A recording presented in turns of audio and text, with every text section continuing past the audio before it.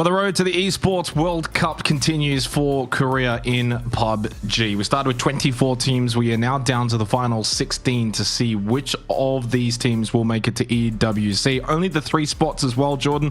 So in terms of opportunities, certainly slim. You're going to have to be the best. You got 3 nights to do it. Yeah, I mean, the good news, obviously, is that you don't have to deal with freaks. They're obviously getting that invite straight through from the global rankings. But aside from that, all the big dogs here for Korea, and certainly a lot of teams that you're going to have to kind of overcome. We've seen, throughout the last week or so, the qualifiers for this stage of the competition playing out. There's a lot of parity right now within the Korean region. I mean, outside of T1, it looks like a lot of those teams kind of quite close in terms of where they found themselves after the first round of the competition. So I think at this stage, look, it's still obviously open for business. Anybody can make it at this point, but yeah, like you say, 3 qualification slots only doesn't give you a lot of chances. We'll go to the format here for those a little bit unfamiliar when it comes to the road to the Esports World Cup for at least PUBG. So we started, as I said, with the 24 teams, began in the group stage, and obviously 8 of those were able to move on to the finals, and then we got to the last chance, and now we are into said finals. As you were kind of just touching on, you can kind of look at this as like round 1, round 2, and now into round 3. Funnily enough, actually, the team Ignis, who finished dead last back in the group stage, then ended up winning round 2, which is essentially the last chance, and now booked their place into the finals. So a lot of PUBG has already been played to kind of get to this position for these teams. Again, only the 3 slots does now mean that, yeah, you're going to have to be really, really good over the 18 games that you're going to have over the weekend. But at least for these teams that have qualified, they've had a pretty good run in. Yeah, most definitely. I mean, they've got a lot of PUBG under their belt, like you said, but there's still quite a number of big names that we do have to kind of keep our eyes on. Obviously, like I mentioned, T1, they were probably the team that had the easiest of runs into qualification to this stage, just topping the lot in round 1. Direct invite, obviously, top 8 teams from round 1 do get that direct invite through here. So that'll be the first 8 teams on your screen. No, it's in alphabetical order, so never mind. But T1, Divine, Genji, FN, D+, were probably the teams that looked like they were the most comfortable, and that's not necessarily a huge surprise. These are some of the bigger names in Korean PUBG. They have a lot of experience across a lot of those rosters. They're, at this stage, kind of household names. And then you had From, Superstar, and Game PT were the remaining teams that did sort of make that easier qualification for themselves by not having to go through from round 2. But yeah, I mean, interestingly, I really enjoyed that little storyline about Ignis coming dead last in round 1, then going on to round 2, topping the pack in what was, I guess, in that instance, maybe a little bit of an easier competition. That's something that we often talk about as well, is that, these teams that sometimes can perform in the weaker lobbies don't necessarily manage to make that translation or that transition into the stronger lobbies. And that's, again, unfortunately for Ignis, potentially today, what we're going to have, a bit of a stronger lobby with those bigger name teams kind of coming back into the fold after having, I guess, skipped round 2 and now going straight through into round 3. Yeah, I mean, the order of that graphic actually was very much correct, Jordan. It was the top 8 from the first stage and then followed by the top 8 of the second stage. Obviously, it wasn't really sort of saying that. It was hard to figure out while I was speaking, so... Yeah, no, it's fine, but I did want to kind of touch on that because, of course, the 8 that played round 1 didn't play round 2, whereas the next 8 that was in that graphic, of course, they ended up playing both rounds. So they've certainly played a little bit more of PUBG coming kind of into the finals itself. I think, Korea's an intriguing region. We've been covering PUBG a very, very long time, and we've never had the pleasure of being able to do solely Korea. Obviously, we've covered Korean teams at international events, and we know historically how good they can be, especially in their, I would say, former glory days, if you think back to sort of the late 10s, early 20s. But yeah, it's going to be a really fun weekend because we've never really been this up close. Usually Paperthin's kind of just got his hands on the Korean region, but unable to obviously participate this weekend. So we've kind of been able to now get a really good bird's eye view on this, because we usually only cover the APAC region, and let's be honest, historically in the past, maybe not so much in recent years, but APAC's always not really been that quality in terms of Korea back in the day. Now things have changed in recent years, and APAC has certainly gained more in quality, but I'm very curious to see sort of like where Korea's at in 2025, like how are they performing and which teams are going to be at the top. Of course, is it just going to be the sort of mega superstar organizations like T1, Genji, of course, who have been so historic in PUBG? Obviously Begapa's there with PO, so like that's always a team you kind of have to keep an eye on. So it's going to be really, really intriguing to see kind of how things play out.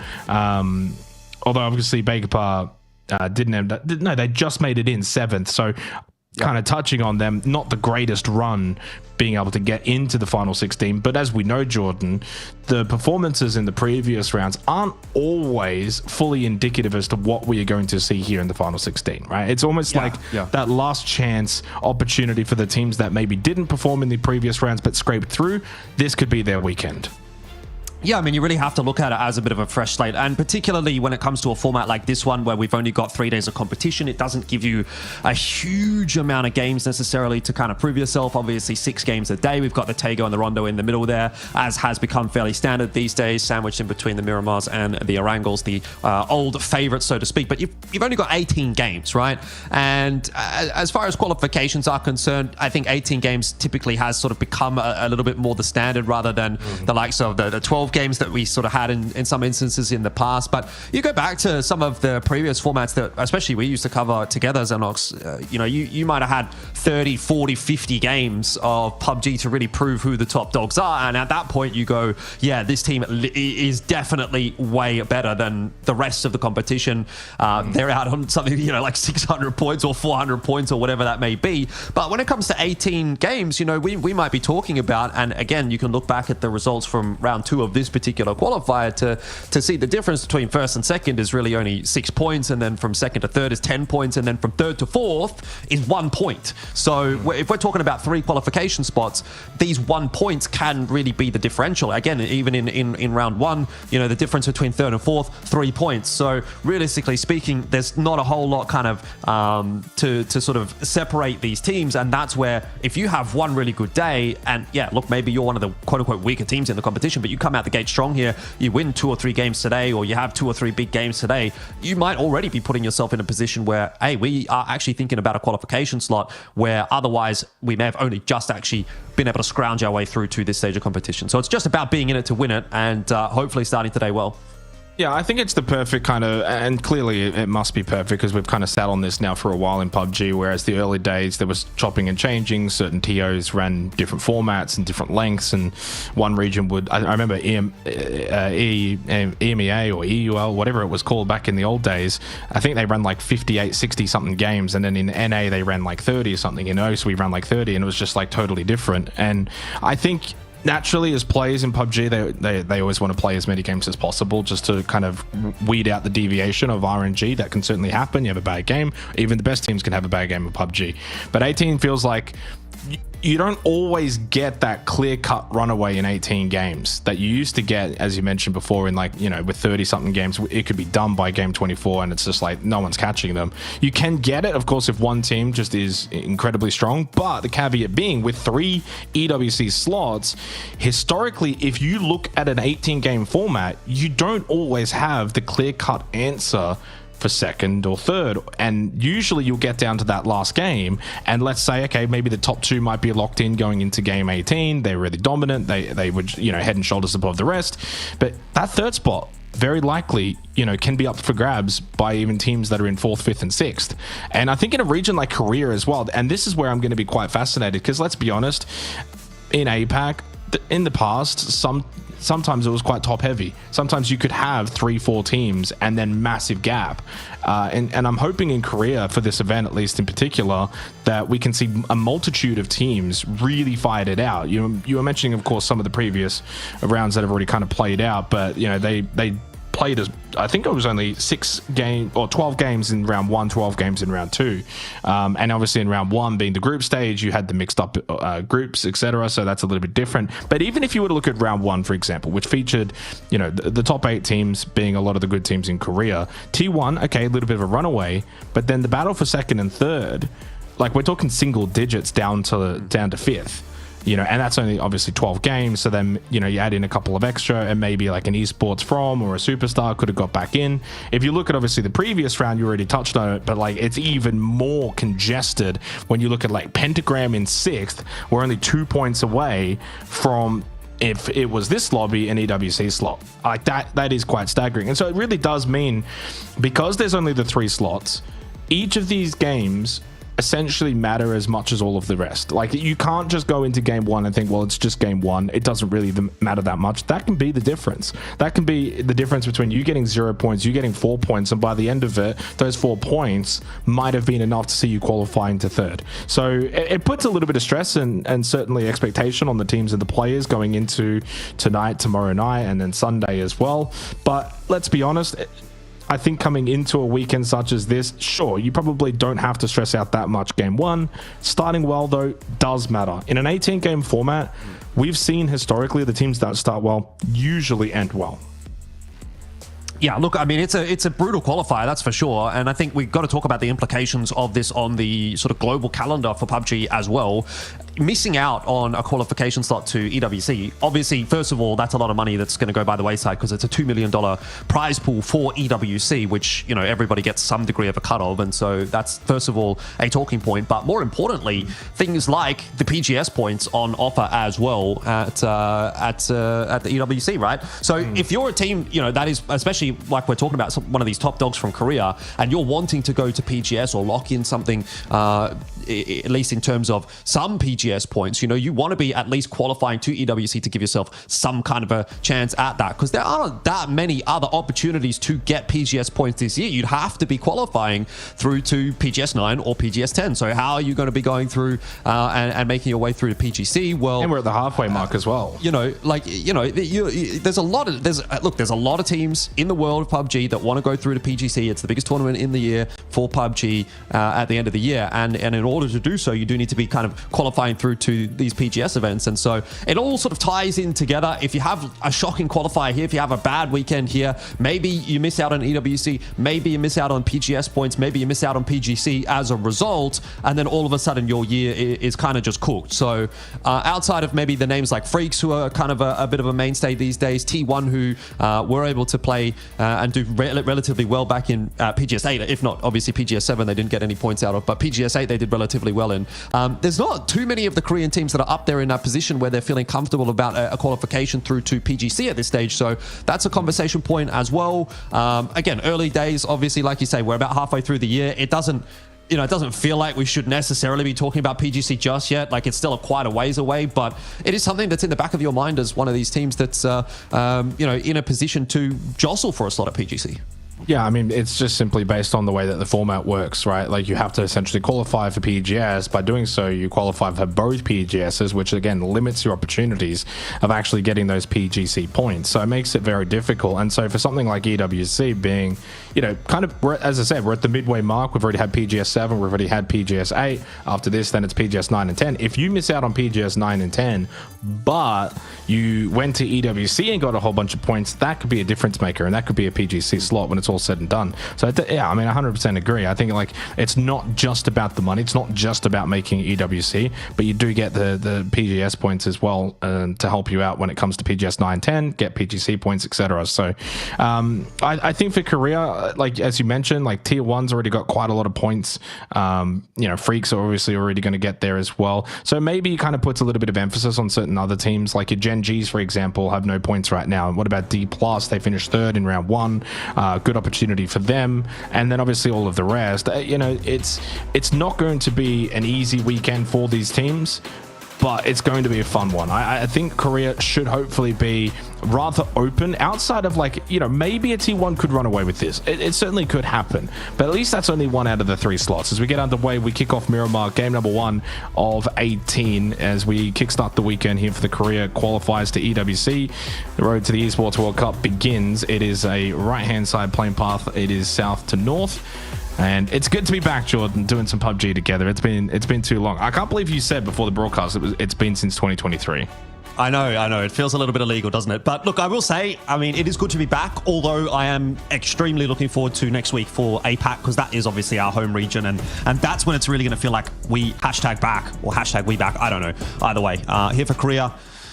See how things do play out. Now, the teams I think that we are supposed to be focusing on, or that we should be focusing on here, T1, obviously, we've sort of highlighted them quite a bit, but I'm just having a quick look back as well at PWS, which is obviously the sort of the Korean league, their local tournament. T1, Divine, Genji, Bagopar, and FN Esports doing well over there most recently, aside from obviously Freaks, who did top the lot, but they're not here in this lobby. They've already taken that global ranking qualifier through to EWC, so not a conversation point there. But again, those are the teams that we were sort of highlighting going into today, just based on a name value, but based on a results value as well. They are kind of the teams to keep an eye on.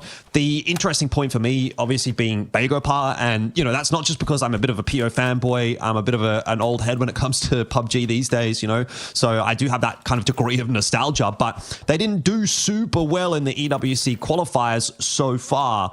Missed out, obviously, on the auto qualification through to stage 3 here, which is where we are at now.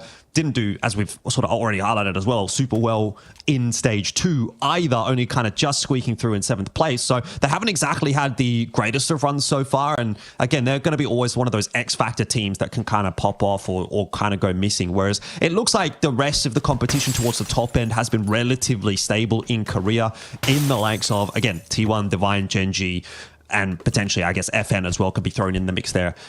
So, you know, those are the teams that we're probably expecting more likely to be vying for those top 3 slots to EWC. But are we going to get some other kind of a wildcard pick coming through here?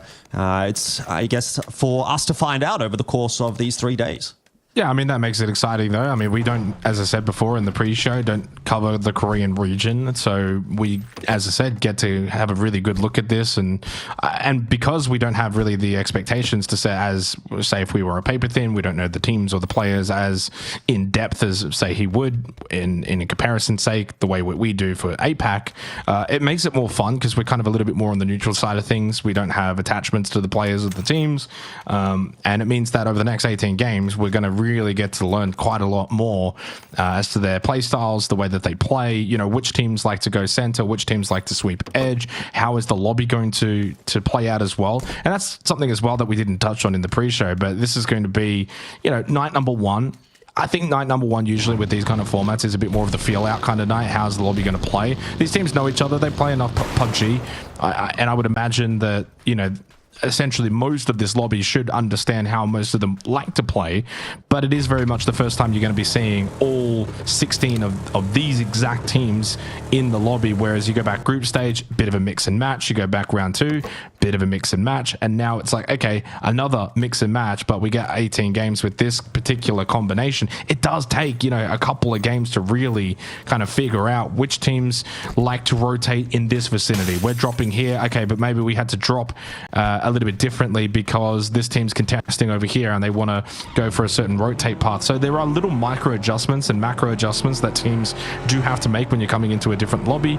You might have lost out on your drop spot. Maybe it's like, okay, we don't usually, you know, contest teams, but hey, T1's in the lobby and they get this or wherever it may be on the particular maps themselves. You then have to adjust. So there's always a part of that comes into these kind of tournaments when you get into the grand finals such as this.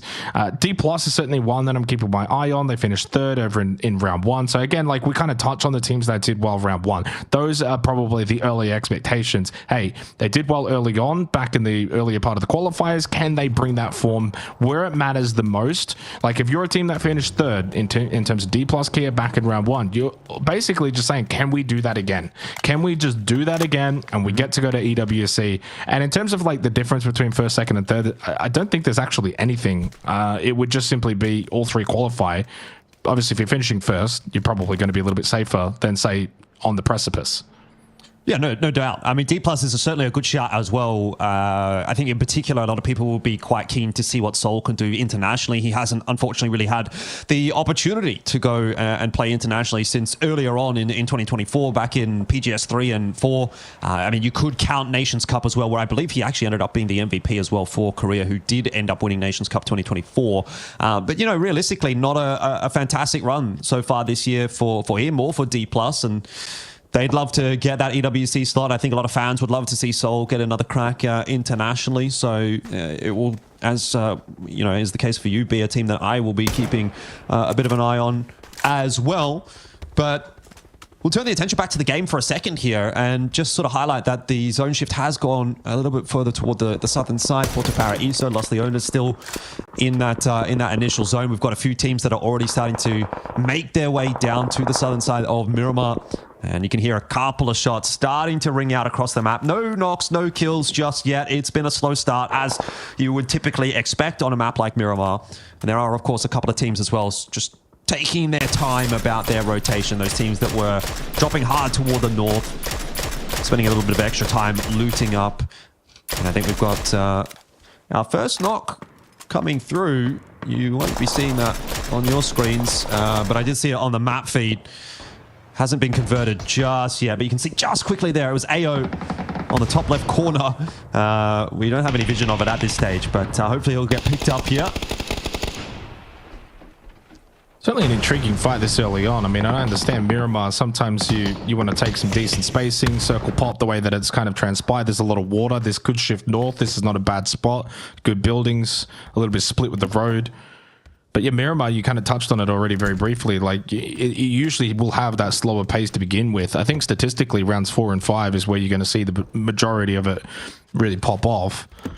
And also considering the circle too, it's a decent southern, shift towards Porto Paraíso, like you mentioned. And with so much water in, it's not even really like a normal circle 1 pop. It's more like a phase 2, phase 3 kind of pop. So there's less room, less real estate. This is where it becomes that sort of gamble. How do you want to position with these kind of circles? And honestly, I like Gen G. Like, they're already spreading out, playing the field center zone.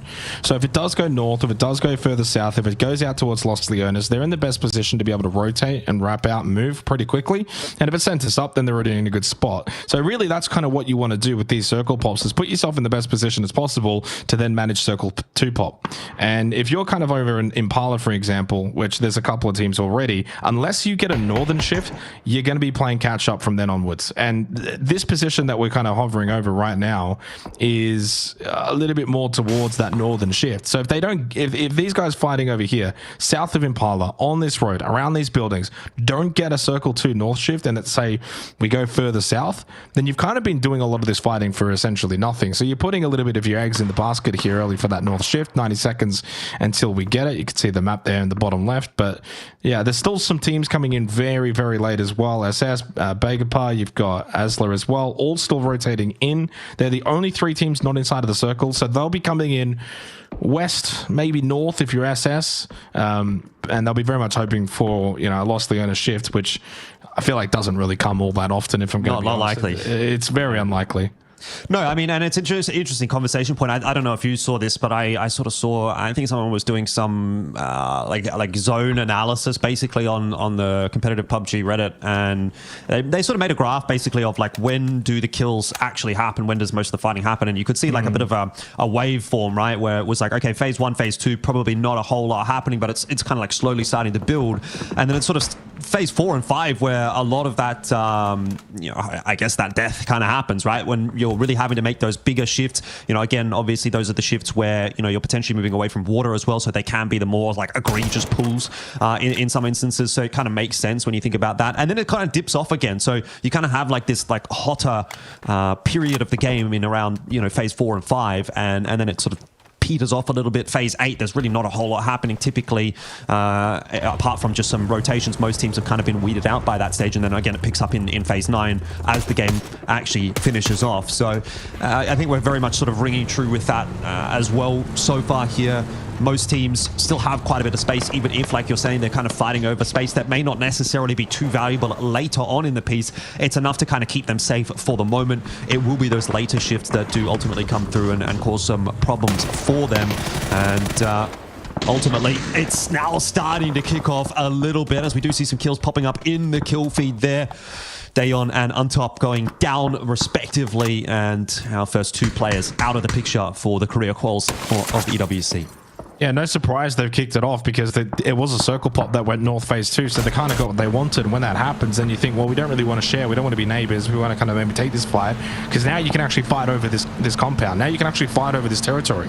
If you don't get the pop, then it's not worth it, and you kind of rotate out and you move on. But now that this becomes a bit more prime real estate for these 2 teams, you think, okay, maybe we can go for this, wipe them out, get a couple of kill points, and then find ourselves in a very, very solid position moving forward into phase 3 onwards. So, you know, I mentioned before, Gen G, they ended up actually getting a pretty decent split because they had center phase 1. They were able to quickly then rotate up. Now they just hold a 2-2 split. They are still maintaining a very large amount of the zone in the center circle, but now for phase 2.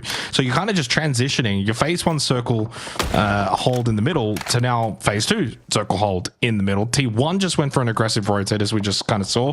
They go dead center as well. So you can clearly see already, like, it's only 2 zones in, Jordan, like 11 minutes into this, game 1.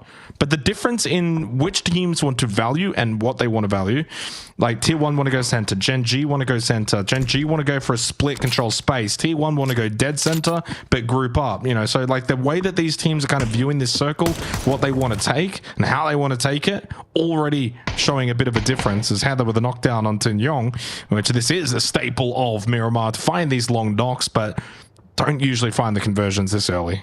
Yeah, being able to find those conversions, though, this early on in the piece would be super nice. Just to get the ball rolling, we've obviously highlighted T1 quite substantially.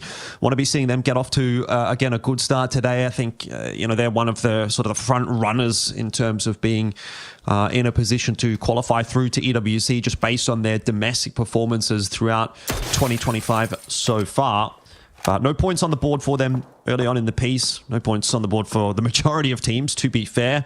Still 62 alive, and still a lot of rotating to be done here for phase 2. One team to sort of highlight would probably be Asla. You sort of touched on them earlier as being one of the teams that is sort of making a later rotate in. They were a team that dropped pretty far up toward the northern side of the map. They were starting to make their way down on the sort of western side of Los Leones, and then that second phase popped, and all of a sudden they turn around, go back toward the north, and they're going to be just now coming in on the northern side of the map as this next zone starts to encroach in 35 seconds or so.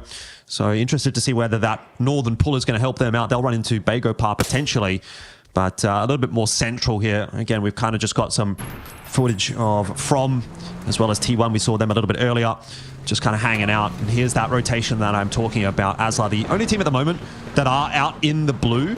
And I think they would have just spotted Bagopar, because they are going to continue on their merry way, just going a little bit further eastward, and then they're going to come in from the north here. Bagopar also, as you can see on the minimap there, kind of making their move to try and take some space. They're going for almost a 2-1-1 split, although that may end up just being a 2-2 split as this zone now starts to shift. All four going to crash in onto Songjung's position there, as he's the only one now inside of phase 3.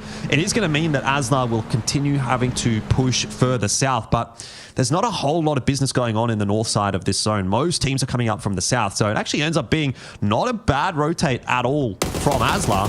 But for our teams in toward the center of the map here, being From and T1, they don't really have to move. So this is where you can start to think about getting some points on the board and maybe finding one of those knocks that do actually look convertible. Ignis in a bit of a spot of bother, but looks like they've gotten past at least From okay.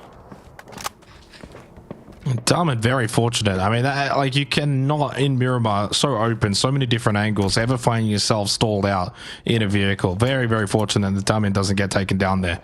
And as soon as you get knocked, you're probably then at that position going to get finished as well. So that is a very, very lucky rotate for Ignis.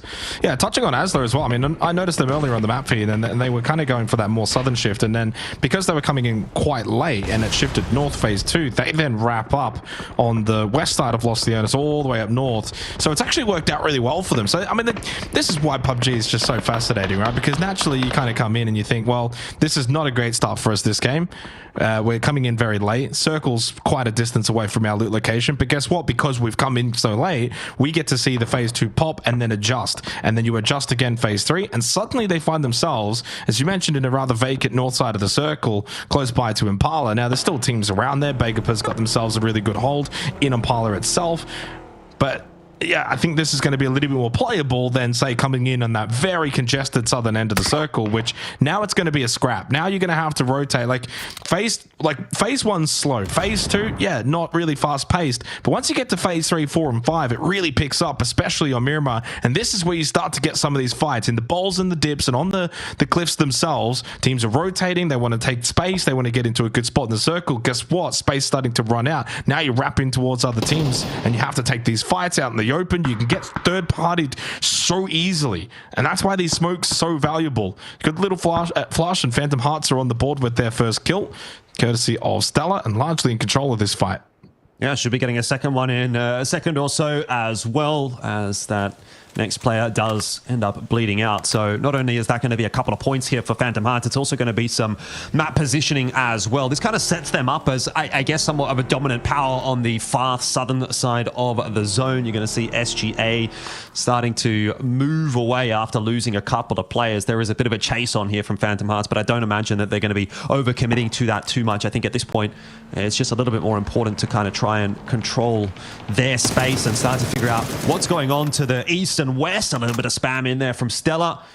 Some nice chip damage onto the remaining SGA members, but again, do we want to be seeing Phantom Hearts truly push this fight? Well, maybe they are going to have to, just because of the fact that they can't continue to push northward without at least clearing out the back behind them.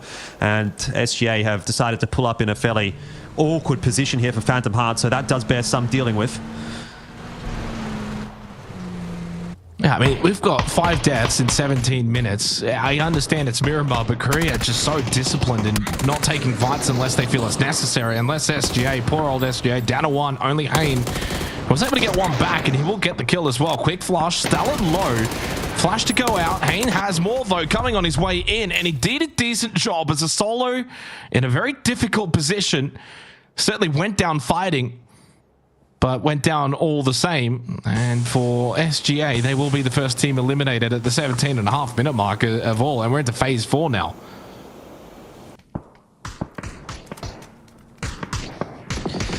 Yeah, this is theoretically where things should start to pop off a little bit more.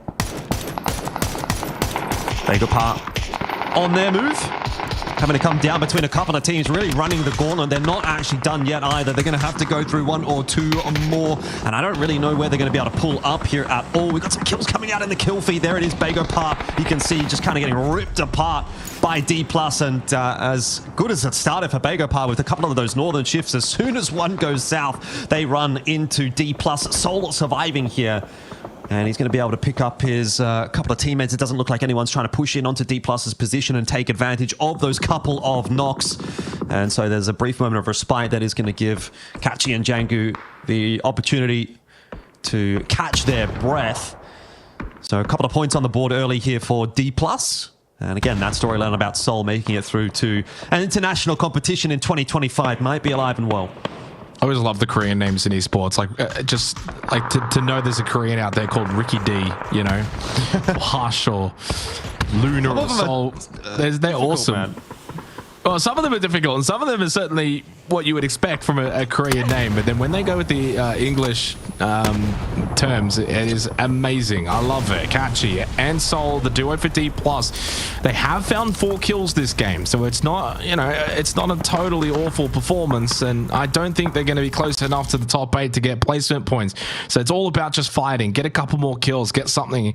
And over the course of 18 games, that's really all you've got to kind of try and do is just manage your points ratio. You don't have to get, you know, 20 points a game every single game, but if you're in your bad games, if you're picking up 4 to 6 points, you're going to have a good tournament. Stella again. Stella's got 5 kills and has had a tremendous start here for the finals. Now, T1 have kept themselves rather quiet. They're just playing the field, center position, or at least what it was. Now for phase 5, though, it does shift away. You've still got vehicles, and I don't think largely teams have really contested them directly. Only the long-range fights, as Glass is going to be eliminated by Hammer up on the northern side of this circle. So we are very much just south of Impala. And the irony of all of this is this kind of little area is where we kind of kick things off with Div earlier, Jordan, and it's kind of ended around this position. Not going to center up here, but the fact that we're still here around phase 5 means that the early hold for them did pay off. But Barpo's going to go down, and Wonderful, yeah, close by, but lots of smokes. So many smoke indicators here up, so it means not many of these players can really see a whole lot.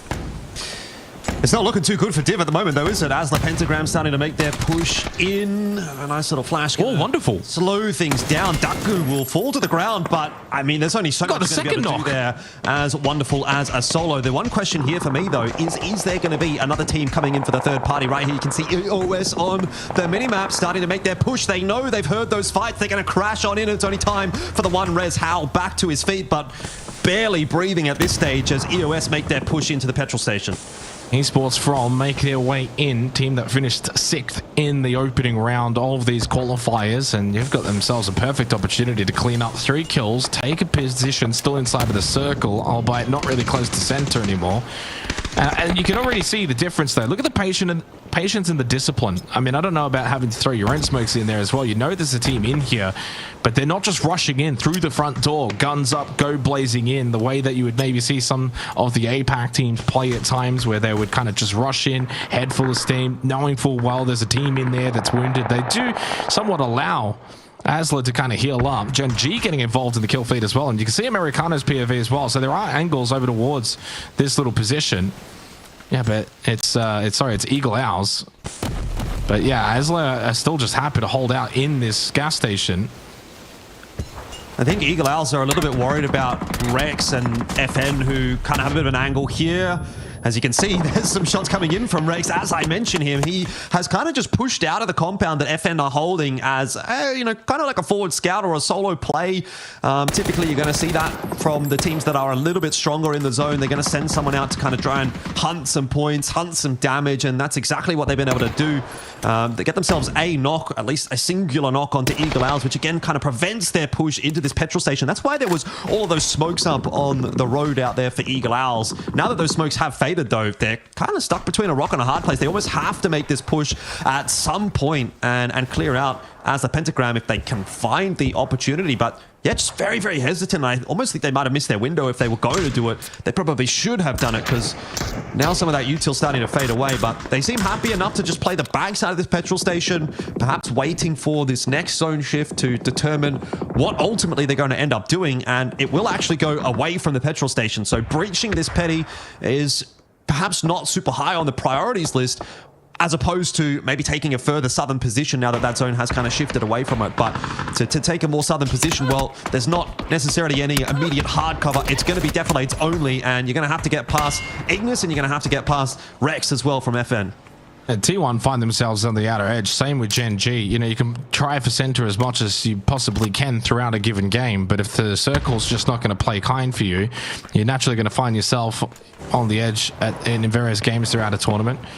And because they've been playing center, they don't have a whole lot of kills. Only the 2 right now for T1. They do get EN back up. Now, Walker spotted at the shack. Heather with the Dragunov.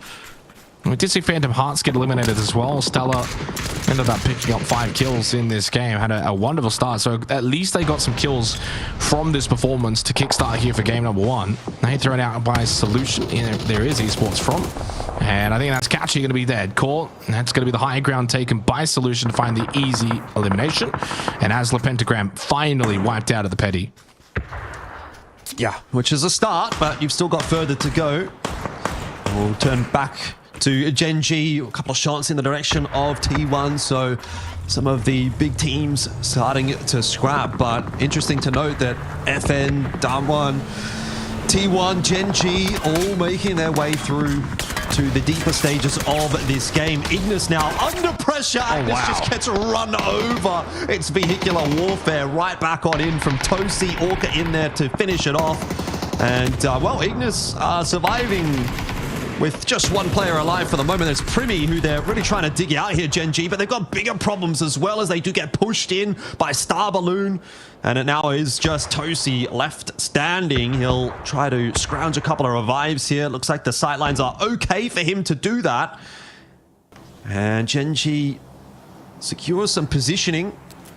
But for how long? Because Star Balloon have got to be thinking about pushing over this ridge as well. They're not inside of the zone. You can see the util getting tossed back and forth. Bean, as soon as he stands back up, falls back to the ground.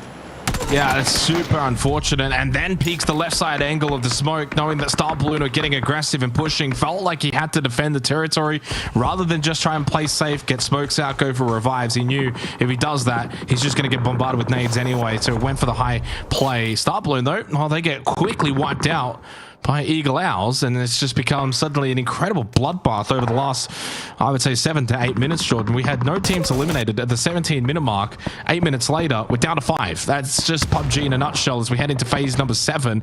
Miramar can very much heat up in that desert sun. 9 kills for Eagle Owls now, going for the revive on Tahama, as T1 really have just continued to just try and navigate their way towards the late game of this opening match. They haven't sent it for kills. They haven't tried to push teams.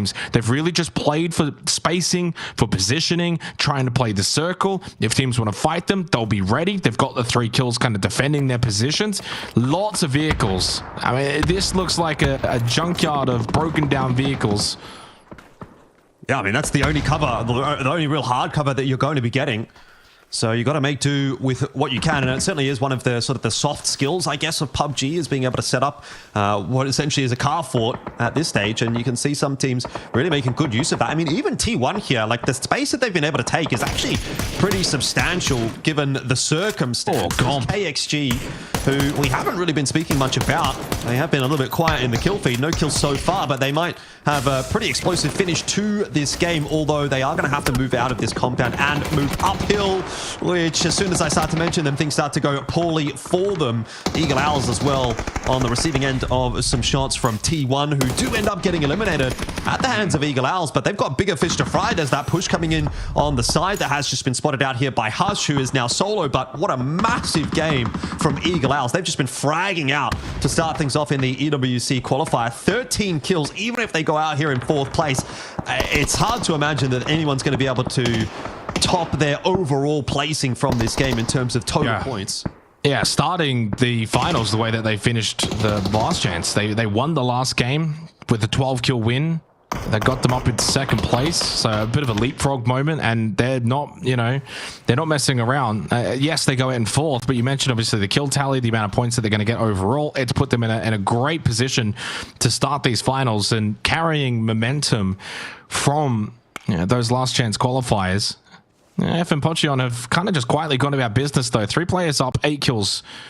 And from as well, all 4 players still alive. They've certainly got the positional advantage as well with the zone because of Flo's position. He's got the higher spot as well. Rex is close by, could contest, but yeah, again, Pocheon down a player does make it a little bit harder to be the aggressors, to be the team that is, you know, seeking out and sweeping and trying to find the kills, but Rex does do so. Solution will go down. They can't find the flush immediately. Rascal's also going to get knocked, and Solution will get finished off, and just like that, how quickly things can change. Flo and Yong, the only 2 standing.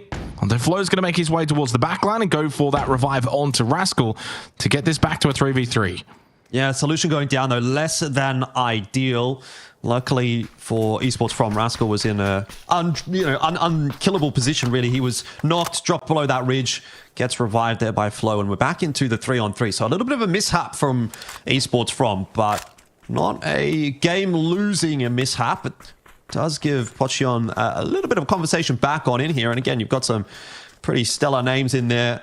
Legacy names like Starlord and Rex have been around the block, certainly, and they'll know how to close this one out. Starlord particularly up to some cheeky moves right now, well out on that sort of northeastern flank, trying to find a little bit of a cheekier angle. Does have to be aware of Nyong, who's kind of, again, in the 2-1 split of Esports From, I guess, his respective counterpart, but relatively safe just in that little shack. Maybe has been spotted out here by Flo. Starlord needs to keep his head down. See him getting spotted, but the push in from Flo nearly punished by Rex. Not quite getting that finishing shot through. And Starlord now under pressure as Nyong dipping up underneath and gets a Molotov in. And Starlord, I think he's done. Oh, he is done. Done. But Rascal knocked down as well. 1 for 1. Zenith Low can have time to heal. Still quite a bit of time remaining in this, considering we're only 20 seconds till phase 9. Then that also takes a bit of time to really center up. Both teams have also really kind of played this 3v3 in a very similar fashion. That 1-1-1 split across. One on the right side then tries to push up, find a bit of information. Rex now doing that. He's done this perfectly. Little creep up from behind. Captures Nyong. He thought this was all covered up. Thought that they were all at the top of this hill. And Rex with the flank will find success. It leaves Flo now in a 1v2 for Esports From, who started this engagement. Arguably in the better position. Zenith will spot Flows. Flows already been called out. Knows he needs to hit some headshots and get a quick down. Cannot do that at all. And we've got our first winner here in the finals. FN Ponchion will get the chicken dinner to take out game 1 of 18, Jordan. But it's always good to get an early chicken dinner on the board. Yeah, a little bit of a mishap, all things considered, from Esports from, right? They had that 4v3, like you highlight. Those 2 players go down at the same time. Very difficult to find themselves the res onto Solution, I think it was, that was the one that actually got finished off, and that put it back into the 3-on-3. In that meanwhile, by the way, when they do have those 2 players that get knocked, you kind of lose all control of that zone, because that's the time where your opponent, you know, they know, okay, there's 2 players on the floor, probably one of them is rezzing, so maybe there's only one guy that's really keeping any focus in on our positioning, and as such there's going to be some holes in the defense, so to speak, and so they take a little bit of that zone control and ultimately walk away with a victory as a result. So FN Esports, yeah, I mean, a fantastic start. Obviously a couple of other names in there that did start off really, really well. We highlighted Eagle Owls. It was like 13 or 14 kills by the time they ended up going down. They didn't get the maximum out of the placement points, that's for sure, but still a really, really stellar game to kick things off. Usual suspects as well, kind of getting deep in the game. T1 and Gen G got some points on the board. So I think fairly standard stuff really to kick things off there in the first game of the EWC quals for Korea. Slow start on Miramar, into some chaos in the mid game, and then obviously the end game comes down to a couple of big teams. And yeah, I mean, it's a good start certainly, but we've still got a lot of games to play before we can really start to lock anything in. Yeah, I think naturally also part of it comes down to the way that the circle played out. Phase 1 circle already was a bit of a doozy considering its position towards that Porto Paraíso area. Then it shifts up north, stays in the kind of more field terrain area that you can see on Miramar. And from there, teams just kind of had to keep rotating. By the time you got to phase 4, as you mentioned, then it got incredibly chaotic. And you could clearly see certain teams where they wanted to play, and the circle just didn't really allow it. Game 1 done. Pochim will get the first chicken dinner. Short break. When we come back, we'll head back to Miramar.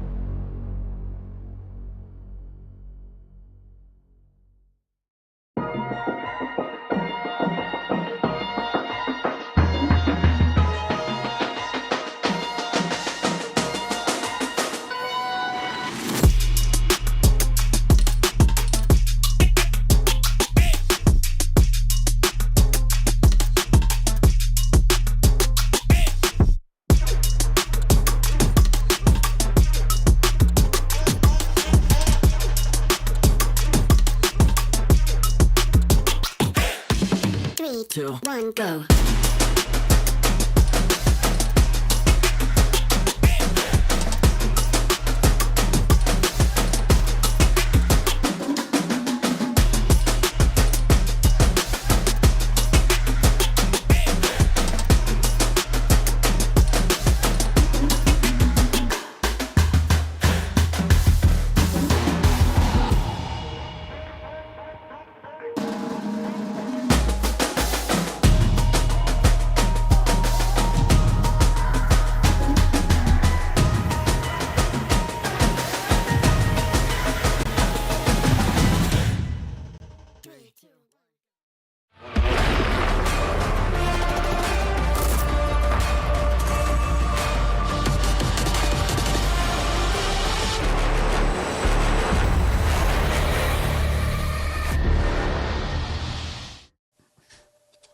Well, Pyeongchang take the opening game, Jordan, 17 to go. It's only game one, but certainly some good signs for certain teams from that opening game of Miramar, and a fun one to kick things off. Miramar, again, we spoke about this a lot, but yes, it can start slow, but then it has a lot of the action that you love to see when it comes to PUBG.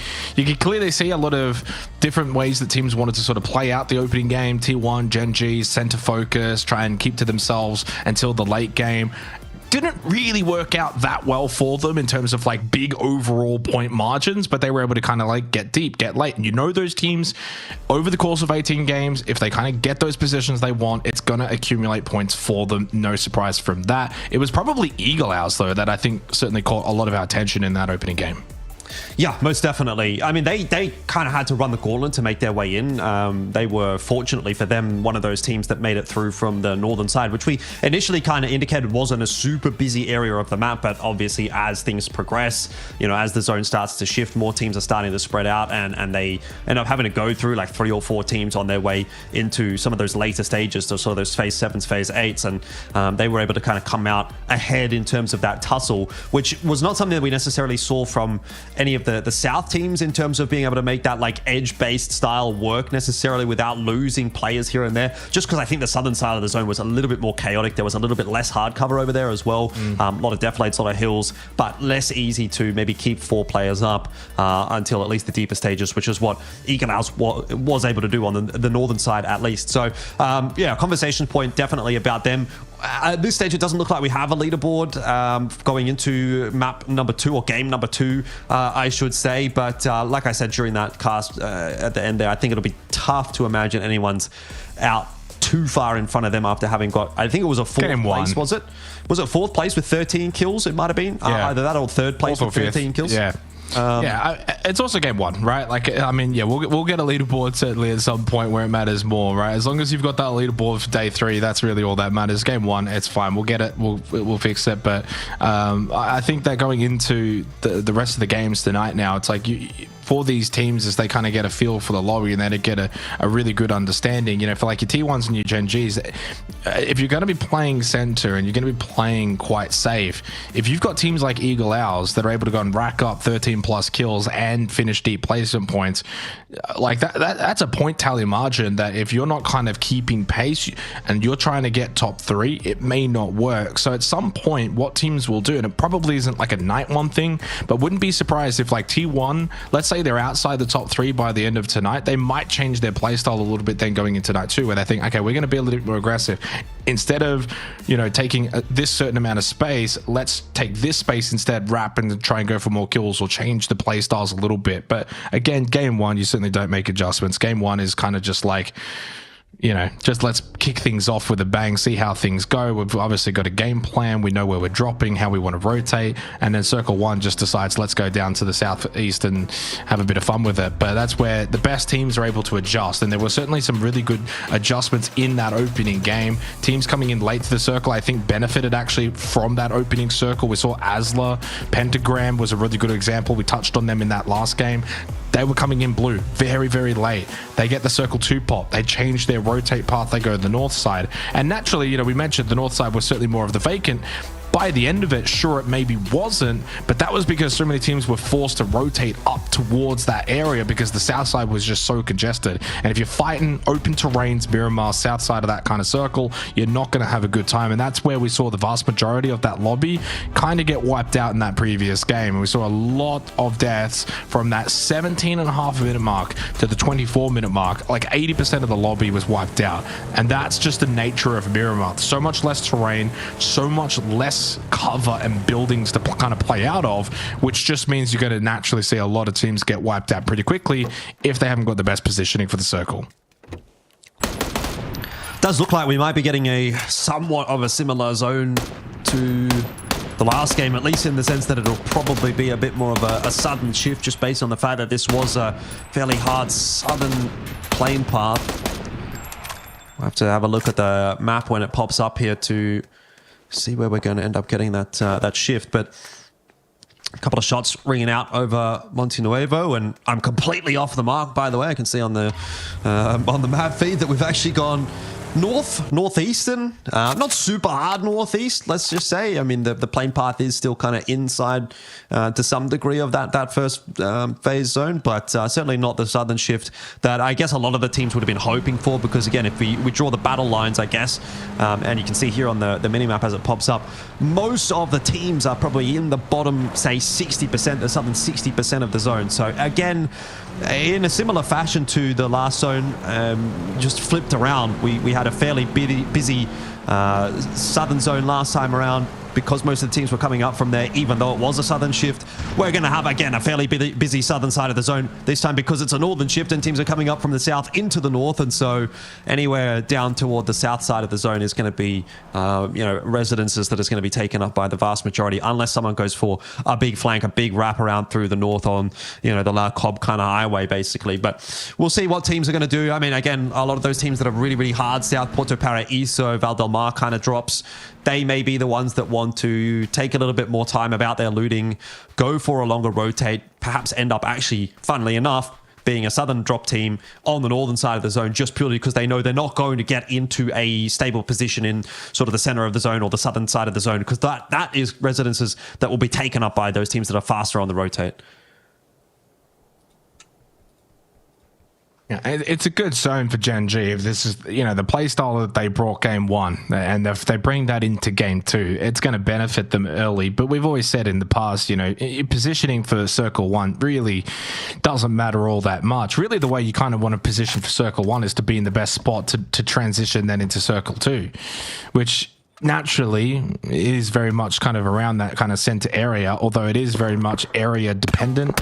Not sure what's happened to Primi to be kind of just stuck here and knocked out on the road, whether they were in a vehicle or not, but Kachi's going to find the opening kill of the second game. It's a good start for D plus Kier whenever you can get a freebie like that. Not ideal for Ignis, who, certainly had some troubles in the opening game themselves too. They got kind of caught in a lot of the chaos going on in the more open fields, and naturally with Miramar too. The beauty of this map is that really, depending on where that circle does go, it plays oh so differently. The more southern side, southeastern side, you've got a lot more of the fields, the open wheat fields, and then on the northern side, you've got far more of this voluptuous terrain that's just like in waves, as we're watching Roy kind of just driving over it. It's up and down, it's high then low, and so it really changes the way that these teams are going to want to play and position. High ground becomes oh so important, rather than just thinking about the circle as a flat circle where you just think let's go center. Well, you might not be able to just go dead center. What about your rotate paths? What about the high ground positioning that you're looking for? There's still a lot of like kind of POIs and compounds that are within this circle, but it can shrink away very quickly and it becomes very much just down to terrain. So FN Pochion, of course, our winners from the opening game. I don't think we saw a lot of them early. I think going into the final 3v3, they had about 9 kills though. So just quietly went about their business and got themselves to the late game. And, you kind of walk away with, I think, what ended up essentially being like a 10 kill win. It's a really, really good start to the tournament. And kind of as I would say probably more so the conversational topic we will have tomorrow, Jordan, is kind of the point estimates that we usually kind of get into about roughly how many points do we think mathematically you will need for a top 3 position? And you can kind of look at some of the previous data through 12 games from, you know, the first round and the second round to kind of aid in that. But if you get off to that hot start, right, you have like, let's say an 80, 90 point opening night, whether you're a, you know, an amazing team or you're maybe usually a middling team, you just then put yourself in a position where you don't have to worry about getting big point games anymore. And you can just start to get those 4, 5, 6 point averages, and that could then be enough. So if you know, a team like Eagle Owls has an amazing night, a team like FN Poncheon has an amazing night, you can carry that momentum very much into day number 2 to set you up perfectly then for a top 3 into day 3.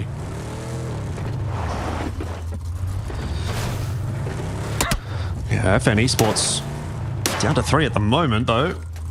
So it might not be the easiest of things in converting their good start. I'll just quickly touch on the overall standings because I can have a look at that elsewhere. FN Esports 22 points, Eagle Owl 17, Esports from 13. So that's our top 3 at the moment. So Eagle Owls, even despite the fact that they got those 13 kills in the end, were not the top dogs.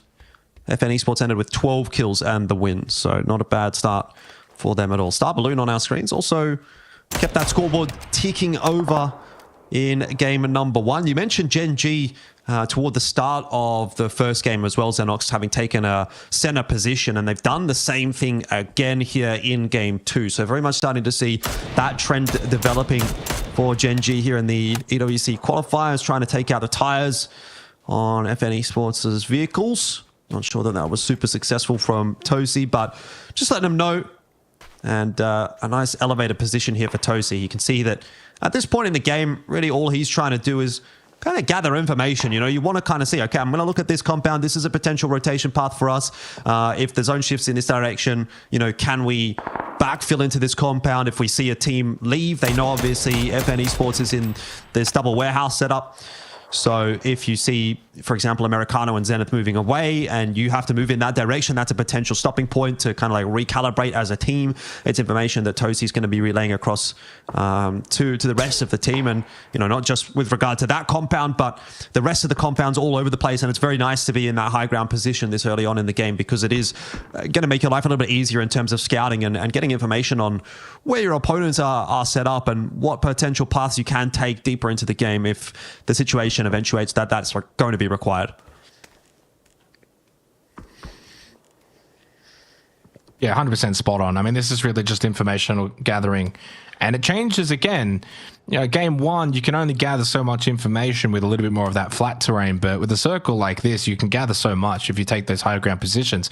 You see from Balpo's perspective here, yes, he's playing long building, but you can't really see over the top of these ridges, the top of this terrain. So you're not gaining a whole lot. Whereas on the flip side, and a wonderful transition over to someone like Roy, he can see so much from this position south of water treatment that, you know, it really then helps with, okay, in a minute, phase 2, wave circle pops, and you think, okay, if it kind of comes towards our direction, we then already know what's safe, what's not safe, where to avoid, what compounds have been taken, what long buildings are, you know, preoccupied.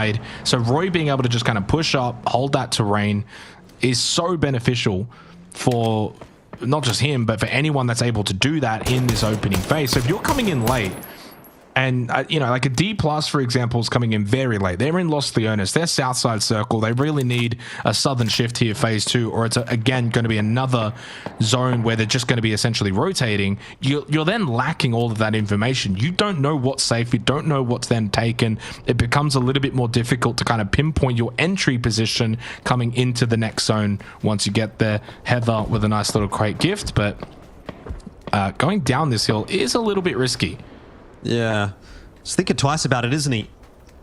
I'd imagine he's pretty aware that there's a couple of players. Yeah, and as soon as he starts to have a think about it and actually starts to commit to it. He's got no smoke in his direction. Yeah, I mean, that's a problem. I think there's still a world where, you know, you'd look at that and think, oh, I can make the run. You know, I can make the run, and if I get behind the crate, I'm safe, obviously, at that point. But getting back up is probably what's more so going to be the problem. Oh, no, he hasn't. I don't think he has actually gone for it. He hasn't. So he's in a different part of the terrain. They can get that crate if they really want it. Like, if you really want to go for it, you can kind of bring the vehicle over. You could obviously get others to kind of throw a smoke on it, and then you can make the quick trip down. You know, Wong here is doing a really good job of just saying, no, we don't want to give that over. I'm going to defend this. And it's not as if he's really under threat by T1 holding this position in the warehouse. If you mind game. We do get the phase 2 pop though, Jordan, and I mentioned that D+ needed a southern shift, and boy do they get it. They get a hard southern shift. It goes as far south as it could possibly go, and that now puts D+ in a really good position for phase 2. They can find a good location and then kind of really start their game now at the 11-minute mark in the position that they kind of get to. And with so many teams on that more northern side, you're going to see a lot of these teams now rotating. On the quick side, you've got to go probably as quick as you can, because it's already filling out phase 2. Circle pop is already quite heavily congested on the center positions, which means if you haven't really got prime real estate, you're gonna have to be playing out on the edges. You're gonna have to play a sweep game. And hey, honestly, a team like Eagle Owls, they probably wouldn't care all that much considering how good they performed in terms of the kill heavy department in the opening game. But they do have themselves a very, very solid center position because of that very quick shift. But a lot of other teams, unfortunately, now gonna have to play edge, and playing edge on the more mountain terrain aspect of Miramar is not easy. So many eyes that can spot you. You're never really safe. You need to have an abundance of smokes to help you push certain angles and certain positions. And yeah, it's not going to be easy. SS, PHE, SGA, very much now going to have to play those kind of wide wing positions. Yeah, I mean, particularly out toward the western side of this zone, you can see that road between Hacienda and Picardo. That is essentially kind of like no man's land. That's going to be a bit of a dead zone. So when you're talking about playing edge and looking at those teams, SGA and the like, that are out on that side, they're not going to have a fun time of trying to make their way in with any relative safety, because there's just not a huge amount of terrain that's going to be playable right out on the direct edge over there. Ricky D, your favorite player, Xenox, under the pump here from Nyong. He's okay, though, it looks like. And a couple more rotations coming in here from Asla Pentagram. We have Gimjun.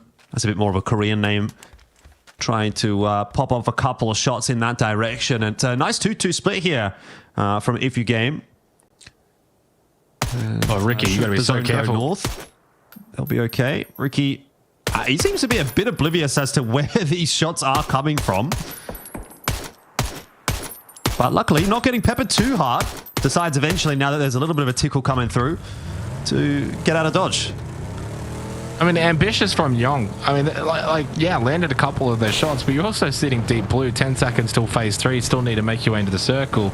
The rest of Esports From have already kind of rotated in, and it's going to have to play the fields, which is not really a good position. And what's in front of those fields is actually D+ playing the kind of edge of Kentara. So this is actually not a good start to this game for Esports From. The rotates haven't really worked. They can't really find a good position, and the circle pop for phase 3 has gone a little bit more on the north side. So I think they're going to have to think about now rotating again. They haven't really got a good entry spot on this south side. So I wouldn't be surprised if they actually stay blue a little longer and go for another hard wrap and try and maybe play towards, say, truck stop, and then come in on that eastern side of the circle. Begapart, who we saw having a little bit of a rougher game to start things off here in the EWC qualifier. Once again, look like they've got a pretty tough road ahead of them. Songjung, by the way, still out in the blue near El Azahar. Pio has just been knocked as well. So Begopar, unfortunately, it looks like their start to the EWC qualifier not going to go too well. Wung from If You Mind Game still getting himself involved in the mix there. I'm seeing T1 in the kill feed as well. And we have our first team eliminated at the hands of T1. So again, some more points just ticking over for T1. That's what they've been good about so far today. And your boy Ricky D on the floor will be finished off there as well by KX Gaming. Gomp picking up those points for his team as the rest of the lads start to rotate their way across right into the waiting arms of Gen G, or at least a duo of Gen G, who will be helped out actually by Gomp, kind of softening the targets there. It was a 2-2 split from Gen G, I believe still is, as you can see Bean still up on the high ground. Trying to maybe rain down a couple of shots. But yeah, it is still that 2-2 split from Gen G, so it's kind of lucky for them that it wasn't a full 4-man squad of superstars rolling on in. It was a pretty tagged up, kind of whittled down roster that ended up essentially just gifting a lot of points over here to Gen G. Oh, that's probably the motto for Gen G. You know, find good position. If teams want to push into us, we'll be ready for it. Ignis also eliminated. So that, the 3 teams that have been eliminated already to start game 2 are the 3 teams that really didn't do a whole lot in game 1 either. Now, Ignis only got themselves 2 points in game 1. SGA 1 point, and Superstar got nothing. So, you know, that's 2 games in a row now for those teams respectively that have not been able to, you know, get anything on the board. But what it also does is it kind of, if you have those same kind of teams, or same couple of teams that aren't picking up points, it does create a little bit of that top heaviness now, because like naturally if they're not picking up points, the other teams are all picking up points for them.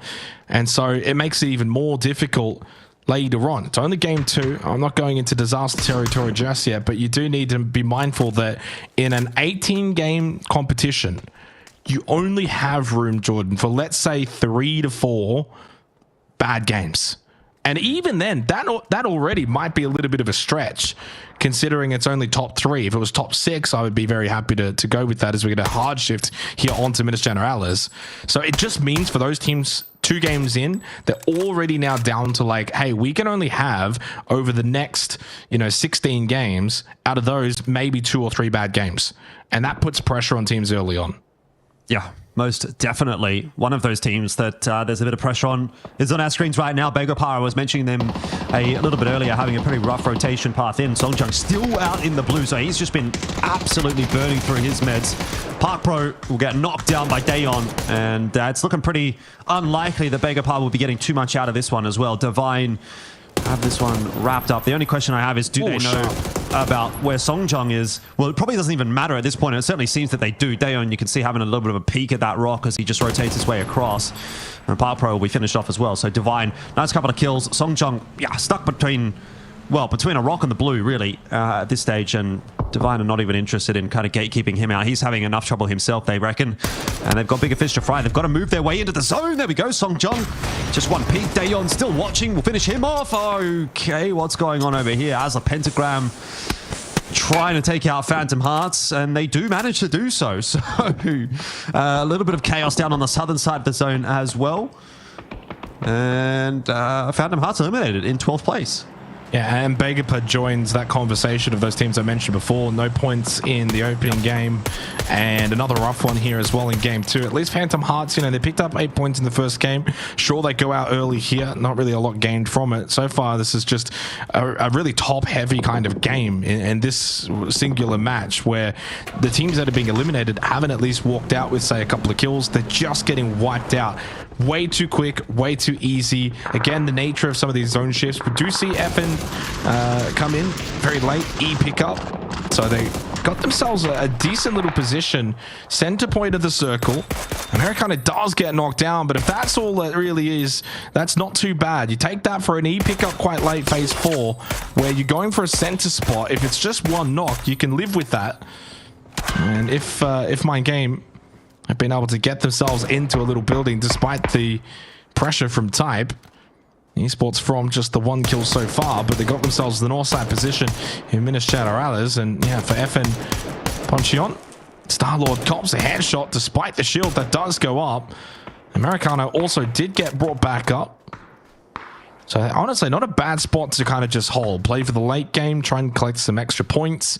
You obviously don't, from that position, want to play the long-range battles. You'd rather hope that eventually the circle will kind of keep going in your direction, and teams are then forced to push into you, and you can play the close-range battles. 3 kills for T1, a little bit more aggression from them here in Game 2.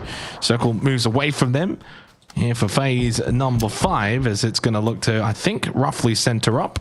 Again, it's going to be a Minas Generales kind of game, which you don't really see all that often. There is a south side that is very much open, D+ controlling the vast majority of the southern point of the zone. But as you can see from Esports From's location, they have a huge amount of info gathered here on the north side of Minas, but it is also no longer in the circle.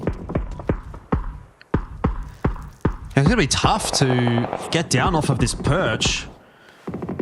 A lot of teams going to have a sight line in this direction, so you kind of got to go when you see a few kills happening in the kill feed. There's a couple there.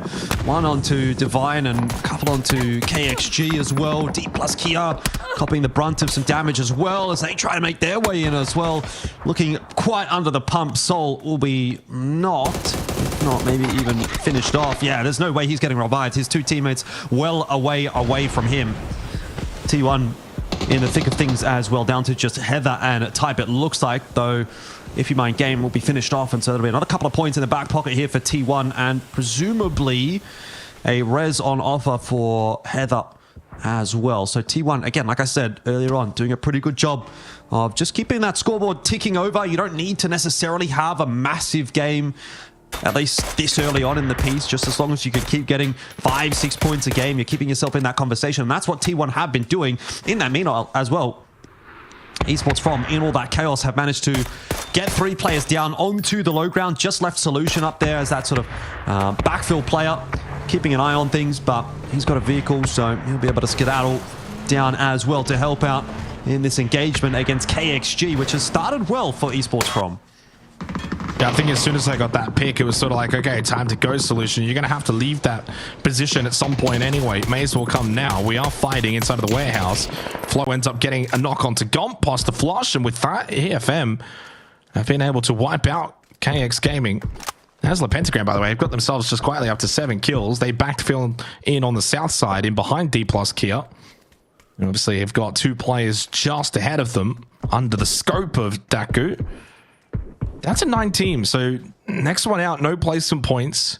But a lot of the teams that are still remaining inside of this lobby have all been able to kind of do a decent job, you know, of collecting kills, getting points. I'm not too sure how Dayon is doing down there for Div, though. I think he's just going to play a rank tank and hope that no one spots the little snake in the grass. He is inside of the Phase 5 circle. Can't imagine he's going to cop a hard feed, though. Phase 6 as Glaz gets a little tag and will use one of his 3 first aid kits. And do we see this shift away from Minas, though? That's going to be the question. Does this go out towards, say, T1? This is where it can really make or break your kind of game. T1 are not in Minas, and it is a hard shift away from T1. They will need to join the fray. A fray that has already been really going on for quite a while now. It's like a burning blaze of fire inside of this main POI. T1 now need to cross the road and join that fire as D Plus eventually eliminated. More kills for Asla. They got 9 kills into the top 8 now for them and the rest in this lobby. T1 looking to cook. Heather cooking a grenade at this point in time. We'll toss that over in the direction of Gunwon. Receives one back in response, and one was certainly better than the other. Heather tasked with topping his health points back up just a tick. And things will slow down again for T1, who are really just trying to battle their way into a position to try and get into the zone. I mean, this is probably a damned if you do, damned if you don't kind of an engagement, but you're going to have to go at some point. Star Balloon opening the account as raining will fall. AO landing that knock, and Bao will finish it off. The 10 kills for Asla. A wonderful game for them, but where does this now finish for them? Can they make it into Minas safely? Or do they even try? The entire south side of the circle is theirs. Everyone else, all the other 6 teams are inside of Minas, and they're playing their buildings, they're defending their positions to those inside of this POI. You can see the ridge as well. Red zone off into the distance. You know, he's not noticeable to these teams inside of Minas, so they can very much hold the south side of this circle and kind of block off anyone coming in from the west who want to maybe elect to not push into Minas. You can see on the minimap, though, in your bottom right-hand side, T1 have driven on over straight in towards Eagles. Type, though, yeah, this is the problem. You've got a team that you've got to fight at your front doorstep now in Eagles, but you've also getting shots from teams inside of Minas who are keeping tabs on that fight. More kills for Asla. They are absolutely stacking them up here in this game too. I mean, I think we do have to mention FN Esports at the top of the table at the moment. They haven't actually got themselves any kills in this game, but they're certainly going to be starting to get into those placement points, and they're in a pretty solid position to get more than just the one that they're sitting on at the moment by being in the top 7. Hard toward the northern side of the zone. Depending on where this zone does shift, it's unlikely that they'll be the next team to go out because there's a lot of teams just sort of sitting around in the center. T1 with Type and Heather really under the pump, and you can see Star Balloon also struggling out there as the blue starts to encroach. As the Pentagram quite safe holding the southern ridge below Minas Generalis. T1, I guess they've got a relative spot of safety here. Once this blue actually pushes in, they stay behind the fence. There's nobody out to their west, so they'll be okay for the meanwhile. This next zone shift is going to tell us a lot. And it does go out to the west, down towards the south slightly, which is going to pull FN Esports off of their perch. The same for EFM. Gen G doing a great job of, again, kind of just maintaining some space. They've got that 2-1 split. You've got Tosi and Flame trying to hold their position. And Orca is going to be the rotation point if they can get out of this engagement. Oh, that's a good start, though, with the opening nade from Breakers. And you can push off that type. And Heather's just on the right side of this as well on the fence line. They go for double swing. Make sure you don't line up. Heather did get the knock onto Hammer, and Breakers is going to be careful. Shot in the back by Daku. And that's where you've got to just be so careful when you're pushing these fence lines. Absolutely lined up for Heather. They double stacked each other rather than one of them wide swinging, where I think they would have got a very easy kill, a very easy flush. That would have been the end of T1. Instead, now T1 get themselves into top 6. And unfortunately for Eagle Owls, it means there's a bit of a dent in their campaign for this win here in Game 2. And our winners from Game 1, FN Pocheon, now down a player. Only the 2 kills this game, but it will be a top 6 performance, so trickling the points up. And it's a Panzerfaust on the move. Orca will get the knock into Americano. There's the welcome message, though. It's on to Flow. Flow will be eliminated quickly by Flame. T1 finally taken out, but that push from FN Pocheon not working out. Not quite. It's kind of working out for Gen G at the moment, though, as Zenith needs to keep his head ducked down. He needs to be careful. Orca trying to play whack-a-mole with Zenith's head. And gets his opportunity, a second chance. A couple of shots do go through, but no killing blow. Zenith around the corner, 2 relative safety for the moment. But this game progressing really nicely for Gen G.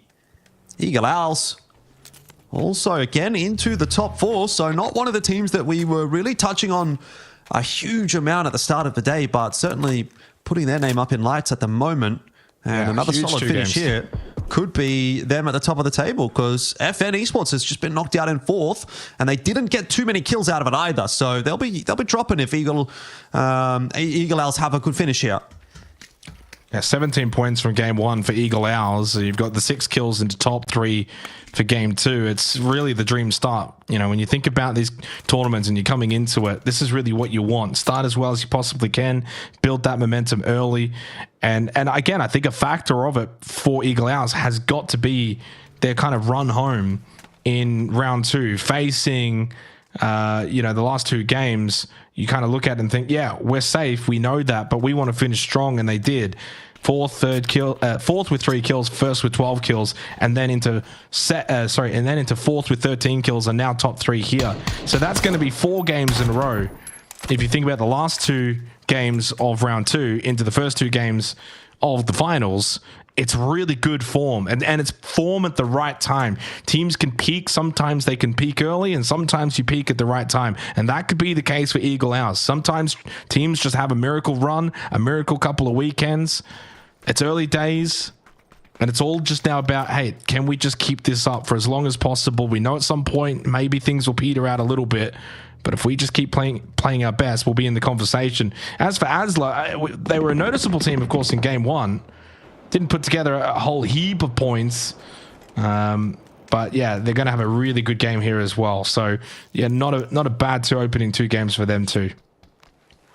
Yeah, it might get a little bit more difficult from them going forward in this game, though. 30 seconds and that zone's going to start to shift again. And realistically, they've kind of carved out a nice little spot of solace for themselves on the southern side of that road. But you'd imagine that very quickly is going to be forced away from them. And then having to cross the road's not going to be an easy task. I don't know if we can get some vision again on Asla just to check on how much util they've got. If they've got smokes available, maybe they can make that cross. And potentially they do have quite a degree of smokes. So they haven't actually been involved in the large majority of these engagements. I don't think they've had to use any of them earlier on in this game. They've kind of just been keeping their heads down. But they are certainly going to have to start setting up a wall or tunnel of smokes if they do want to make a cross. And I'm not really seeing it at the moment, so this could be bad news for Asla. They do get some damage onto Flame from Gen G. Does also factor in what happens if Eagle Owl starts fighting Gen G and essentially goes for a third party. By the way, 6 smokes alone on Hell, so they're fine. They can play the road game, and if they can play this road game, it means the Gen G and Eagle Owls could potentially be likely to fight each other. But Eagle Owls actually pushing the road themselves. They're going for a flank. They could catch Asla off guard. Asla may sense that both teams inside of Minas will be factoring that in and think, okay, they might fight each other. But little do they know, Eagle Owls are wrapped in on the west side of the road. It looks like there's enough cover here for Asla to just play around for the moment. Eagle Owls, as you say, keeping an eye on things there, and Orca falling to what will eventually be his death here. Red Zone picking it up. You see a knock onto Breakers as well from Eagle Owls. Asla are fighting a battle on multiple fronts, but they are winning it. Oh, Panzer Pass though. Another Panzer. Well, I don't think Hammer's got no idea where to really kind of just let this one rip. Just goes for broken hopes and misses everything. Tosi, by the way, just got a double knockdown onto Asla. So only Glass and Hal currently standing, and throws a little spanner into the works for them. And honestly, if anything, this helps out Eagle Owls perfectly. They may be down to just the 3 players, but they've got best position now to just kind of clean up the rest of this fight, this scrap that's happening between Gen G and Asla. Flame with the knock and the flush. 9 kills for Gen G. Now 1 kill away, roughly, from finishing this off, as Voxford should have gotten that fight win.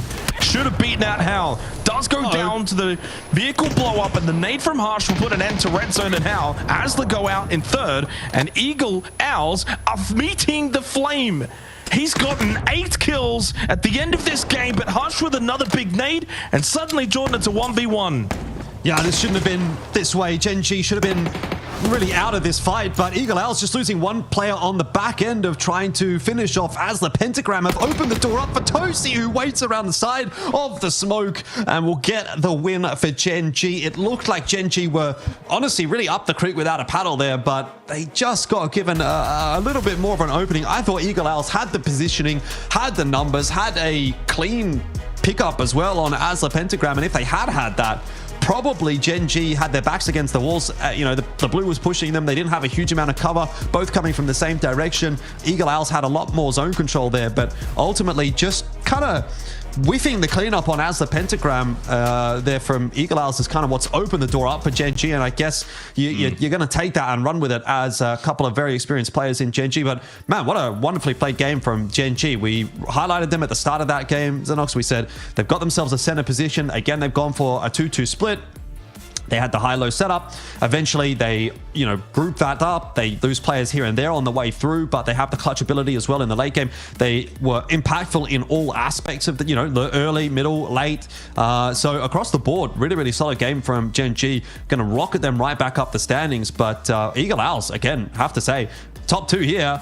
Again, a really, really high placing in game 1. They're going to be toward the top end of the standing still. So things are starting to develop even after the first couple of games. Yeah, I think Gen G will be very, very happy with that win, because if I'm going to be honest, when it came down to those final 3 teams, they would have probably put their winning percentile at the lowest end. Eagle Owls certainly had a really good chance to win that game. Asla Pentagram also had a really good chance to win that game. Both of those 2 teams, though, will not be disappointed. They walk away with a heap of points. That's it for Miramar, though. Game 2 done. Short break. We'll continue with Game 3 on the other side.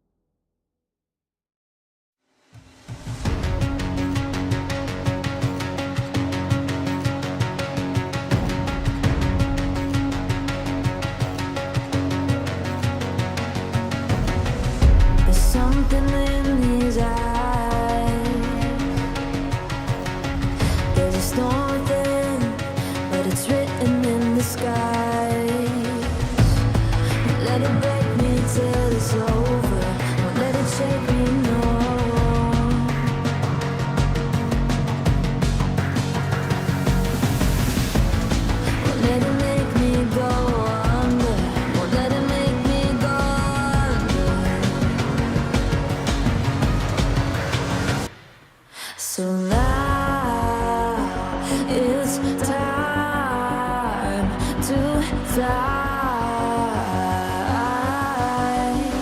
Nothing's gonna stop me now. Nothing's gonna stop me now. Nothing's gonna stop me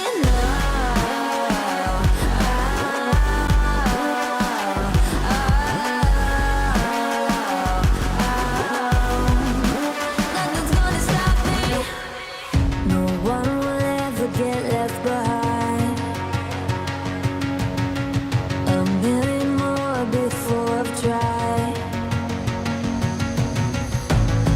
Let it break me till it's over. Let it shake me, no.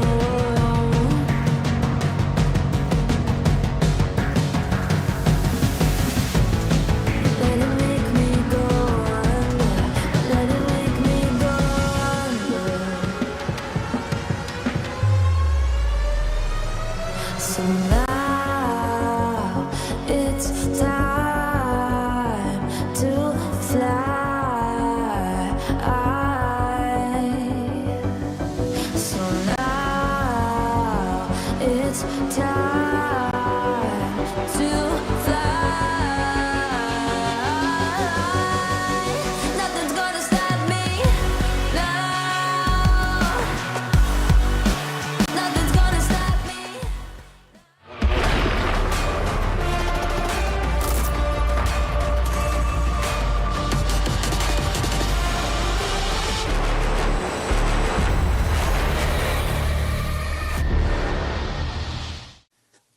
No surprise that Gen G have been able to take out a match already, just 2 games into the Korean closed qualifiers here for the road to EWC. A very dominant performance, Jordan. Really good positioning early on. We saw them position well in game 1. This time they get the reward in game 2. But the story so far through 2 matches has to be Eagle Owls. Throughout the first 2 games, they've racked up the most amount of points. I would imagine they're probably atop the leaderboard as things stand already.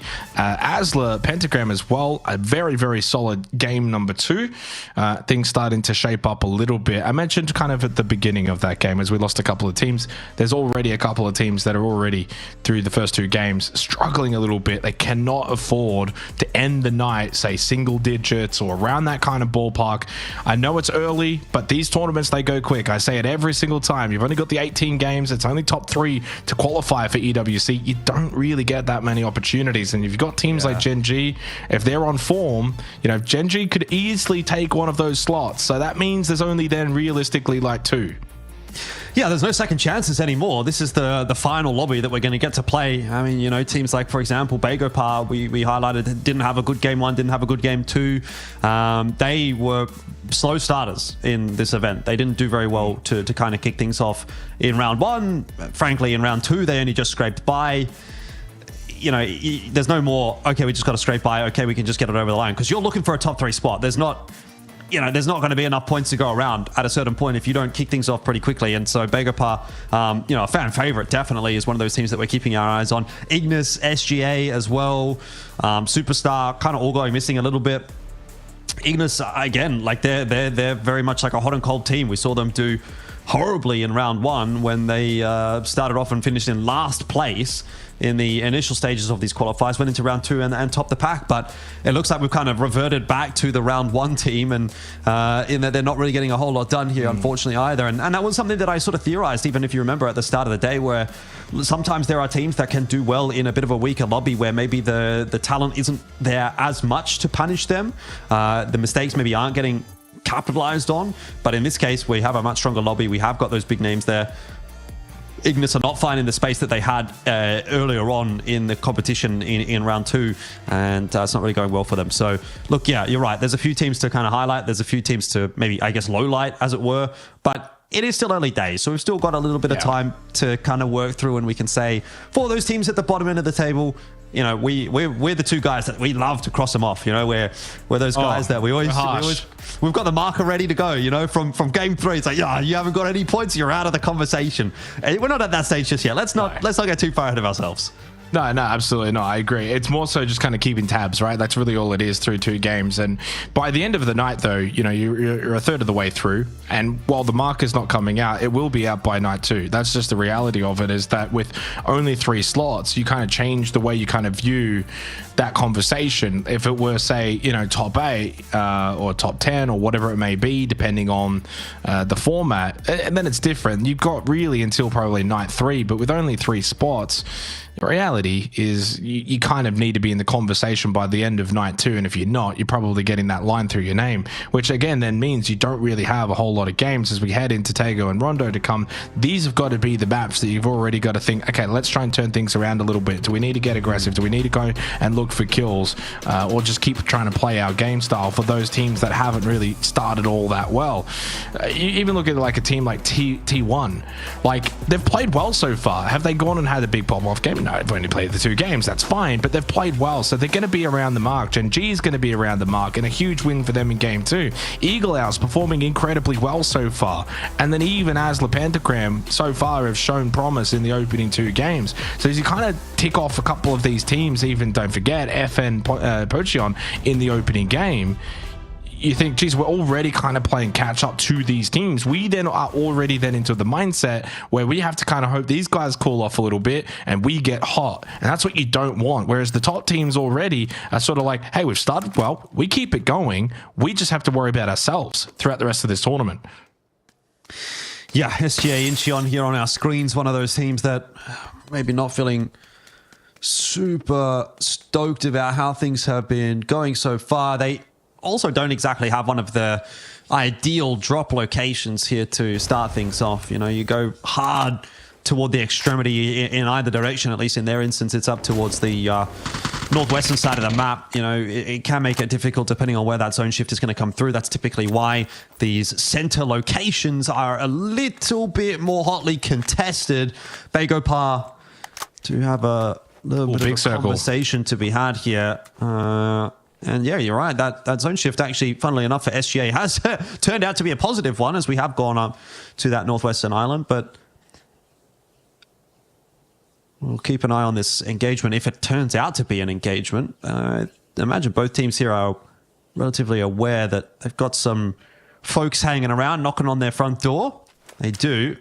You can see just a Khan here with this AKM really keeping an eye on things on that sort of lower side of the setup here, and Bagopar trying to find some positioning to deal with Phantom Hearts, but nothing actually popping off just yet. Yeah, we can't posture forever, right? That Northwest Island zone shift changes now this entire dynamic.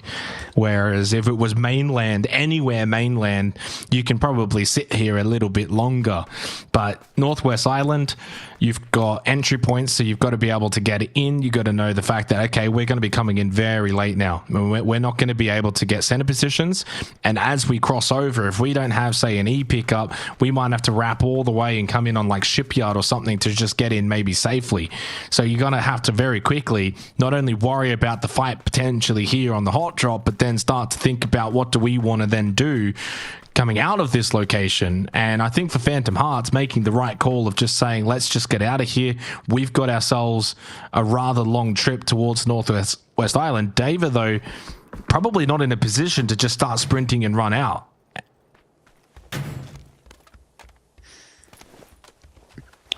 Well, it looks like nothing's really going to come of this early game for the vast majority of teams.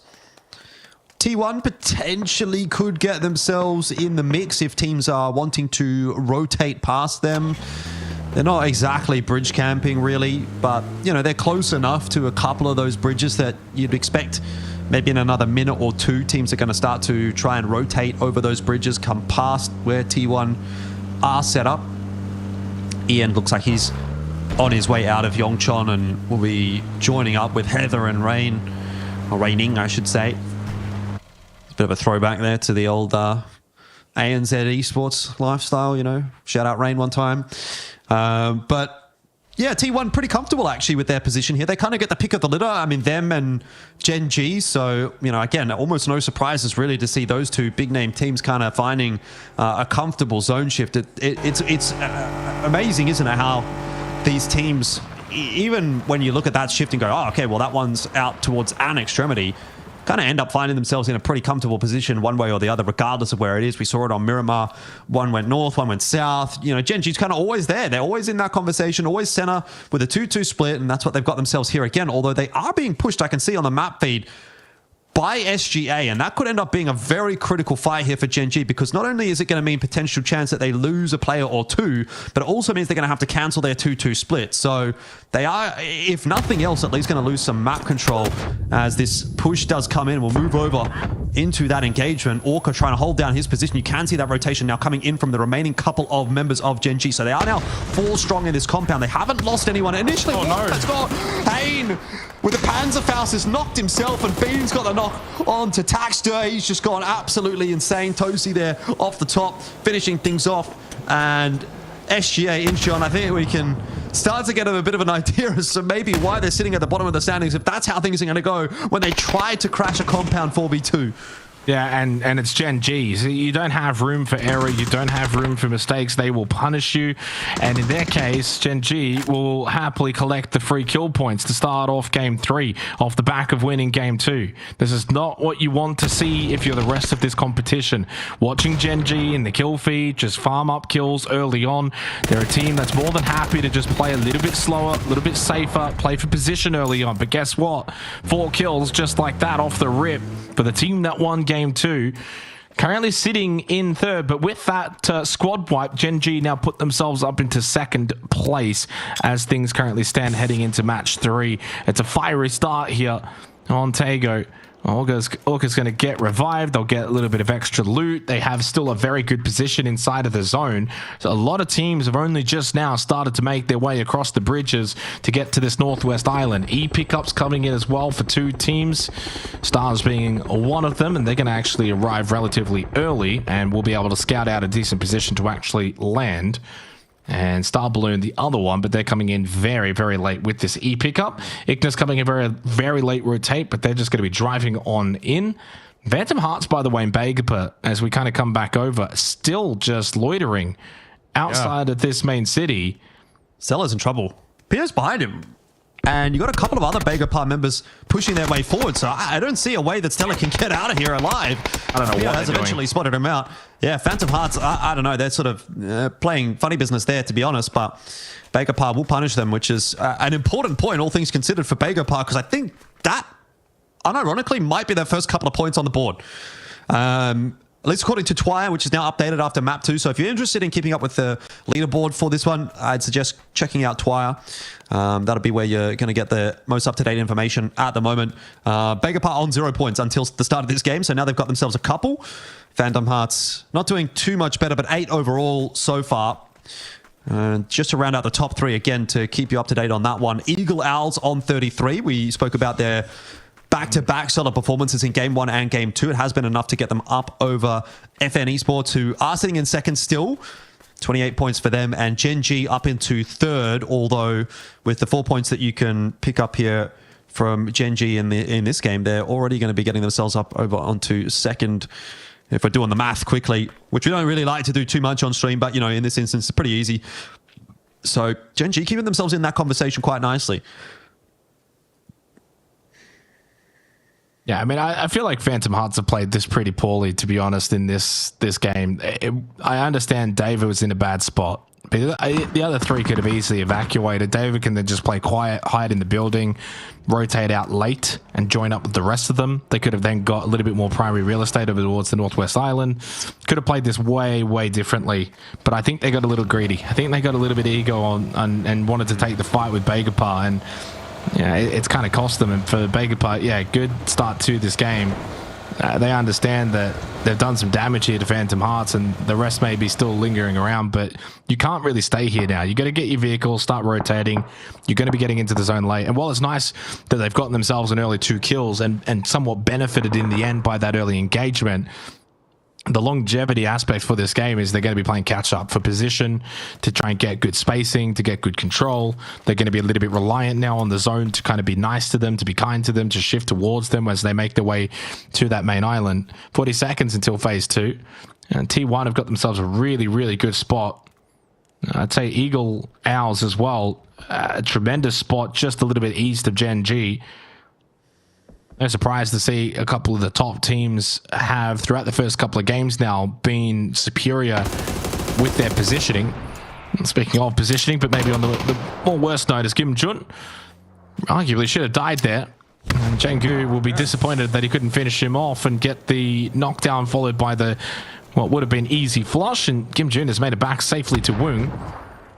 And D Plus will have to just let them obviously evacuate the area. A bit of a stroke of luck for IFMG there.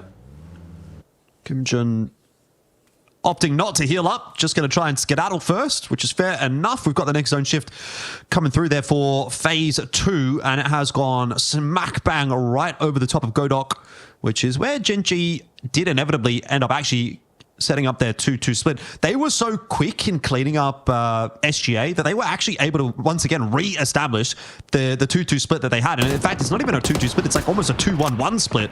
And they've got a lot of territory for themselves in the center of the zone. So teams that are rotating in there are going to have a tough time of locking in some favorable positioning. And I think in a lot of cases when we're looking around the map at the moment, teams on the extremity, again, a good example of that being Begopar here and Phantom Hearts, up potentially just looking to try and pick up whatever points they can get before trying to make a rotation, and because they know there's not going to be a whole lot of space left over on this island. So let's just try and get some points before we make it what will ultimately be a fairly dangerous rotate. Begopar definitely doing their best to camp out Phantom Hearts. You can see here they are obviously aware that Hammer is in here somewhere. And so just waiting for him to kind of show his head that they can finish him off. Pio on the move in from the backside of the building as well. So it's a full camp setup here onto Hammer. Yeah, I don't think it's worth it. I understand what you're saying, and you're going to be coming in late anyway, so you may as well try and gain extra, which they will. They'll get the point. And I guess in some ways, it's probably going to be the kind of game that for Begopar, like, how many points can you realistically get from this position that you found yourselves in early? Maybe only a couple more. So at least if you're getting the 3 early on, I can see the benefit behind it. As Hal, looking for the jump over the rooftop, has a flash in hand, has a couple more in pocket. Will actually be able to get the knockdown. Flashed himself, I think, in the end. One inside. Close to the door, gets the quick flush, jumping through the window, needs to reload the AUG, does so. It's Mission Impossible, and he's going for a big jump spin, and he's making his way back up the stairs. It's all happening with Hal, and EJ's got himself a Panzerfaust as Inspire is going to be knocked down by the native Glaz. Panzerfaust in a room like this? Come on, bro. Hey, Don't be doing that. Mutual destruction, Jordan. Oh, it's our favorite word, mutually assured destruction. Well, we'll see. Anyway, Flame. What's he shooting at? Well, he's just trying to let everybody know that... Warming himself up.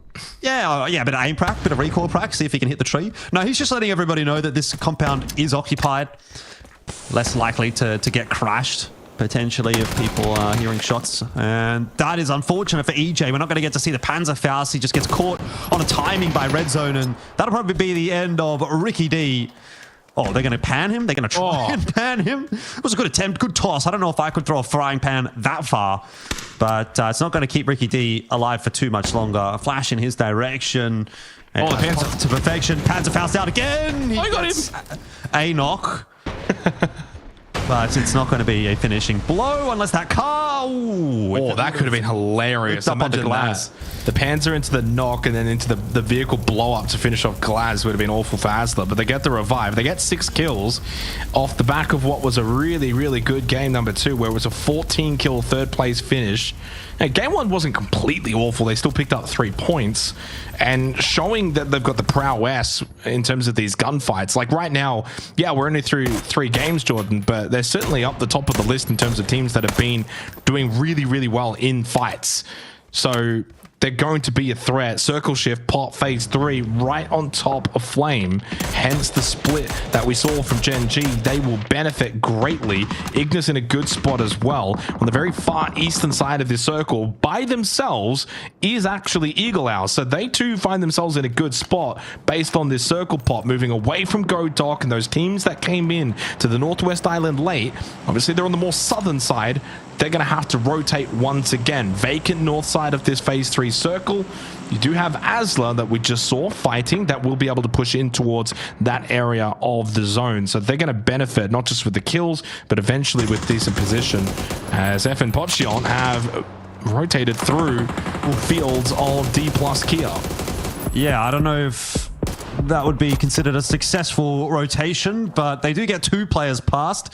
They lose a couple on their way through, and despite, you know, a good early start to the day, FN Esports, it seems like it's slowly but surely kind of falling away from them a little bit. This time, obviously, at the hands of T plus Kia, as you mentioned. And they're really kind of just hanging on to a top spot in this lobby purely off of the back of that one-game wonder that they did have to kick the day off. IFMG, on the other hand, going to be set up okay for the moment. And look, I got to say, it feels to me like this might just be another Gen G game. They have so much zone control. They have essentially got the 2 best compounds under their control as well. A nice 2-2 split.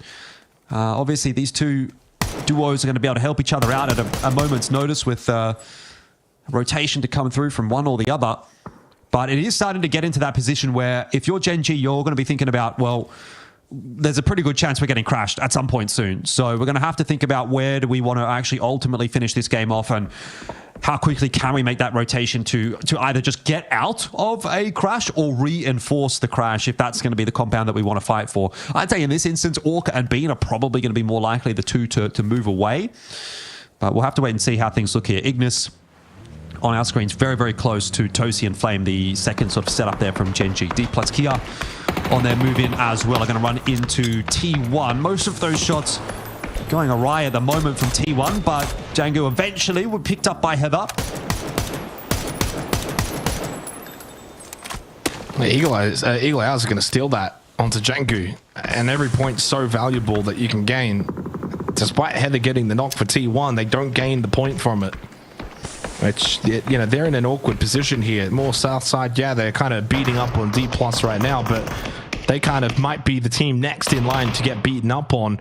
You know, kind of having to now push in towards Ignis. That circle pop centers up. Gen G benefit once again. Very fortunate in terms of the go dock landing spot. This circle has essentially landed in their backyard. Begapart, recall, very, very long rotate. They only just now joined the fray. But what an entrance made by Seongjang to get that knockdown onto Wicked. They do lose a Khan, but Pio also able to frag out onto Enfincia.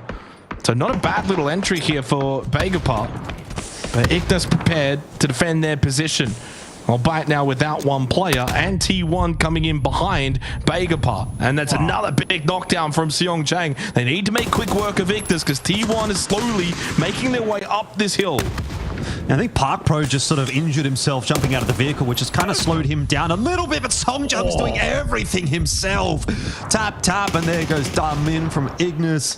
Songjung, unfortunately, will be brought down by the grenade. It was a nice effort, and again, yeah, an early exit from Begapart, although it seems like, here we go again, mutually assured destruction as Ignis will be finished off by D plus Kia as well.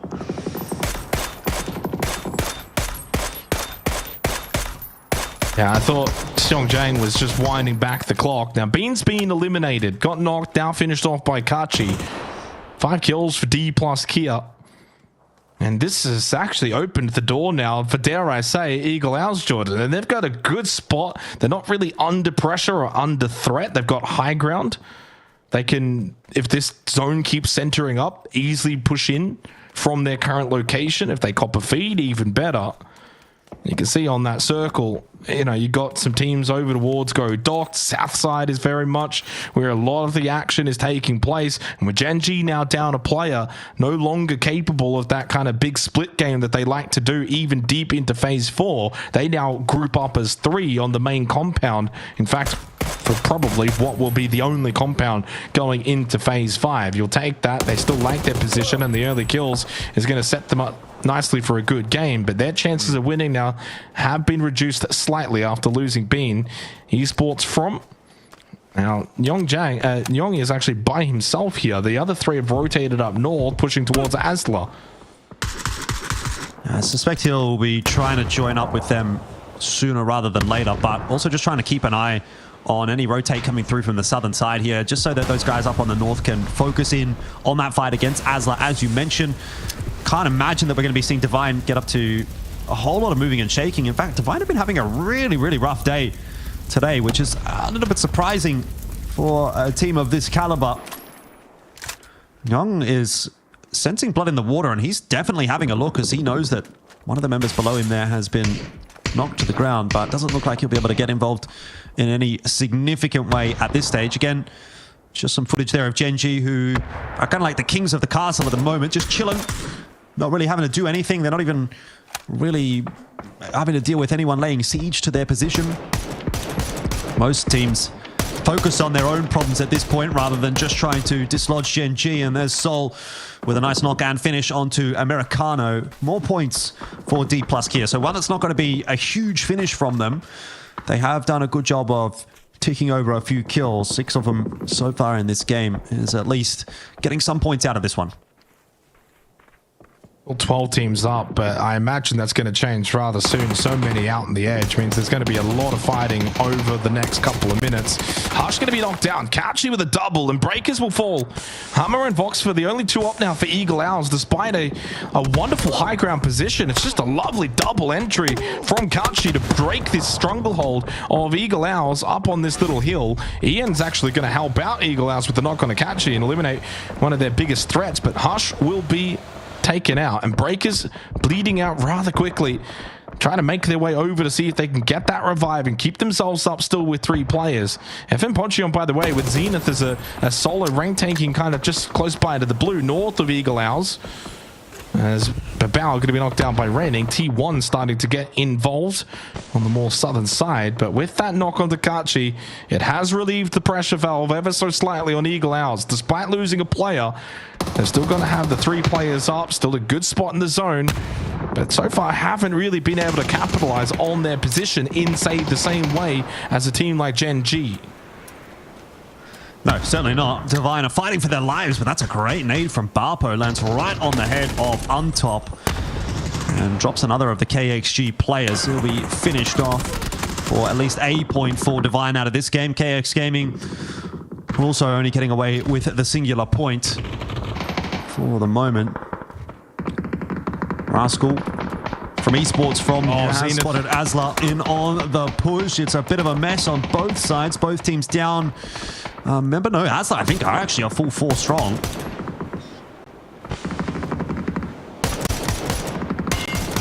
Red zone, though, you mentioned it. 4 strong. Now make that 3. Gets knocked down at the back. He was playing the anchor. Rascal with the long-range knock. Now he pulls out the M249. Orca with the knock onto Howl as well. Despite the smokes that have gone up for Asla, they are losing members here on the western side of the zone. Genji is just loving life, watching the lobby capitulate around them. 6 kills, courtesy of that bleed out.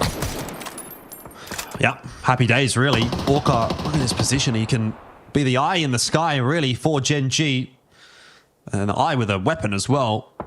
Zone shift, again, coming in favorably enough for Gen G. It's going to push the teams on the eastern flank into them, though. So they may have to turn their attention away from Asla and start to look back over at that very fight that you just mentioned. Wonderful knockdown by a nade. Frag grenades are just being thrown everywhere towards the end of this game, and with Divine and Star going out, there's only 4 teams left, and despite the pressure earlier onto Eagle Owls, they've still got the 2 players up. They now go top 4. Again, it seemed like for a moment that they maybe were going to be under threat for that little streak, but it continues, as you said, again. But more importantly, Jordan, look at the 4 teams alive. It's Gen G, it's Eagle Owls, it's Asla, it's the same 3 from the previous game, and you may as well then go and include T1, which, let's be honest, throughout this tournament, we will have always expected them to start to make their mark, and they do so here, game 3. 4 players up, the only team that can say that right now. But this has got to be an early concern. A noticeable early concern for the rest of this lobby. If these same 3 to 4 teams continue to keep performing, it's going to become top heavy on a 3-team qual tournament, and that's not good for the rest of the competition.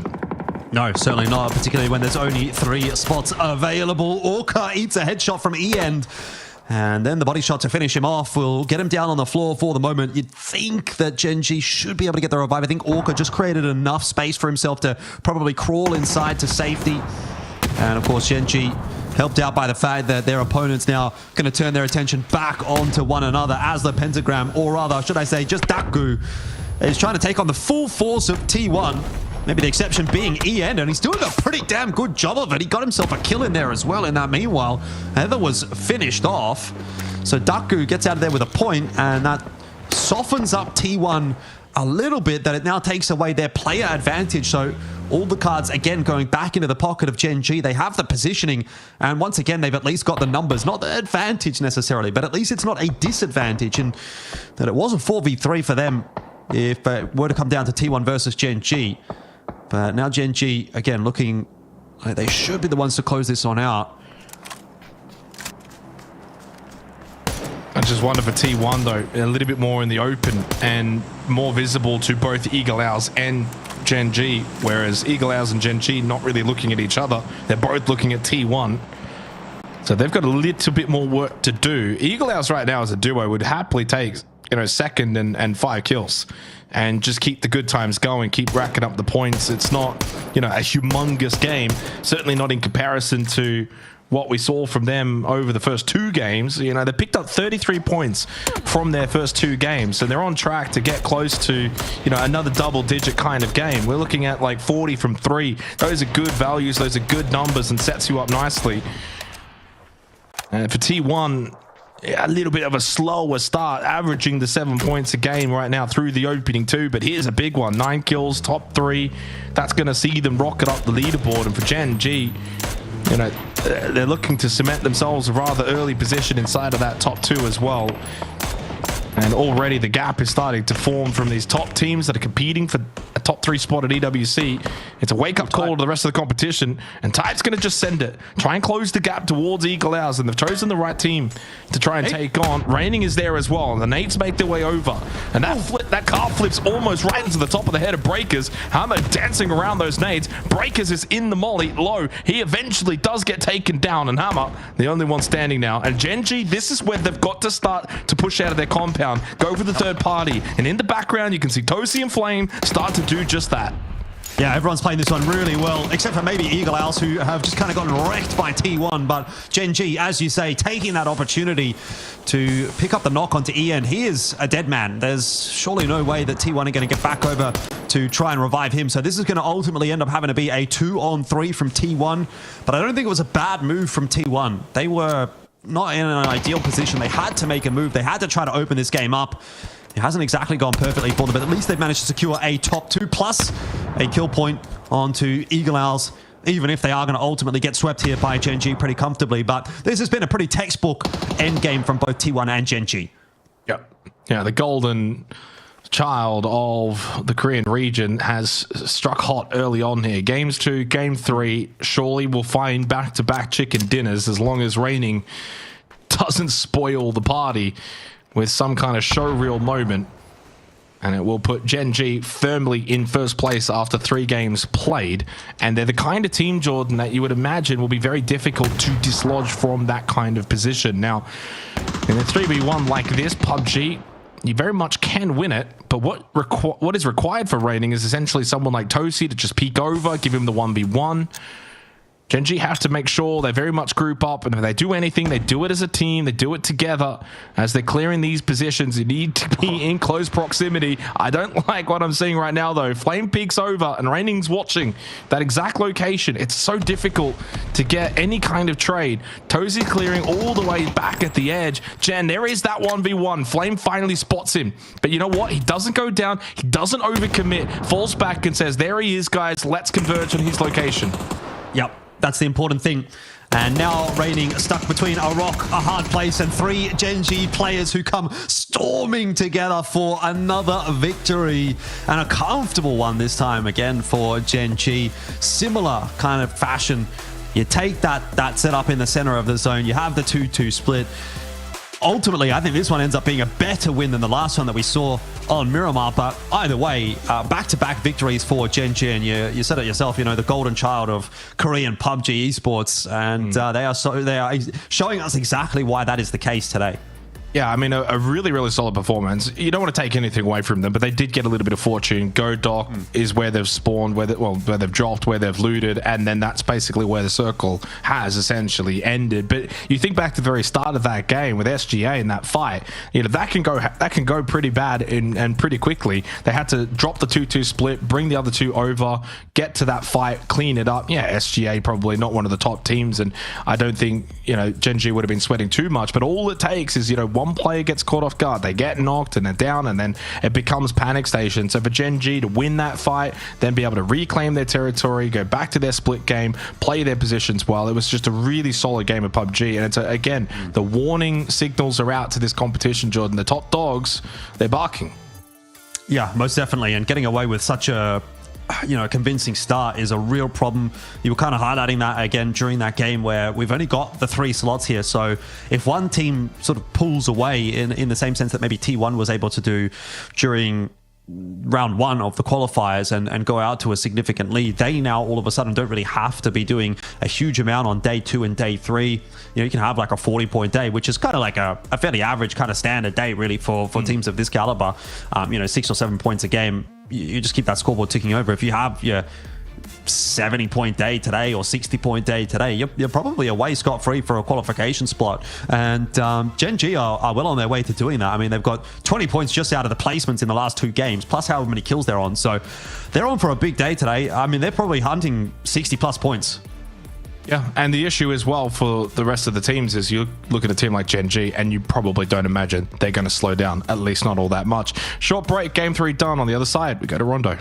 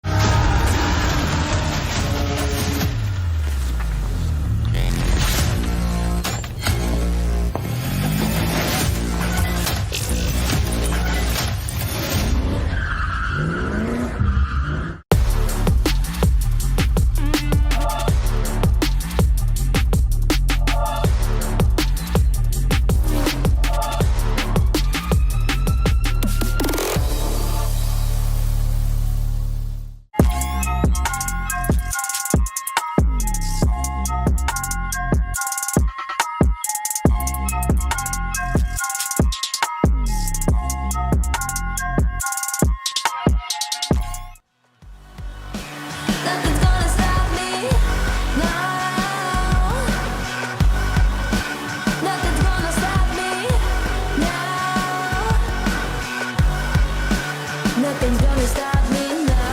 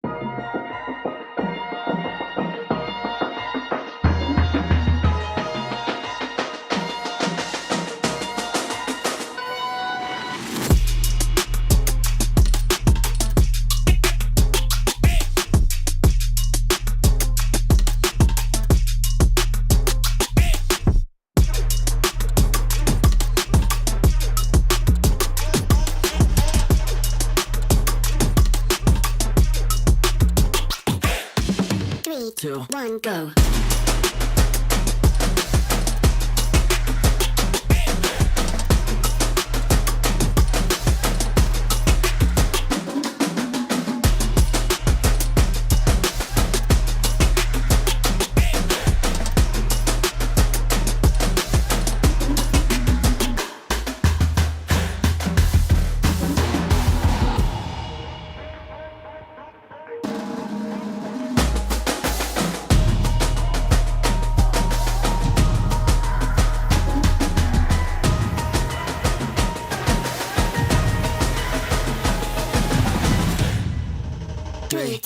one, go.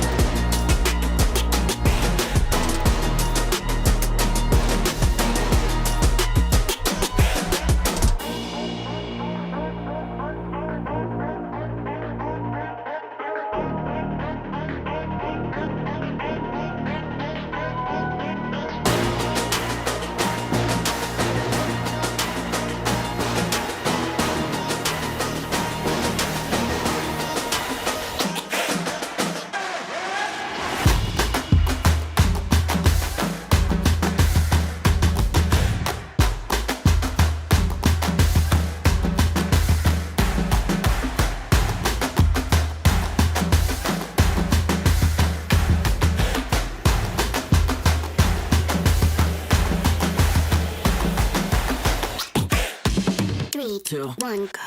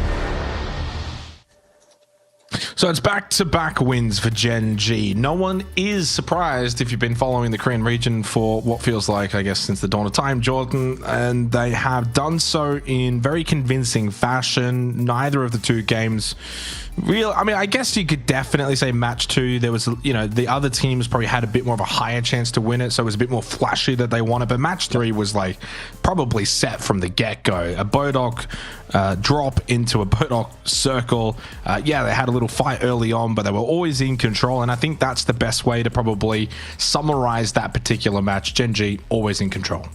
Yeah, no, I think I said like in phase 3 maybe, or phase 2 or 3, this is kind of looking like it might be a Gen G game. And I don't want to say like I'm some kind of PUBG savant or anything like that. I think anyone probably could have looked at that one and said, yeah, they're in a pretty good spot to actually end up winning this game. Now, we're taking a look at the scoreboard here. Now, I believe this is the updated scoreboard after only the first 2 games. So just bear that in mind. We do need to have that 3rd game coming through in some capacity at some point. We have Eagle Owls up there in 33, FN at 28, Gen G on 26, and as mentioned, they'll be jumping up a little bit there after that 3rd game does get put on in through there as well. T1, there we go, we've got that 3rd game in now. 43 points, 43 in fact for Gen G, equal actually with Eagle Owls, who, look, they were still kind of kicking along there in game 3, so we got to give them some degree of respect to keep up with the way that Gen G are cracking on at the moment. Eagle Owls is in equal first place without having won a single game.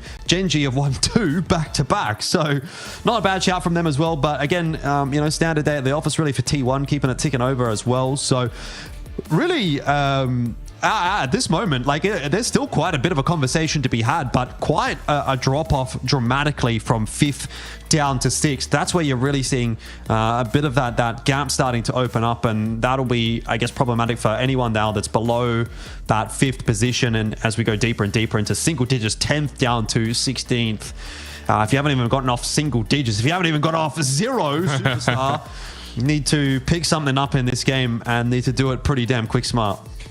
Yeah, and look, again, we kind of spoke a little bit before, I think, prior to maybe game 2 or prior to game 3, but like we don't really probably want to bring that marker out tonight. But I'm going to be honest, if a superstar finds themselves a solid, let's say anywhere from 50 to 60 points behind the top 3 at the end of tonight, like that's marker territory already, even after night 1, because there's the stark reality that you've got certain teams that have capability of overcoming those sort of deficits, and I'm not too sure if you're a team that's on 0 points after 3 games, if you're probably in that category. And again, anytime you kind of look at those deficits, you think, well, okay, we're only 40 points behind the top 3, but you're not just 40 points behind the top 3, because it's not like the top 3 is going to become a bit of a standstill and allow you to just kind of catch up. So you're really behind the 8 ball. And so, for dare I say, superstars top left there, EJ dropping on down, well, this is not do or die. This becomes now, 3 important games heading into Rondo and Erangel, that if you're not starting to now pick up points, start to, get yourself back into the conversation and, build a platform for night number 2, you're probably already done, because it's only top 3. And you mentioned, of course, that gap already, the teams that are on 16 points or roughly around there, even they would start to be a little bit concerned with how the lobby has transpired early on. It is indeed early on, but it's happening, and if you're not careful, it can be over before you even know it. And Gen G's not the kind of team that's just going to suddenly have a good night 1 and then put it all to bed night 2, night 3 and think job's done. They're going to keep going. They're going to keep the foot on the gas, and there's other teams around the mark there as well that you could imagine will do that, like a T1.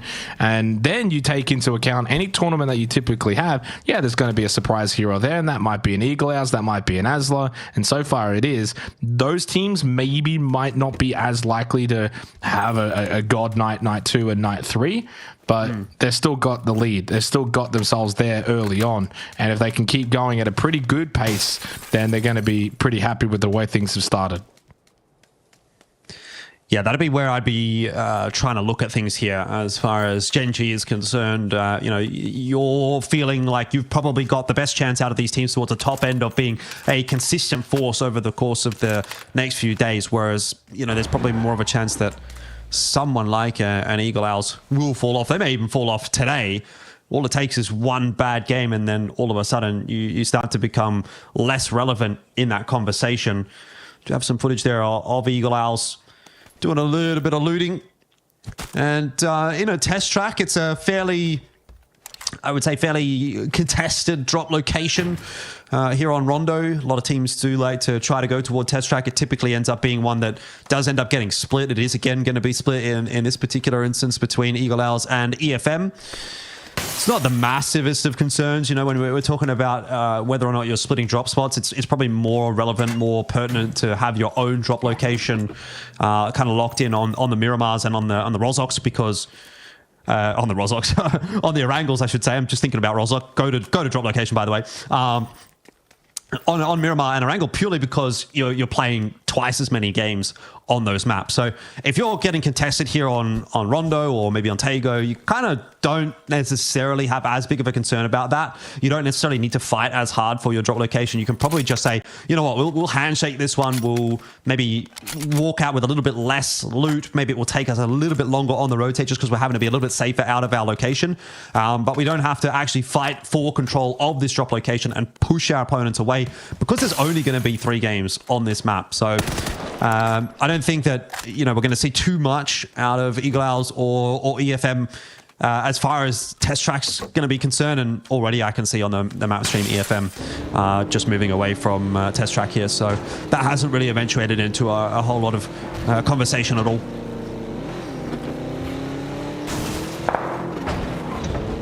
Yeah, no surprise to see Gen G early zone circle 1 already around a pretty decent area, but maybe not all rainbows and sunshine. If Star Balloon catch out Tosi, Tosi's going to defend himself. He gets one, almost got the second on to Min. Or maybe they're going to be scared of Tosi more than him scared of Star Balloon.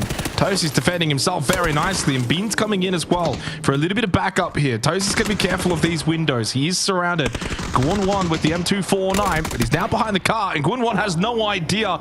Amazing repositioning from Tosi, and has Bean made his way in, immediate impact. And now it's a 2-on-1. And for the second game running, Gen G have had a team crash 1 or 2 of their players to then ultimately give up all 4 kills and not get a single one back. They are being hard-fed tonight, Jordan. Yeah. Hard-fed. Yeah, I mean, this is, I don't know, teams just got to stop trying to challenge Gen G at this point. Min is going to try and do what he can, but will be ultimately brought down, and that is another game where Gen G is going to start off with 4 players alive. They don't have... 4 points, I should say, and 4 players alive. And they don't have necessarily as strong of a position here, just because Begopar, in the meanwhile, have kind of spread out just south of Gen G. So it might be a little more difficult for Gen G to take as strong zone positioning here in game number 4 as what we saw in game 3, for example. But you'll take the 4 points for free every day of the week. We always used to have a conversation, if you remember, Xenox, about, what's the value of 4 points? If you have that like 4v4 at the start of a game, like let's say you're contested, you lose a player, but you get 4 kills, is that worth it? In the long run, having only 3 makes it more difficult to potentially place high or win a game. But 4 points on the board, you're going to take that pretty much every day of the week. And in this case, Gen G are taking 4 points without losing a player, and they've done it 2 games in a row. So, yeah, fantastic start again for Gen G, but this time, Star Balloon, the team that falls at their hands. Another one of those teams that kind of needed points. And unfortunately, hunting for them early on in this game hasn't gone well for them. Well, certainly has not. Divine, it's been a rough tournament so far for them. At the moment, 9th. I mean, I wouldn't say rough, I guess, is a pretty rough way to talk about them, considering they're middle of the pack right now. But I don't think we've seen them really stake a claim as being a team that's going to be capable of attending EWC, at least not through the first 3 games, and now losing Daeyeon with a knock from Solution. Esports from currently sitting in 6th position, 20 points, still close by. They've also shown enough so far throughout the first 3 games that they are capable. If they can just string some strong performances together, they could be around the mark. North side of the zone here for the first circle pop. Begopar have got themselves dead center circle. Asla playing out of stadium, and T1 as well around that center point. Same with the Eagles. Eagle Owls are well positioned. So a lot of the same top teams, again, going for center zone. This is now the 4th game in a row. It's becoming a trend. It's not just one off. It's just the same teams that are in the best positions, then playing out to the best positions going into, phase 2 pop, phase 3 pop. Superstars still without a single point. They're the only team in this lobby going into game 4 that has not picked up a point just yet. That's got to be the first mission. Is you can't win all the points back in one game, but hey, let's just get one on the board. Let's get things going. Get the ball rolling. I'm sure that the mental in the team at the moment is not too high. So they just need to kind of start trying to turn that around so that it's not a completely flat night. Gen G certainly doing okay for themselves, and look, it's not a huge split from Gen G, but they have once again gone for a 2-2 split. They love the 2-2 split. Let's see Divine doing the same thing here as well. Barpo and Wonderful on one side of the road. Hella and Dayon on the other side, on the northern side. But not a massive split from either of those two teams. And I think at this point, most people pretty happy with their positions. So just waiting for the zone to come on in. And that'll be another minute and 20 seconds or so. But just losing a team, losing 4 players, it seems like it's kind of opened the map up a little bit. Nobody really jostling for too much positioning at this stage. A fairly slow early game outside of that little stoush that Gen G got themselves into.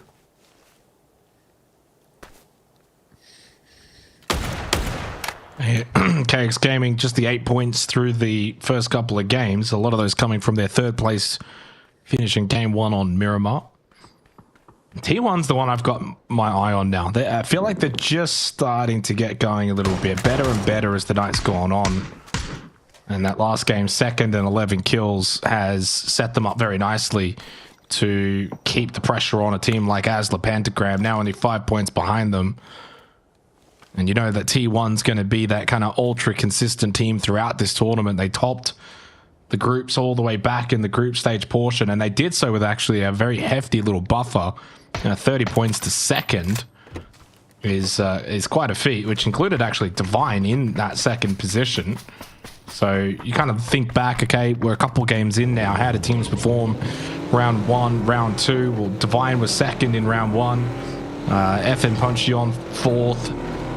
From Esports, Superstar was actually 7th, Jordan, back in round 1 and yet to get a point here. So, things change very quickly in these kind of tournaments. You might say have a very fortunate round 1, make top 8, but then grand final comes around, pressure's on, and they haven't been able to deal with that pressure yet. Not yet. We have the E pickup coming through from T1. You can hear that flying over the top. Bagopar sending it onto D plus Kia, and Kachi, unable to get that initial knock on to Pio, is potentially going to start to cause some problems. He's trying to dump util nades, smokes, or whatever he's got to try and provide a bit of space for himself, trying to lock this position down solo. A rotation still coming through from the rest of D plus Kia, but Kachi is really in a spot of bother as that blue zone nade is going to start to cook him. He'll have to sit and pop a first aid kit, but Bagopar maybe being a little bit too slow about this push are now going to get collapsed upon by the rest of D plus Kia. You can see them now flanking on in. There are some shots coming across from Gen G, who, by the way, just picked up another kill point. And Bagopar, I think, might have missed their window as D plus Kia had been given that time to transition across. It was a 3-1 split. Kachi, surviving for so long, has put this into a winnable position for D plus Kia, though he has been knocked. Jangu now down as well.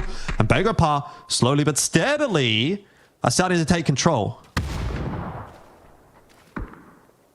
Still only the 2 players up, and a Panzer though from Arken, and I thought for a second maybe he might have exploded that on the vehicle, and I think he may have. Soul gets the knock, and it changes the complexion of this now entirely. Soul and Wicked. And 2 versus 2, and Pio gets caught. Wicked's got the angle, and Soul knows where the last player is as well. Deep inside of this building in Bamboo, and D Plus will be able to clean up these kills and get these down to players. Although a third party, and Bean will spoil the party. Long distance knockdown onto Wicked.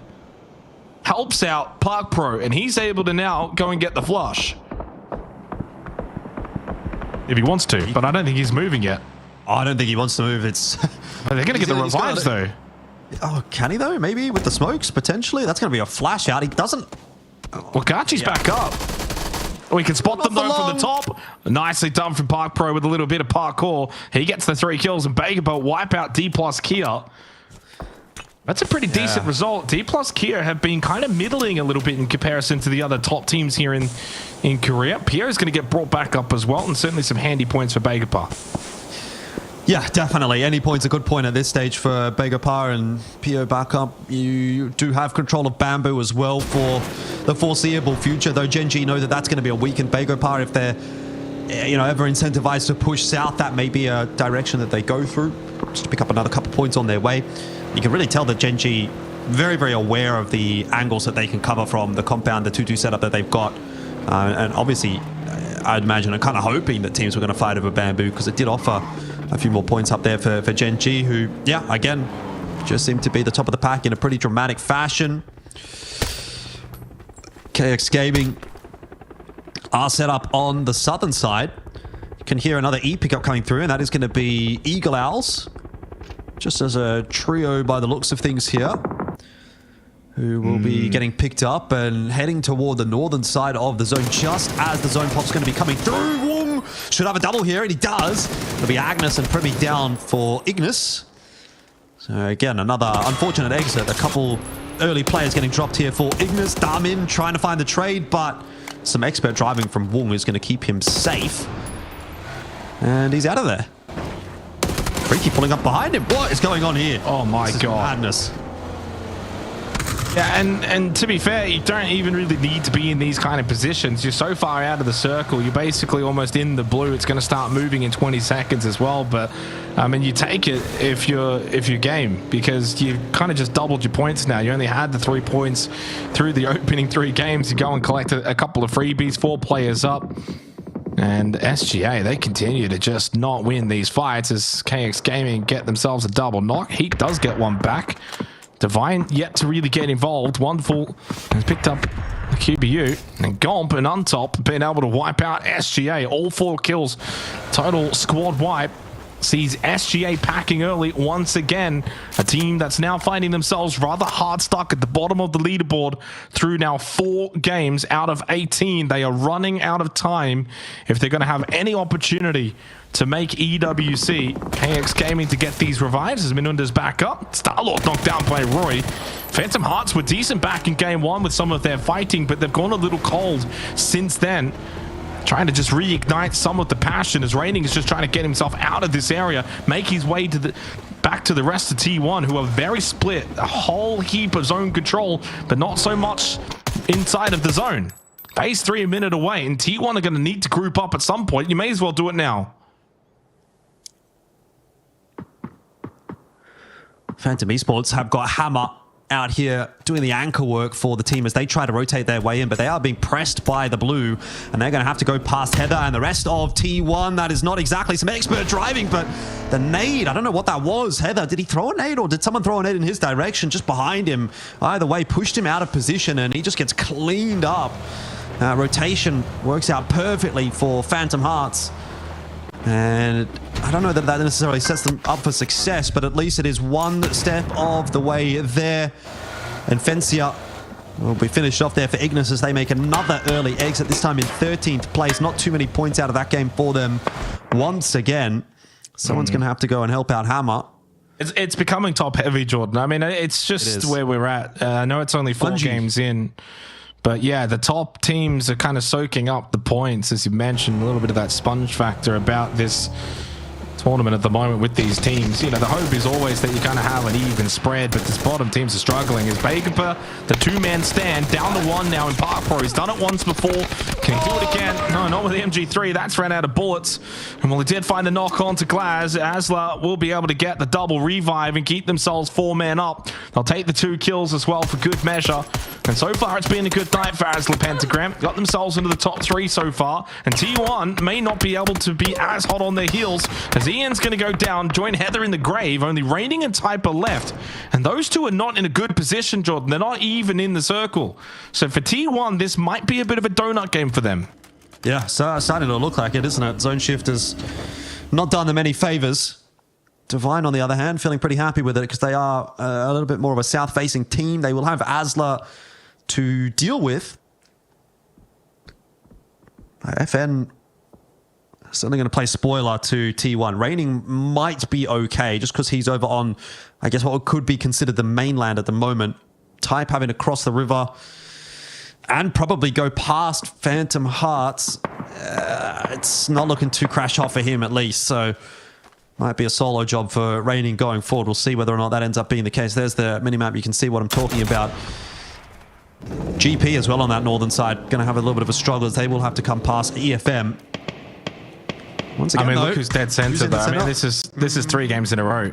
Like it's quite intriguing, isn't it? I mean, there's always fortune in PUBG. You cannot deny that. You can't shy away from that. Gen G's having a night. Like, they're getting a little bit fortunate here with some of these zones. I think you'd be very disingenuous to the rest of the lobby to say otherwise. What they do, though, is they still position well and play it well. Spread, take good position if it's there. If it's a compound, they'll play the compound. And also, they've been fighting in all of these games. The first part of Tago and Rondo, they've had to ward off teams. There was a 4-on-1 earlier against Tossi, and they won it. Like, this is not like get fed, no contest till phase 6. This is, they're still having to do other things along with the feed that they are getting to make the most of it. And that's why it's a sign of a really good team, and why I think they're shaping up to be one of the 3 that will attend the Esports World Cup representing Korea. Long way to go. It's never a surety, but they're doing all the right things so far to put themselves in the best position. T1, Type's going to go down deep in the blue. That means they've only got Raining left up alive, and they're not inside of the final 8 teams, so they may get nothing from this game so far, T1, which is great news if you're Asla Pentagram and even Eagle Owl as well, because both of those 2 teams can now gain points on T1, get a little gap forming, and it also is good news for everyone else to kind of close the gap to T1 themselves, as If You Mind Game have had a decent game so far, and they want a little bit more. Oh, Fairy and Freaky trying to get a bit freaky here. Solution will be finished off. That'll be Esports From eliminated. And just prior to that, I think T1 was also eliminated. So T1 just missing out on that 1 placement point, maybe for making it into top 8. Oh, hella. Double nade. Yeah. Double nade onto Red Zone and Duck Goo. That's up on the northern side, I think. No, south side. Yeah, of course. Why not? Steal from Beam. Why not? I mean, they just find a way to soak these points. As Inspire got the knock, Roy with the steal. Steals happening everywhere here on Rondo. Blue's going to start moving very soon, and Woong's going to need to find a different position because this is no longer one where that you want to be.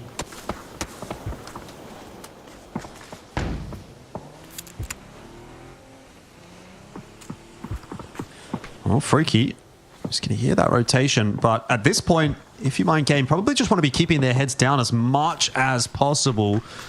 They have a fairly rough rotate to make it into the zone when they're sandwiched between 2 superior fighting forces, in the sense that Phantom Hearts and SS both have got themselves 4 players alive. Is it Superstars actually in the top 8, I believe? So they'll be getting some points on the board finally.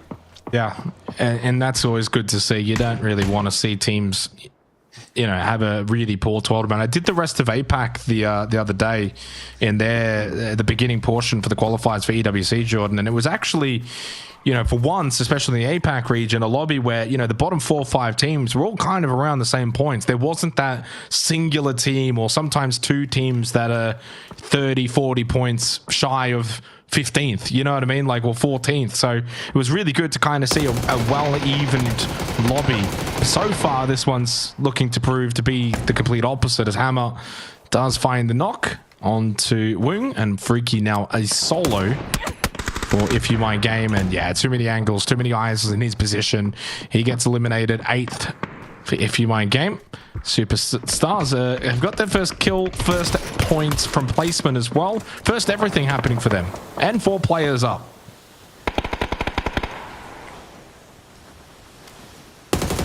Rex Oh, nice spray in the end. Gets a hold of it and will be able to drop Hammer, but it might have put him in a bit of spot of bother. Dava trying to capitalize on that momentary lapse. Won't actually end up finishing him off. Rex back into safety behind those smokes.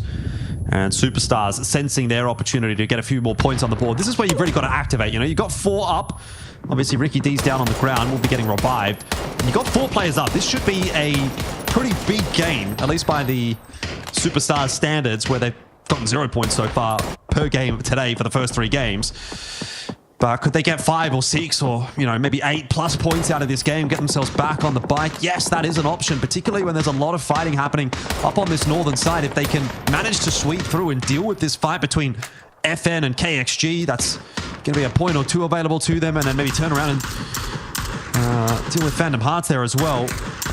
But Superstars don't look like they want to be getting too aggressive. You know, they're not playing super confidently at the moment. You've got Ricky D popping a few shots off, but no extra conversions, and they are losing members here and there as well. So they're kind of getting shots back in their direction, probably from the likes of Gen G.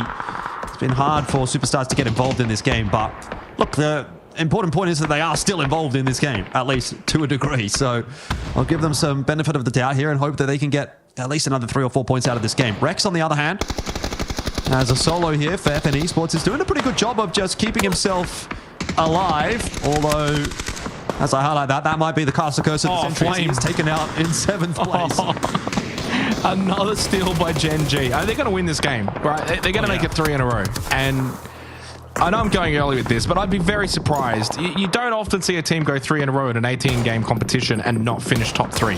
That is a statistical anomaly if it doesn't happen. They've set themselves up nice and early, and they're a good enough team that they'll be able to...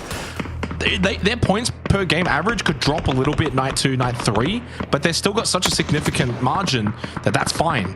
And even from this compound position, which again, bit of a feed, they're in the compound, that's fine, but they're still finding knocks, kills, steals. They're still active. They're not just sitting in the building doing nothing. They are making the most of a fortunate situation and taking it to the next level.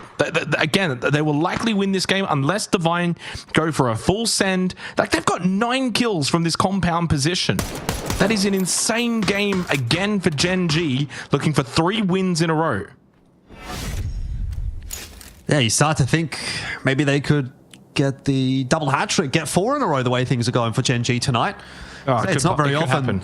It's not very often that teams get 3 in a row and then don't go on to qualify in an 18-game tournament. I will just say I don't think it's very often you get to see 3 games in a row won. Just in general, you know, we can just stop it there. Not in this era. Not in this era.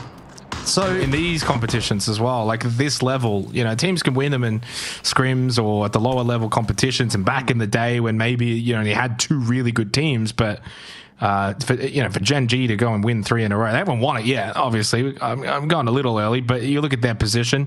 There's only 4 teams left. They got 4 players up. They got so much util. They got vehicles. It really is now their game to win.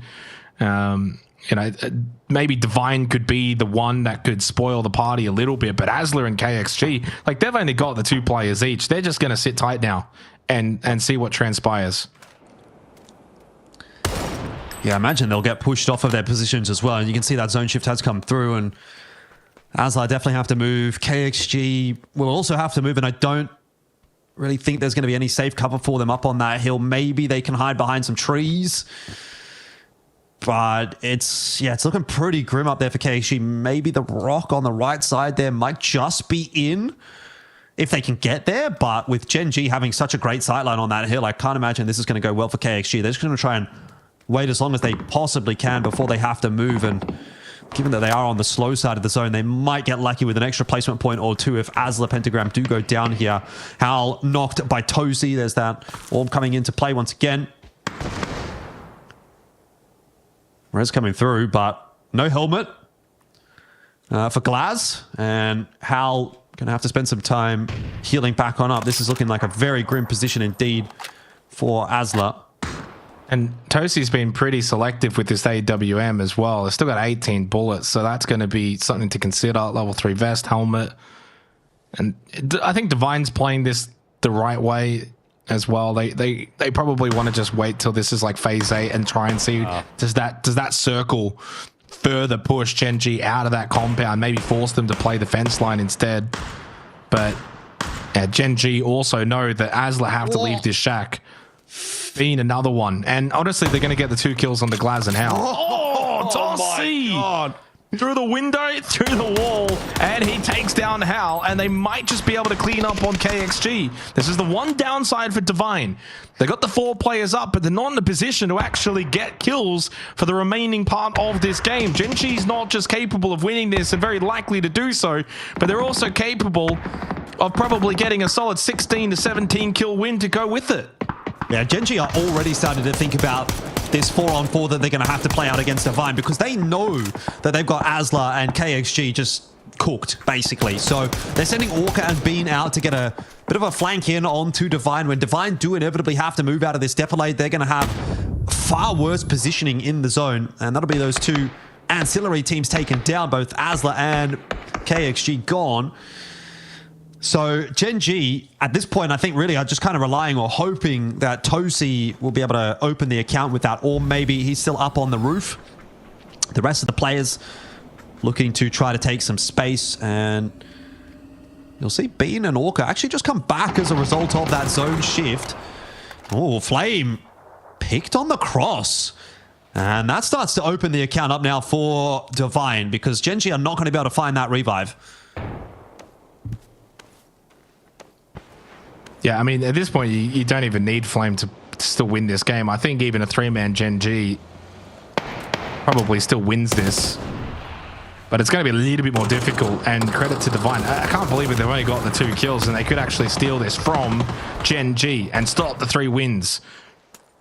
The fact that they're still... They have to stay crawling here, because if Daeon actually stands up without cover, without the smokes, without the tree... Tosi's looking. Well, yeah, exactly. Tosi's looking, and he can get an insta down as well.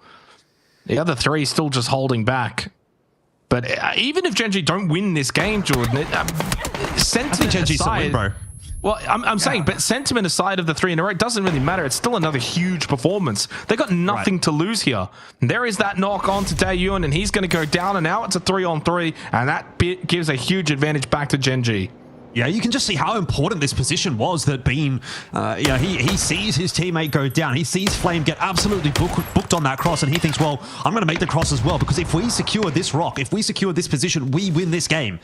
And even in the 3v4, you look at that and you think Divine have no agency in this final fight. They can't choose when to take the fights. They don't get to take any map control at all. Gen G are the ones that are dictating this final engagement, and it's going very nicely for them. They brought it back to the 3-on-3.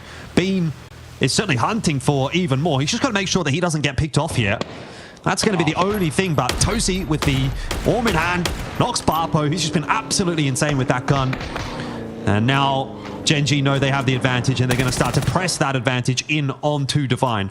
Yeah, close the gap, get a bit closer, keep your vehicles, bit of cover, no funny business. Orca can push in on the backside if he wants to. Does need to be careful though if he does that. He could give up a 2v1 scenario to Divine. Good flashes, good pressure. 2 nades left for Hella.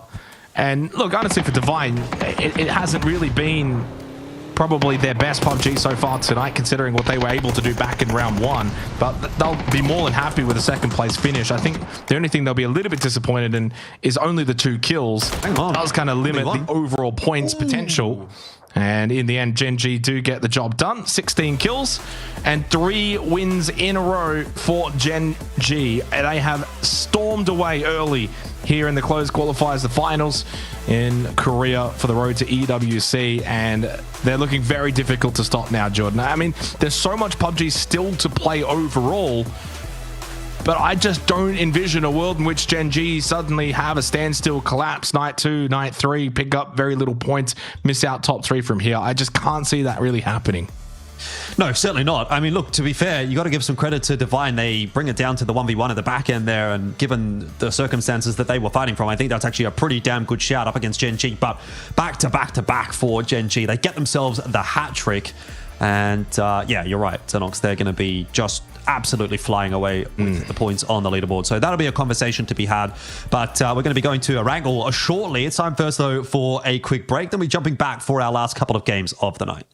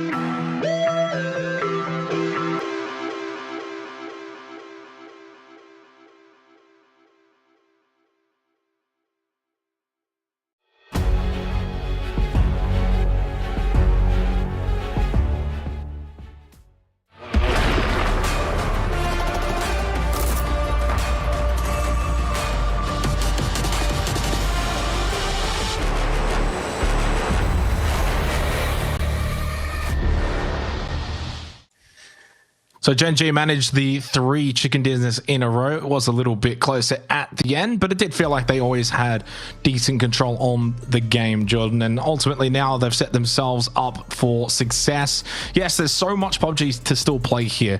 In theory, like, funny things can happen. We've seen it time and time again, but the reality is for Gen G, a top class team, as long as they keep playing at this kind of level or even slightly below it, they are going to be very, very difficult to catch. And I think that they're the kind of team now that you kind of look at and think, who are the teams that are below them that realistically are going to catch up?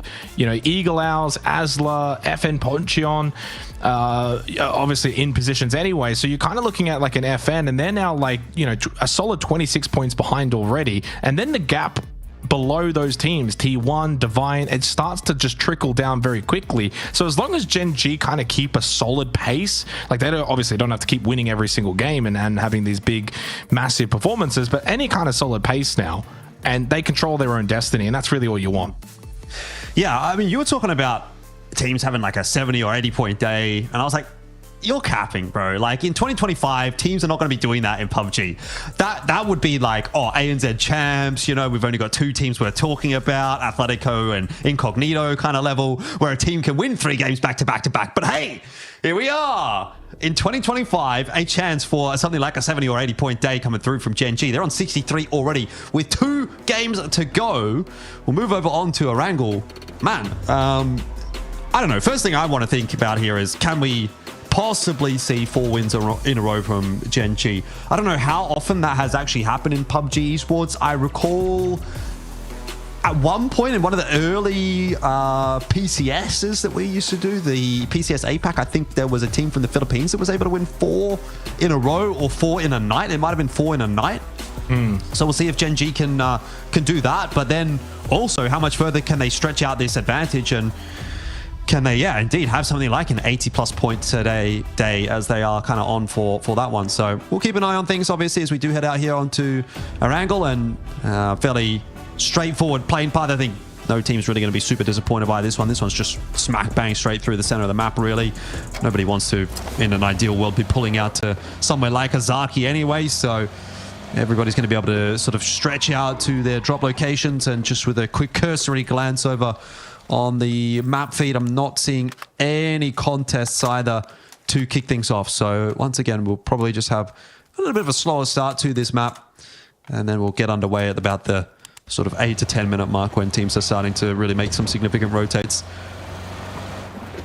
I mean, like at this point now, Gen G as a team, you kind of have to kind of say, okay, they've had their time in the spotlight. Surely now we've got to look to other teams, regardless if even they do well this game. I think it's like we only really probably look at Gen G unless they win it, which would be for 4 in a row. That's kind of the storyline there. But I want to start to see some of these other teams now. Like, obviously we had Eagle Owls, an amazing opening 3 games. Okay, game 4, quiet. Asla Pentagram, T1, both of them having another quiet game for game 4 like Eagle Owls, despite the amazing start through the opening 3 games. So can those teams kind of refire up here now coming into Erangel? And then you've got the teams towards the lower ending of the standings. You think, okay, which of those teams, Jordan, you look at, whenever you have these kind of tournaments, you think, okay, there's a team in 11th that you think, okay, they're a really good team, but they've had a bit of an off night tonight. They can bounce back. And you kind of look down the list, and I think maybe a D+ Kia is the one that strikes my eye as a team that's capable of being able to bounce back and get themselves into a top 3 contention. Outside of that, maybe Divine, considering they did get the 2nd place in the previous game, and how well they performed back in round 1. I think it's probably going to be a stretch for Superstar, SGA, Ignis, If You Mind Game have shown some little moments here and there. Begapar, I wouldn't ever really write them off considering the players on that team.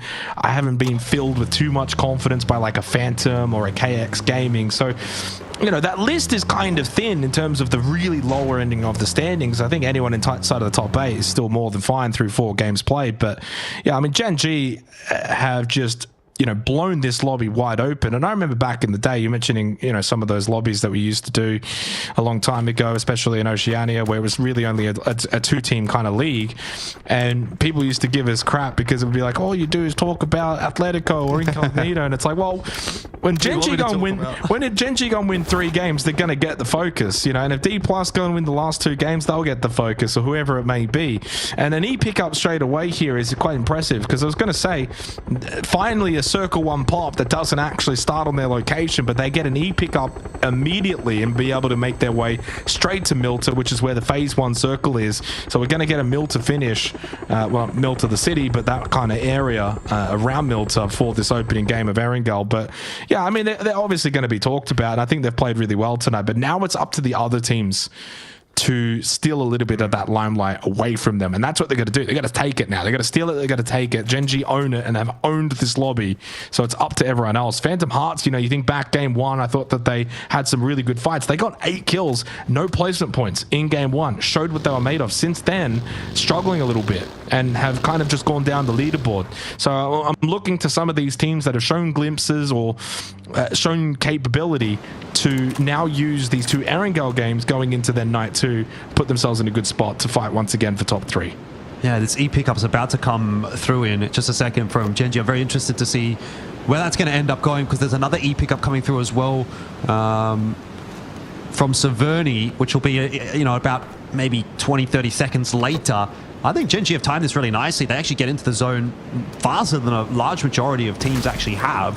I was also watching Superstars, who, oh, by the way, we'll hold that thought, because Deva here from Phantom Hearts is starting to get collapsed upon by Divine. You mentioned them maybe potentially being able to come back in after a decent performance in the last game. Well, they've already straight up just lost 2 players here, and the recovery or the assistance attempt is coming in here from the rest of Phantom Hearts. Hammer in to assist Deva. Hella on the ground. Wonderful, not yet being picked up.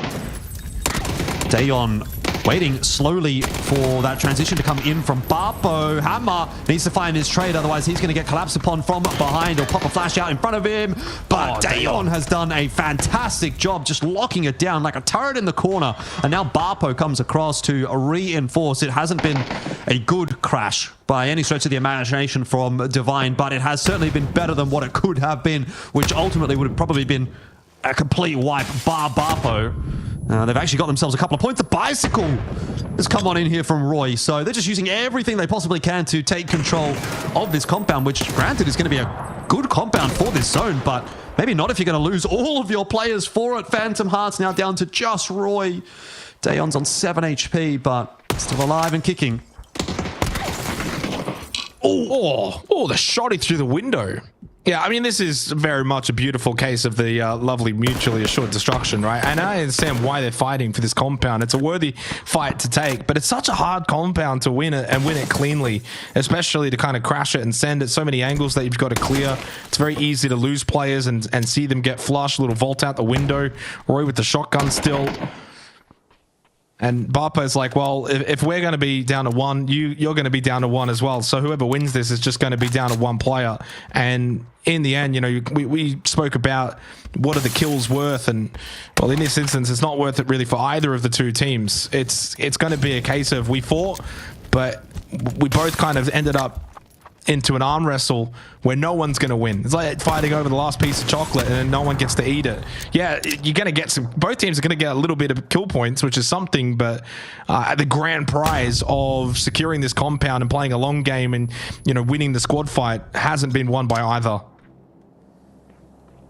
Just throwing everything they've got. They're literally pulling the kitchen sink out of their backpack. Roy's back on this exact same angle with the shotty. Got another flash. It's his last one. Well, he's blinded himself. I mean, unscathed. I mean, whoever wins this, at the very least, you do get the added benefit of keeping one up in this compound. But, I mean, if this does kind of shift over to the left side of the Milta region, teams are going to easily crash this later on anyway. I very much don't envision the winner of this 1v1 is going to get into the top 8 and get some placement points as well. No.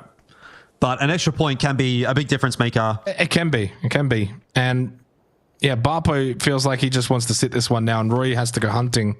I think Roy's lost him. I think he's lost him. Roy's lost him. Yeah, because he thought. I think he thinks that Molly. I think he thinks that Molly might have cleared that lower position out. Yep. I mean, he's not really paying too much attention to what's happening up on this top floor, so he must at least have an assumption that he's not on the top floor. So perhaps still reading into the possibility that he is in that front room. Barpo's going to have a look though, and yeah, it does seem like Roy maybe overlooked that possibility, but Barpo not landing the shots that he needed cleanly enough. And this 1v1 continues. I mean, this is the world's longest one-on-one, is it not? Come on, guys. Like, someone just do something at this point.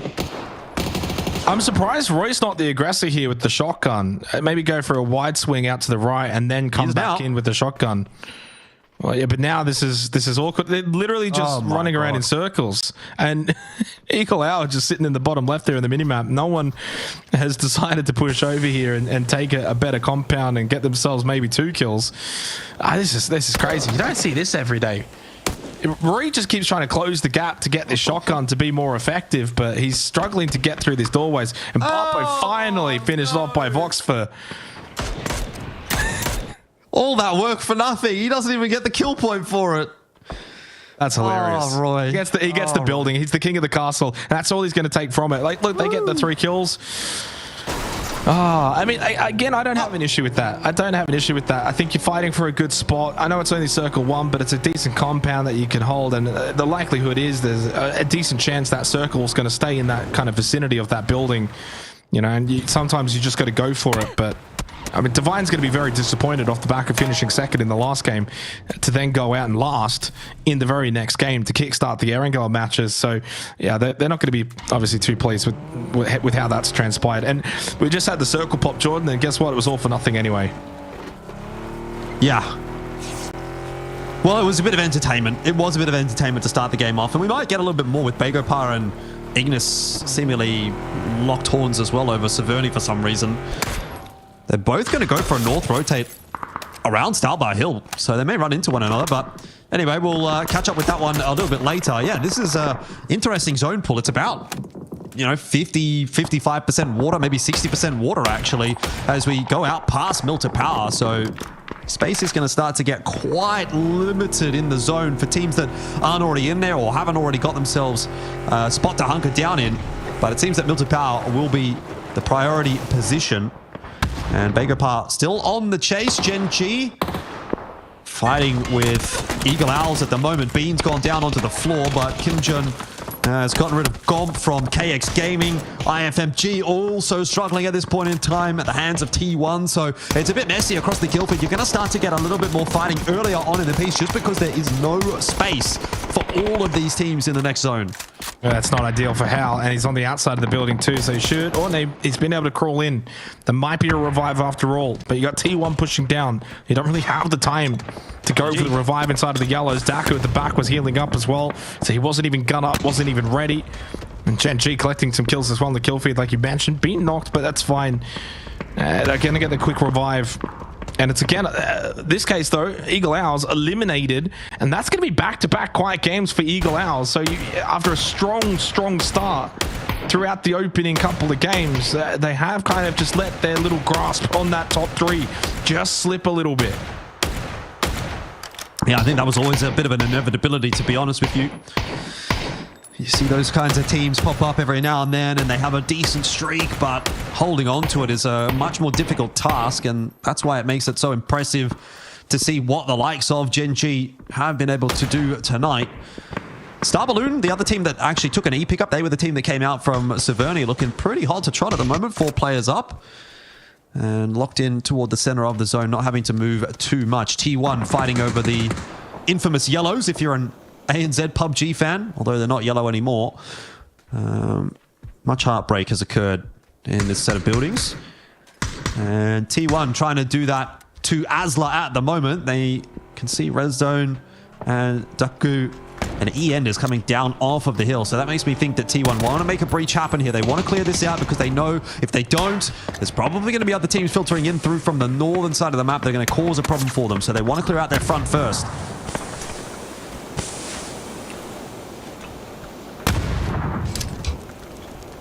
I think this is where T1's at their best. The discipline. We saw a little bit of it earlier on Miramar from some of these top teams. You don't just rush in, but you do have to be careful of any potential third parties from a distance. Ricky D getting some shots in with the Mini 14. Now the Pentagram just trying to hold on as much as they can with these smokes inside of the yellows, knowing that T1 may not want to actually push in straight away. They're chucking these frag grenades outside of the building. But I'm going to be honest, for Asla, the only 1 kill, only 2 players. Ian's almost naded himself. That didn't go through the window. Barricaded mostly, and he's hit the barricades. T1 are fine though. There's not really a whole lot of teams in this area. Again, it's the Milk to Power region and far over to the cliffs where you're going to see a lot of the action. And phase 3 onwards.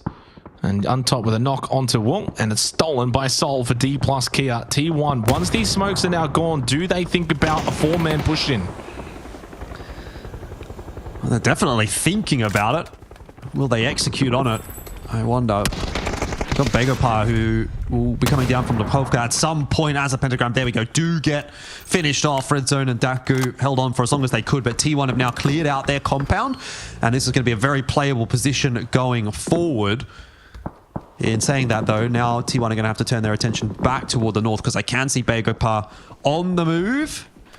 And whether or not they're going to try and crash T1 doesn't look like that'll end up happening. They just go right out around the back of Mill to Power. They're probably just going to try and play the cliffs, which is not going to be a bad spot to be in, assuming the circle is favorable for them. But as soon as the circle pulls away, it becomes pretty untenable. Gen G struggling in this game. Maybe just down to 2. I can't quite see. There's a lot going on the minimap, but Tosi has now been knocked and probably will be finished off here as well. I think these are the last 2 remaining members of Gen G, and so it won't, I imagine, ultimately be a double hat trick from them tonight. Yeah, there you go, confirmation. No 4 in a row for Gen G from here. No matter how good they've been tonight, even Flame can't pull it off, surely. 3 kills at least. And again, that's all they've got to do now, Jordan. They've set themselves up for these kind of games now. That it's not a total calamity if they walk away with 3 to 4 points. You do that enough, it adds up. And then you know you're going to also have your big games eventually to go with it. So this is really what the top teams do. It's a really good kind of lesson for a lot of these teams that even, Gen G, capable of a, 3-kill, 13th kind of position game. But that's kind of their low point. That's their flaw. And we know what their ceiling is. They can't find this kill onto Flame. He's just being an absolute nuisance with the seat swaps as well. Min, does he go for the vault over? No. He's trying if he wants to. I think he is, And yeah. eventually, no, he's failed that one as well. Flame's going to die here at some point anyway. And look, again, for Gen G, they're not going to win every game. They're not going to have a big game every game. But if you're getting 3 to 4 kills as your kind of low end, that's more than fine. Yeah, you're still set up so nicely now. But it's good for the rest of the competition. And finally Min gets the jump over onto the top of the fence, and Flame will be eliminated. And Gen G are out 13th with 3 kills. And now it opens the door. Your D+ Kias, your T1s. Unfortunately for Asler and in Eagle, they're out. Eagle are out as well. So, they're not going to be able to capitalize. But it really does now probably be the first game, since probably the first game, that there's a little bit of an opportunity now that if you haven't started well, this could be your match to actually gain on that top 3. I mean, still 3 points out of this one for Gen G. It's not as if they go out empty-handed. Esports from trying to get themselves into a stable position, but they've just opened up an avenue for Star Balloon to get some cross shots in. Looks to be okay for the moment. It's definitely getting pretty tight in here. Mini Milta is typically a very strong position with zones like this one, just because you can farm those teams that are coming off of the hill in from Malta, and that's what Star Balloon are doing at the moment. They've got control of Mini Milta. There's 4 teams, maybe 5 teams kind of thinking about taking up positions inside of Milta Power, and then you've got Begapar playing out toward the north. So pending where this shift ends up going, there's a lot of teams that actually could still be in the conversation. Oh my god, they're up on top of the silos, man. Yeah, I remember back in the day as well, you didn't actually have a way to get down from here, and it used to just kind of be you go up and you just hope for the best. Of course, now you can parachute down, so it's not really an issue, but it was funny back in the day when teams would get themselves up there. Is Roy just going to sit this blue a little bit longer and try and heal through it and then eventually make his way in? But as Nyong does get into this vehicle, that's the perfect opportunity to kind of push out, get a free kill. Roy's not aware of it. We get the benefit to kind of see that sort of information as he joins back up with the rest of Esport from. Now try and crash the red building, which is Ricky D's current location. Min, though, able to get the knockdown onto Nyong and help out Ricky D. Roy making his move. He's got some smoke cover to work with here as well. Won't be lasting forever, but if he can get inside the bottom floor of this Wizzy, he might just be okay to hold this position at least for another 30 seconds or so. The next shift will probably be the make or break for him. If it goes up north, he's dead. But if it pulls south, you can see there might be some little bits of cover that he can work with. Ricky D on the top floor of this building, hoping to survive as long as he possibly can as well. Just going to try and pop down some space, creating util. And hold on for now, but he's got to be aware of these cross shots as well coming in from a couple of those guys in Mini Milta. This is probably the safest position for him. And again, happy to just hold that position. Zone shift isn't a particularly egregious one, though. We'll pull away from Milta Power slightly, which does help the likes of Roy and Ricky D, and even T1 to an extent. But a couple of those players are still having to move. Milta's still in, Mini Milta's still in, Begapar's position also still in. I mean, Ignis can even actually still stay up on top of that silo. Ricky D ultimately will eventually be finished off as that smoke at the stairs did fade. I'm not sure that pull's going to make much difference. This is going to be a big game for T1. They got the 4 players up. You're still in your good position of the yellows as well. Circle's still on you. Phase 5 means you don't have to move. Yeah, the lobby will then trim a little bit as teams have to start to navigate Milta Power. The question will be phase 6 onwards. Where does T1 eventually kind of go to? Because that open area where the road is kind of splitting, north of Mini Milta, it's not easy to kind of play out of those positions. There is a defilade on that road, but then you're open to Mini Milta. So they're going to have to really be thinking right now, what's the next angle? Clearly, they're going to still try and get some kills. As Baker wanted to move out of their own position. Atkins made it to that little dip just in front. Agnes trying to be a nuisance still here up on the power plant. Rex is going to get knocked down by Zephyros. This is going to be... That point so bad. Yeah, this is not going to be an overwhelmingly good result for Ignis again. It's been a rough night. Oh, hello. Zephyros with a huge nade. Wipes out effing Ponchio. Ponchion. Might have been in a car? I didn't see exactly where they were. I'll take a step back. Oh, no. They were not. I'm cooking. They were all sitting there. I saw them earlier on down lower on the map, so they did make a big rotate here, but from Agnes's position, he's pretty unhappy about that because he's not able to get too many points out of that little stoush, but there are going to be some more points available to him. I don't know if the silo is going to be in play for this next phase, though. It's kind of just on the crossover of the circle, so we'll see. Baker Park under a little bit of pressure right now as T1 kind of getting wiped the floor with at the moment. So you said this is going to have to be a big game for T1. Unfortunately, they've lost a couple of players on that quest to take a bit of map control, and now their chances of winning this game have fallen away dramatically. Top 8 now. Top 8 with Roy going out for Phantom Hearts. Ignis then to follow immediately for poor old Agnes. And down to the final 8 teams. SGA, their best performance so far tonight. Well and truly, again, we're seeing some of these, I would say, quote-unquote middle teams finally having a game where they're able to get things to just work for them. T1, though, the ones who are certainly benefiting from those top 3 teams going out early. D plus Kia, we touched on them a little bit coming into this match. Just as a team that hasn't quite fully clicked tonight, and this could be an opportunity to pick up some very valuable points, push into the warehouse for SGA. They get rid of Menuda and Untap, and XK Gaming get wiped out now. Kachi, though, with the nade onto Hain. He's had a good night so far tonight, Kachi, but traded by Heat and flushed as well. SGA's best performance continues to deliver and just puts a dent into the chances of D plus Kia for this match. Heat, though, now the standing solo for SGA, and he's got so much pressure in front of him. Finally finished off. They go out in 7th. D plus will be the beneficiaries. But I think while all this is happening, T1's just able to sit pretty comfortable towards those yellows.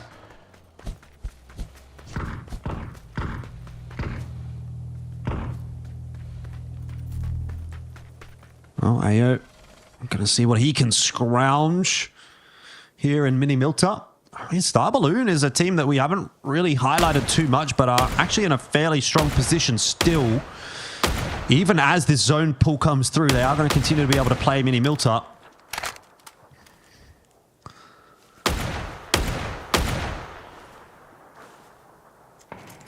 They've got good sightlines on pretty much every team as well. D plus Kia will be pushed out of Milta Power. T1 still have a little pocket of safety to play in their yellows. EFM as well have a little spot over on the western flank where those defilades are. And Akan for Beggarpar just sitting behind the rock. But any of those players move, and Star Balloon have actually got an angle on it. You can see IFMG as well here in the Wizzy. Could definitely play spoiler, but they may well get crashed by D plus Kia. I don't know what other options they've really got. They're kind of trying to size things up, have a bit of a look, but there's not really any cover anywhere. So I suspect we'll probably see D plus Kia having to crash somebody's position. And I'd imagine it'll be these guys here. IFMG, Kimjun already starting it nicely with Wicked getting it dropped on the floor, but Freaky just gets stuck in the window. Somehow he's surviving. The fire not quite licking at his feet. Soul's on the floor as well. The heals coming through. And it's all up to Django. If he can get in here quickly, he might be able to still get that res onto Soul. But that would rely on Freaky struggling. There's a nade in there that's caused a bit of damage. And Freaky, I don't know what's happened there. Django. Oh, he got the molly in deep. He's looking for the res onto Soul, and he'll get it by the looks of things. Yeah, but they're in a tough... he won't. No, never won't. Talk about a curse there at the last second. Good little angle found by Min. They've made the most of Mini Milter. Have Star Balloon, 6 kills, 3 players still up, top 5 in T1. They've got themselves into a little bit of bother as well. Time to get revived here by Heather. Solution just playing the back of this yellow, split by Rascal. They can't. It's a very wounded lobby, Jordan. A lot of solos. And Star Balloon, as they push out of Mini Milter, they push out at the right time because it's not exactly as if they've got themselves really any much of a contest in terms of another team with a whole heap of players alive. Good swing from Type. They will get the elimination onto Solution as Rascal not in any kind of position to help out whatsoever. 5 kills for D plus Kia. And it's still been a good game for them, but talk about maybe a slightly missed opportunity with those top 3 teams going out early. It's not as if they've gone on and had, you know, a resounding result. It's still something and keeps them at least in a decent spot. And the wrap up north here by Changood. Is he going to go in towards Akan? No, he goes further deep. And if he can find a little defilade spot that's very much out of the line of sight of others, it could be top 4 as Akan caught here by Type on the road. And T1 now go to 9 kills. Despite losing Raining and Ian earlier at the Yellows, the final duo of Heather and Type are doing enough to get T1 further points. Star Balloon have wrapped right in onto Janku. They don't have any grenades to dig him out from inside this smoke. They're going to toss some flashes in his direction. It's going to mean he can't do anything. There finally is going to be a grenade that will come through and finish him off. So D plus Kia finished off in 4th place. 1 player left alive from Esports From, and 2 for T1. So is there a world where Star Balloon let this one slip? I mean, it should be their game every day of the week, but just with the position here of Type behind that UAZ, Gun 1 relatively low, and Type waiting patiently for the confirmed knock. Won't quite get the kill. He knows that Min is quite close by here, somewhere behind that smoke, but that already is putting a bit of a spanner in the works here for Star Balloon, and this might still be an angle for T1 to find a victory. Min goes down. Even further of an opportunity now presenting for T1 and Heather to confirm onto Gun 1. And Star Balloon have missed an opportunity. That Mini Milter play so vital for them throughout this game. And while it's still going to be a good performance, you think about what could have been. Now down to 1. But what has been made by T1 has been nothing short of extraordinary. Out of those Yellows, under pressure, having to continue to push out, continue to fight as just a duo. It's not solidified yet. Rascal in a good spot. Ayo holding and still inside of the zone. So still just a little bit of work to do for Heather and Type. Like, it's not a gimme, Jordan. Even though they've got the 2 players, the overhead here is a perfect glimpse as to what they've got to traverse in terms of the openness of the final Phase 8 circle. Ayo definitely been spotted out by Rascal, though. And T1, to their credit, do at least have a vehicle to work with, which not only can be transportation, but it can also be cover. And that's pretty important in a zone like this one. There's a couple of trees maybe to work with as well. They don't really know what's actually happening out on this western side of the zone. You can see they're really quite eager to just try and do a bit of scouting at the moment and try and see what's happening on that side of the zone. They've got 50 seconds to work with before they're going to have to move in. There is Rascal getting that finishing blow onto Ayo.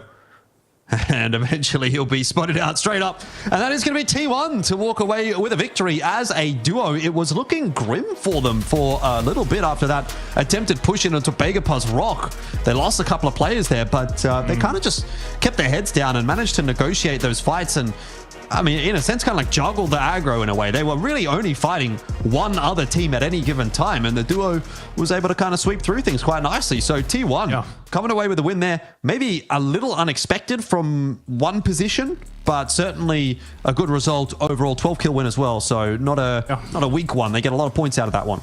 Yeah, and that'll put them into the top 3, which is really where you want to be and hold that kind of position. I know at the start of the night we sort of mentioned the likes of T1, Gen G. When you think about a 3-team qualifier, like only 3 qualifying spots, those are 2 teams that can very easily hold 2 of those 3 spots. And as it stands right now, they do after 5 games played. So, you know, you think about an Eagle Hours, hot start, then it's 11th with nothing, and then it's another poor performance. Pentagram as well, hot start, and then a little bit of nothing. And so that's always going to be naturally what happens. Going to go to a break. When we come back, the final game of night 1 for the career qualifiers on the road to EWC.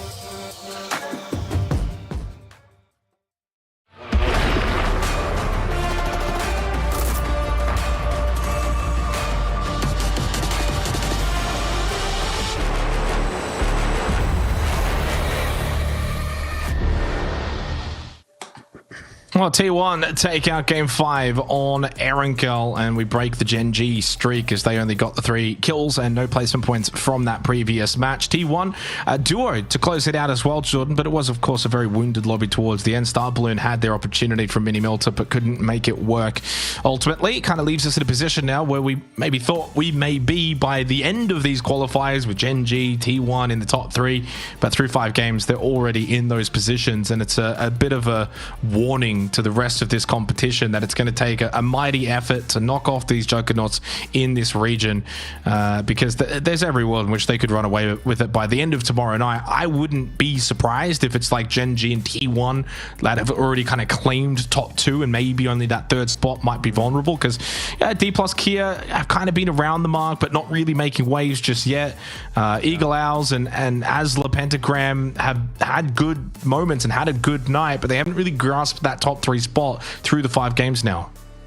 Yeah, FN Esports is probably another team to maybe just throw in the mix there. They're sort of in a top 4 position at the moment. I think they're largely being carried by a good first game of the day and, you know, a couple of other games where they're keeping that scoreboard ticking over. We can take a look at the updated standings at the moment. You'll see that Gen G are still in the running for a big game, or a big day, I should say. There we go. We update those. And we've got 66 points. So they're still in the running for like a potential 80-plus point day if they have a good final game here. But what has actually eventuated, as you mentioned, Xenox, is that T1 have now kind of leapfrogged Eagle Owls and Asla Pentagram, Eagle Owls and FN as well, who had like good starts to the day but have definitely fallen off. Asla have had kind of like a decent middle stage, but maybe not quite a great start, and certainly not so great towards the back end here either, or at least not to the same level as the likes of T1 and Gen G.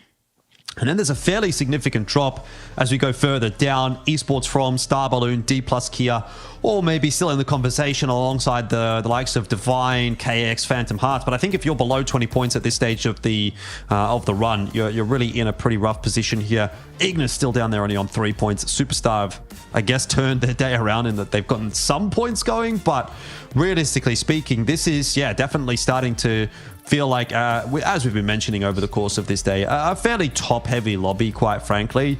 And there's a possibility that that could only continue to grow in this final game of the day if we, get a Gen G decent game or another T1 win here, for example. Those two teams are going to just race out in front. Time to get a little bit negative though, Jordan, but have you got the marker out for the likes of... I've got a pen. Are you willing to put a line through those, bottom 2, bottom 3 teams with what we've seen so far? I know we're only through 5 games, but you've got to look at it from mathematics. You got to look at it from what we've seen gameplay wise, or do you like it's harsh, but how often have we ever really seen teams that, after 5 games are still on single digits have to, climb now 60, 70 point kind of gap territory? It's very difficult to imagine that's going to be a possibility. I know maybe the full blackout marker might be a bit too harsh, but I think there's a couple of teams with solid pencil, through their names right now. Yeah, look, it's definitely still early days. I think the thing is, with 2 days left to play, I don't think you can really... It's 3 spots. Like, if it's like I get it. top 8, it's different. But like the thing is, it isn't impossible for those teams to just have an absolutely out of this world day tomorrow, again, and maybe put together a 70, 80 point day, get the hardest of hard feeds potentially if that's what they need, and then be within 30 or 20 points of making a top 3 on day 3. So I think it's just still a little bit too early for me. You never say never.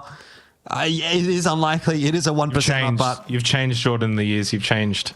I'll get the white out. You know what? I'll get the white out, and we can if we have to, we can scrape it off. At least that way we, it's reversible. Or I don't know if we have one of the magic erasers where we can rub out the pen, the line from the pen or something like that. But it's I don't know. We'll give them at least the first game of tomorrow. How about that?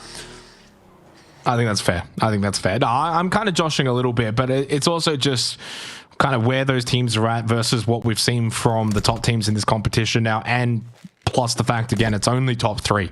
You know, it's one of those kind of tournaments where there's not a lot of breathing room to have 5 bad games. So it's like you said, maybe first game tomorrow, because over the course of an 18-game competition, even the likes of Gen G could maybe have 4 to 5 quote-unquote bad games. Their version of bad games might be 3 to 4 kills, but still nevertheless the same thing, which means that for those teams down the bottom, they basically now ran out of chances, right? Like, this is kind of almost last chance territory in this game, and then maybe the first game tomorrow. If you get to the point where we're, you know, 8 games through out of 18 and you're still single digits, you're done. You're pretty much done. So, you know, this is where you've got to now really start to think about the way that you're playing. You've got to start to think about something's not working. What is it? Can we find adjustments? Can we figure out, okay, maybe we're trying to fight too much and we're only getting 2-3 kills but then dying. Maybe we're focusing too much on position. Maybe we're too scared to fight. There's a lot of things you can look at when you're towards the bottom. There's always something that you can do better. If you're at the top, it's a bit different. At that point, you're getting nitpicky. Little things, little micro adjustments if you want to stay at the top. But if you're at the bottom, you got to start to think about almost wholesale changes in the way you're approaching these games and why things are not working out on what is now a pretty consistent basis through 5 matches. As Rex, Heffen, Pochion, they all won the first game tonight, and it was a 12-kill win, Jordan. I mean, talk about the perfect start, but they're just not really been able to, you know, reach those highs again. Fairy inside of the building is being stalked by a T-Rex. It's a Rex versus a Fairy, and I think the Rex is in the better position. Well, so far, Fairy's got no idea. But Rex just got to be careful he doesn't get like spotted through one of these windows, or, for example, there as Fairy jumps out on the drive. There's going to be a few shots in here, you'd think, from Rex. Maybe not.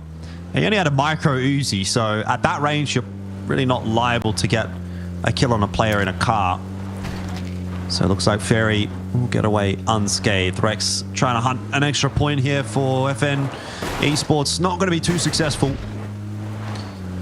And it's a much more, let's say, standardized game, I guess, to finish the night. We don't get a particularly outrageous zone shift. The plane path was a southern plane path. It was maybe a little bit more south than a couple of those north-based teams would have liked. The likes of Starborn up in Severny would have had to have worked hard to get all the way up there, but it's a very central zone shift, and so everybody going to be able to rotate their way in through what would, I imagine, be their more desired rotation paths. You know, you're not having to make a particularly long rotation. You're not having to make a late rotation. Yes, some teams are going to beat you to the punch, those teams that drop in towards center, in towards school and apartments and Pachinki and whatnot. But by and large, this should be a quote-unquote easy game to play out, at least sort of like phase 1, phase 2 for the vast majority of teams. No one has been hard done by this zone shift. So it'd be a nice standard end to the day here in the Korea EWC PUBG qualifier.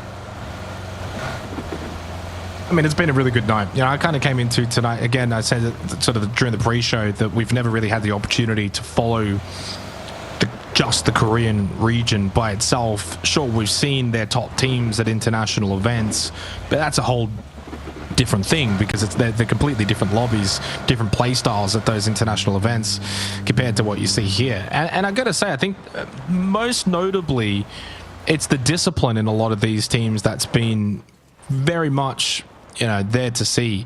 They don't rush things. And the best example is probably like, you know, the fight in the last game in the yellows for T1. Instead of just rushing in, you know, hot and heavy, they really just kind of wait it out, and they go on and win that game because of it. And as I say all of this, speaking of Tier 1, and again, this might actually be a good example. Rather than just like full send, full crash, they just hold the road here against Phantom Hearts. And they suss it out, they assess, and they'll make a decision here based on what they feel like is the best case for them, and might be to just leave. But whereas if that was an APAC team, I wouldn't have been surprised to see them just full send it, build it, you know, cars into the building and fight. And it always doesn't bode well to do that phase 1, you know, 6.5 minutes into the game. It's never really something that you see the top teams do internationally.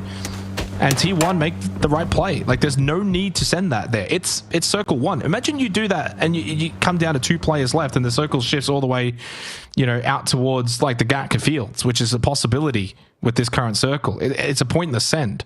So they get some information, they scout, they move on. Again, good discipline in this region from the top teams.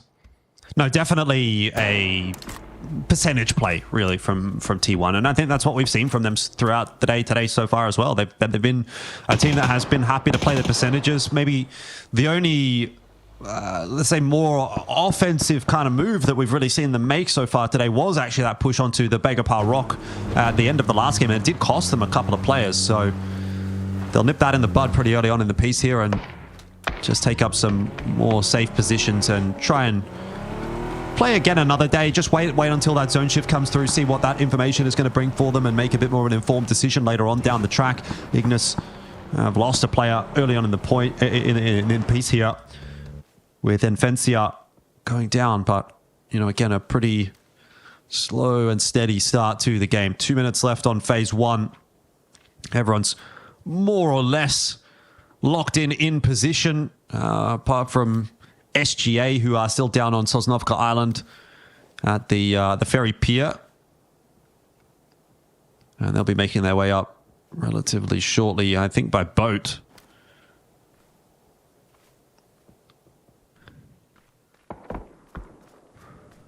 But otherwise, everybody's moved in, and so I think the next probably minute and 20 seconds is not really going to prompt a whole lot.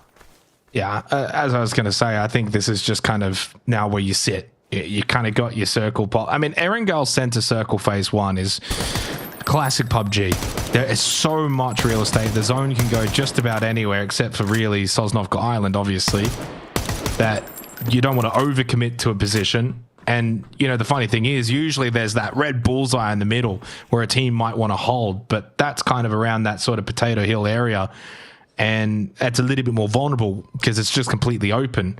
And so it's actually just the dead center is actually, there's no one really like fully dead center because you just don't really want to be there phase 1. Phase 2, things change a little bit. But I mean, this can go anywhere. Gatka, Roshawk, Snake Way, you can go out towards Bunning side. I think, yeah, it's a you can't predict this circle. This is very, very difficult to predict. And so teams will hold, that kind of 3 quarters in.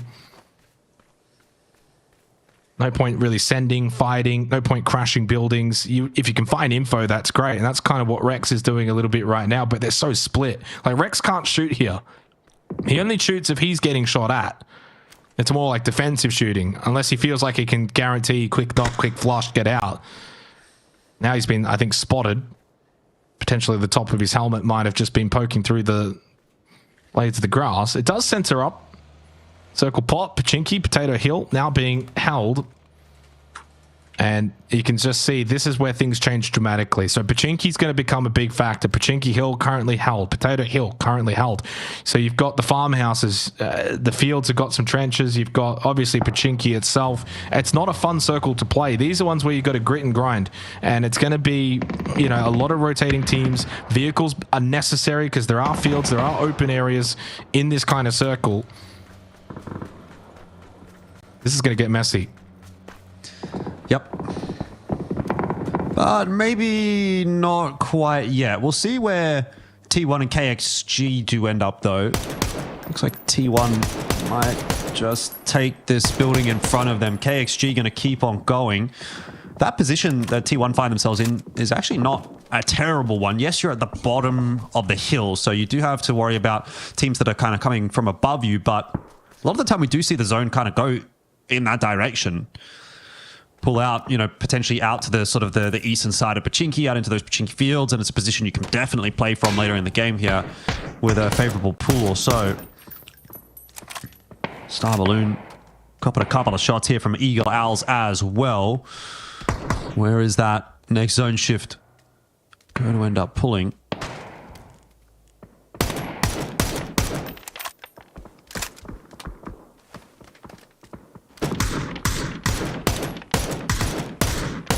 Raining knocked down early. He'll be rezzed, I think. It's just inside of a building. a slow one to kind of end the night, at least for now. But as I mentioned, it is going to get hot and heavy. You've got teams now playing bowls and sharing very, very little space between those bowls as well. Big split. Well, I wouldn't say big split, but a 2-2 small split here for Eagle Owl. I think they're the kind of team that needs to probably end the night on a good note, the way that they sort of started going into their night 2 tomorrow. Divine happy to just kind of hold Potato Hill for now. Barpo watching the backside, making sure teams can't push up. It's a good spot right now for phase 2, but if this keeps going Pachinki way, coming down that hill isn't fun. You've got teams in Pachinki that will be able to kind of see you, and the farmhouses, and the bowls. And there's only one team in Pachinki, and they're not even in it. They're really holding the church area, if you mind game. But if this does center up on Pachinki phase 3, I am expecting mass rotations into Pachinki. Well, there's a lot of teams that still are going to be thinking about that possibility. FN, Esports, certainly one of them. SGA, as well, as we mentioned, were kind of late coming off of Sosnovka Island. Haven't really found their place in the world either. Those are the two teams that I'm probably thinking maybe the most lost in this world at the moment. They don't really have a position to call their own. D+ holding on to Pachinki Hill. Begopar out to the west. Superstars will not lose Inspire, so down a member now. They're just in a bit of an awkward sort of halfway spot as well, out toward the eastern sort of hill near Potato Hill, just south of Potato Hill on the dirt road.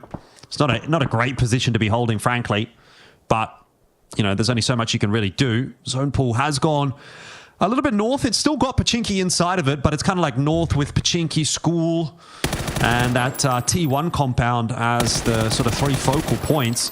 Superstars really just being picked apart here by Phantom Hearts. Their setup not too fantastic, you know, not playing off of each other, and Phantom Hearts are just picking them apart one by one. So down to just 2 now remaining players for Superstars. Yeah, get that whiteout ready. If there's a team that's probably going to have it, it's probably Superstars. Nothing's worked for them, and to be honest, you know, we've seen that, well, this is game 6 now. Enough PUBG to kind of assess teams and sort of the way that they're fitting into this lobby, and I don't really think we've ever really seen Superstars have a dominant moment as SGA just get absolutely obliterated. Star Balloon will benefit the most from that. No kills there for Eagle Owls, even though Hush was trying to get some, you know, little third parties shots in with the Mini 14. So down to 15 teams now with that elimination. Does offer a little bit extra space, but not really, considering they were fighting on top of each other. Baker's gone a little quiet as well. Ever since Tego and Rondo, they haven't really come into Erangel with too much of a spark. Star Balloon would have been kicking themselves that they couldn't get the win from Mini Milter Power in that last game. 2 kills to start here. Good little clean sweep onto SGA. But at least be finishing the night on a good note for Star Balloon, who have got themselves back up the leaderboard ever so slightly. Certainly not an awful position going into day 2. Nope. That's all you need to really do on day 1 as well. You know, if you're not a team that's having a great run in the likes of Gen G, for example, as long as you can hang on to, let's say, like a 30, 40 point day, that's enough to keep you in the conversation. Because when we're talking about qualification positions, we're probably thinking, you know, anywhere between maybe 130 and 140 points, I would guess, for an 18-game 3 qualification slot lobby. Yeah, I would say like 140 gets you maybe like 3rd, right? Yeah. Like, I mean, it's a little dependent on Gen G and T1, because they're both on pace as of right now for 150 plus. Now that pace doesn't always hold, and it comes down a little bit. But that'll be soaking up some points for sure. And if that's the case, then it does bring down what the average would need to be. Soul on the floor. But Primi brought down to heal, and Agnes as well. So maybe there's a world where Soul could get picked up here. The rest of Darm1 really pushing their way through. But I've been noticing these interesting splits from Darm1 today. This is another one. And Kachi will catch Rex. You remember the one, was it on Rondo, I think, where Darm1 had the 3-1 split. And again, they've had something similar with Sol sort of venturing out on his own, which he is want to do, but that could be a problem for Damwon here as Kachi's been taken down. Wicked under pressure. He has to dodge vehicles, but at the end of the day, you're just getting shots in your direction from all over the place. Americano will finish him off. Django catches him. I mean, this is an absolute mess of a fight. Players getting caught off guard left, right, and center, but it looks like it might be FN Esports that come off worse for it. Ignis as well, somewhat involved in a fight down on the southern side. It's actually 4 teams scrapping right now on the south side of the zone. It's been the issue for D+, though. They've only got the 5 placement points through 5 matches. They've got 22 kills, and that's certainly been a good area for them, but they're just not able to live to the late game because of these kind of fights. As Django also gets knocked, and that's going to be the end of FN Pocheon, but it's not as if D+ Kia are going to be left standing for much longer. That's the issue. That's the... Oh, well, I mean, Ignis are done, surely, although Damin, his position not known. Esports from actually kind of just running by him. He might actually be able to rank tank a little bit as Ricky D finished off by Pio. Phantom Hearts now will get the kill onto Rascal. A little bit of drive-on-drive action here. But yeah, for D+ Kia, quickly going back to them, that's been their issue tonight, Jordan. They've gotten good kills and they've looked okay in their fights, but because they're fighting early, they're not getting the placement points. They're not living into the end game.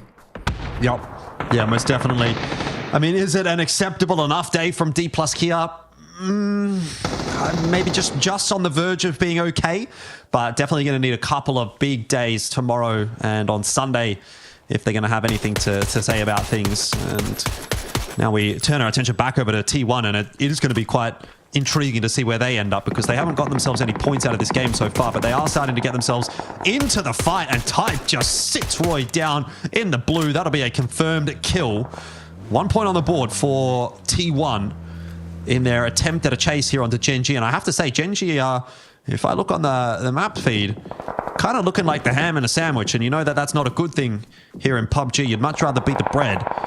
So Gen G think, let's try to get this bread and try to just send it straight into the center of the zone, cut our losses. We're going to have to sacrifice a couple of players. In fact, we're going to have to sacrifice 3. But Flame is away. And if he can find a spot of Solus somewhere, which is going to be very difficult, mind you, in this zone, he can try to play for some placement points. But I don't imagine that Gen G are going to be really improving upon their position all that much. Yeah, this is a big squabble of teams. Vegapar right in the middle of it. Honestly, this is where Pentagram have got to capitalize. They had a great start to the night, but Park Pro, the way he's holding this angle, he's got no idea where they are. He's been forced off that position by Lua. Long way away. Shots by KXG. By the way, the zone has entered up right onto Eagle Owls. They may end up actually ending the night the way they started it with another really solid result.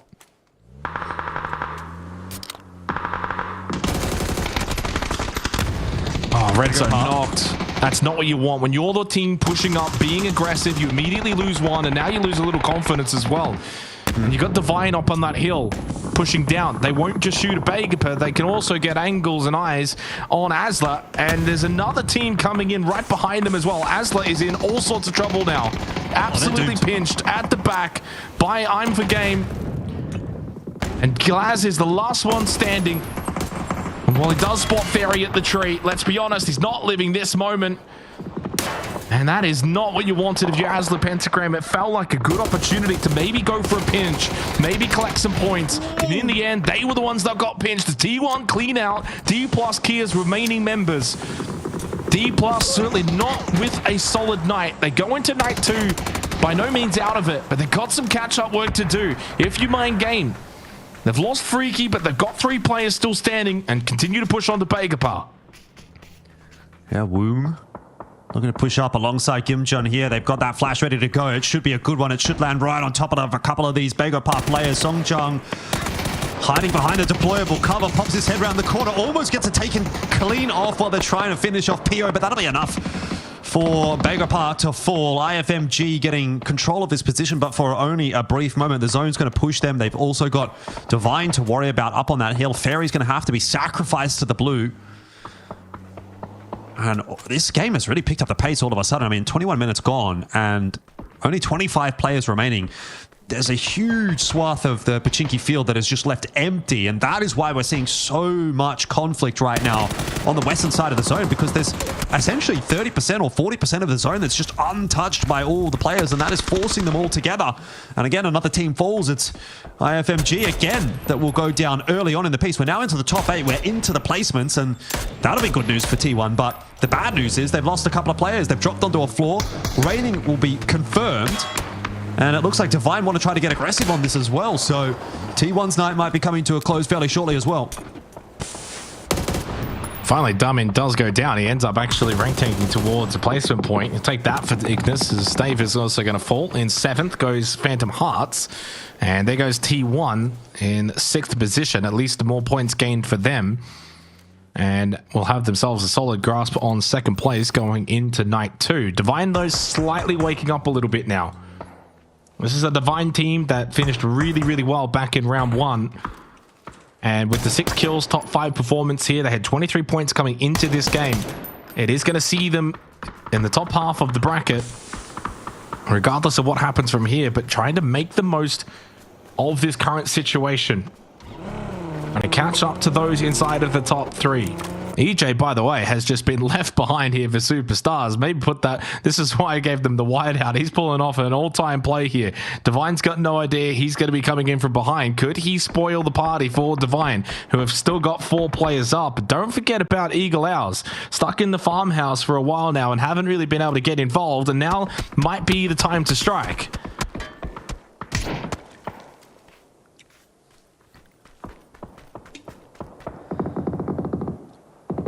Divine certainly spreading out nicely and taking as much map control as they can possibly get.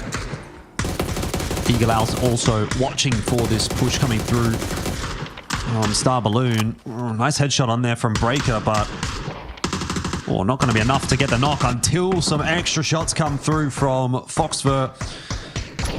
And Eagle Owls maybe a little bit disappointed that they don't get more out of that cross. It looks like it's inevitably actually not going to be a confirmed kill onto Babo.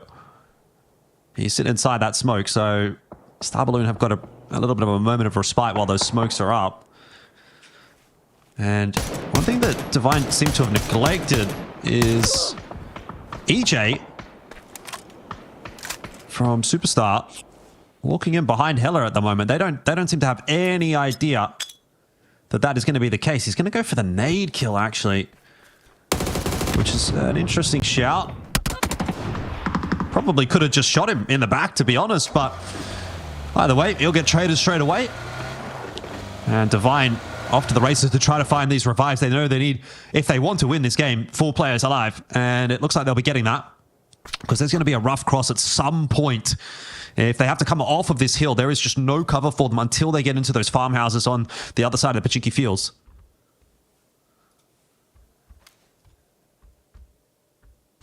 And if you're Straw Balloon, you're thinking... Star Balloon. You're probably thinking, let's not throw this one away as well.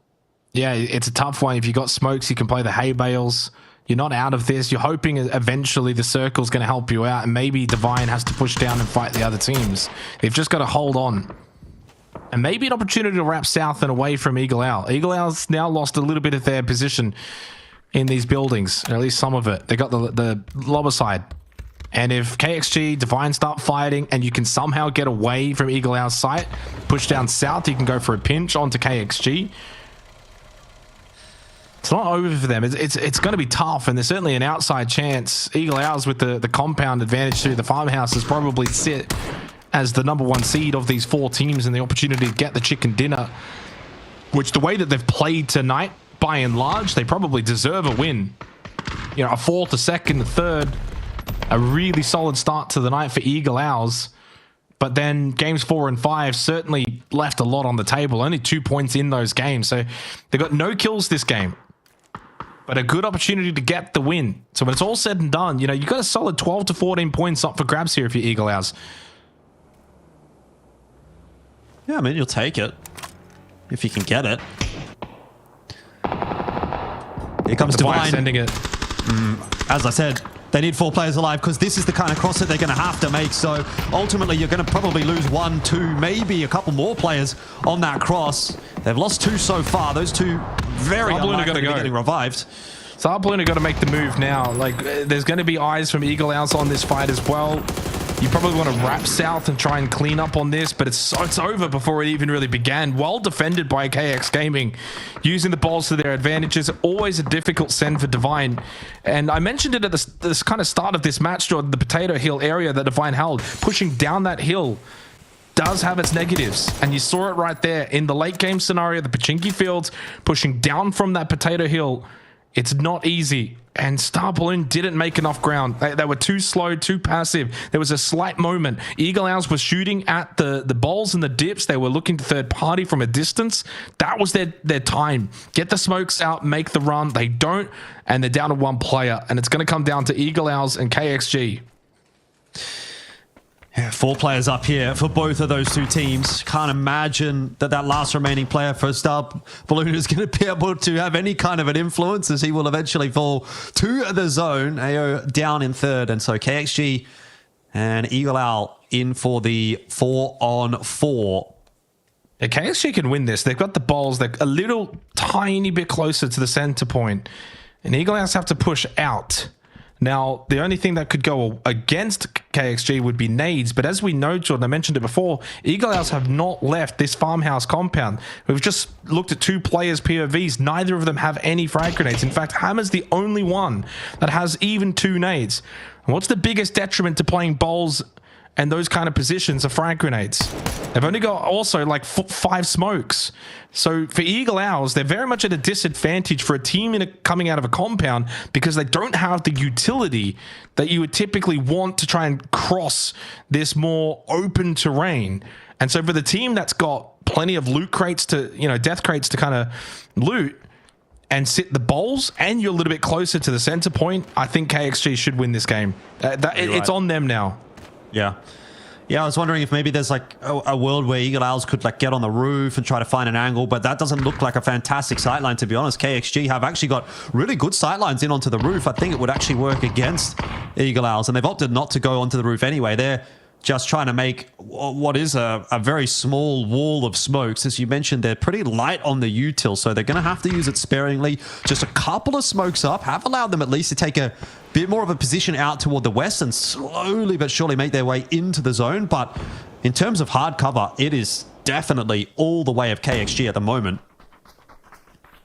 KXG are going to start throwing out these flashes and nades as well, so they've got the util to kind of throw the way of Eagles. If one nade lands like that, suddenly now it's the go button that you can press and say, now we push up. There's another one for Minuta, and immediately you can already notice the difference in the utility between the 2 teams. And the reason why KXG were very, even blue zone nades, Eagle Owls haven't even fired a shot. No one's fired a bullet so far. It's just the util disadvantage. And Breaker's so low. Foxford's trying to heal. They can't get the revive onto Harsh. Only the 1 kill this game for Eagle Owls. They will pick up 2nd. So you're thinking, okay, 7 points. That's not too bad. But how much more you could have maybe gained from having such a superior position for a large portion of this game. But for KXG, fighting out of the balls, fighting out of the fields, Pachinki, they get the win. The chicken dinner to close out night 1 here in the career qualifiers. A wonderful performance. They had to beat out Divine. They had to beat out Eagle Owls. They had a solid position. Well played by KXG. Yeah, and a much-needed win for them as well. After 5 matches, they were sitting in 10th place at only 22 points. With that win, they should be jumping themselves up maybe into the top 6 or 5, somewhere around there, depending on how some of the other teams did go. Though Star Balloon had a pretty good finish, top 3 for them. Eagle Owls a top 2 for them, so maybe a chance to potentially overtake T1 and take that 2nd slot away one more time. But I think at this point, it's pretty undisputed that Gen G is going to be ending the night in 1st place, even despite a couple of, let's be real, rougher games actually in the end there on Erangel. Overall, though, 70 plus points for the night for Gen G is an absolutely phenomenal one. 50 plus for T1, pretty solid. 50 plus for Eagle Owls. Those are going to be the big name teams walking into day number 2, but look, we've got another 2 days. So, I mean, it's still conversations to be had. We have seen what a difference one match can make there, in the sense that KXG get the win in the last game of the day today, and they've gone from, again, we don't have the updated scoreboard just yet, but probably somewhere around 10 to somewhere around top 5 or 6, and that's a really big jump from just one game. If they do that again first game of tomorrow, all of a sudden they're gone from 5 or 6 up to maybe 3 or 4 or 2 or 3 or something like that. So a lot of moving and shaking can still be done on this scoreboard.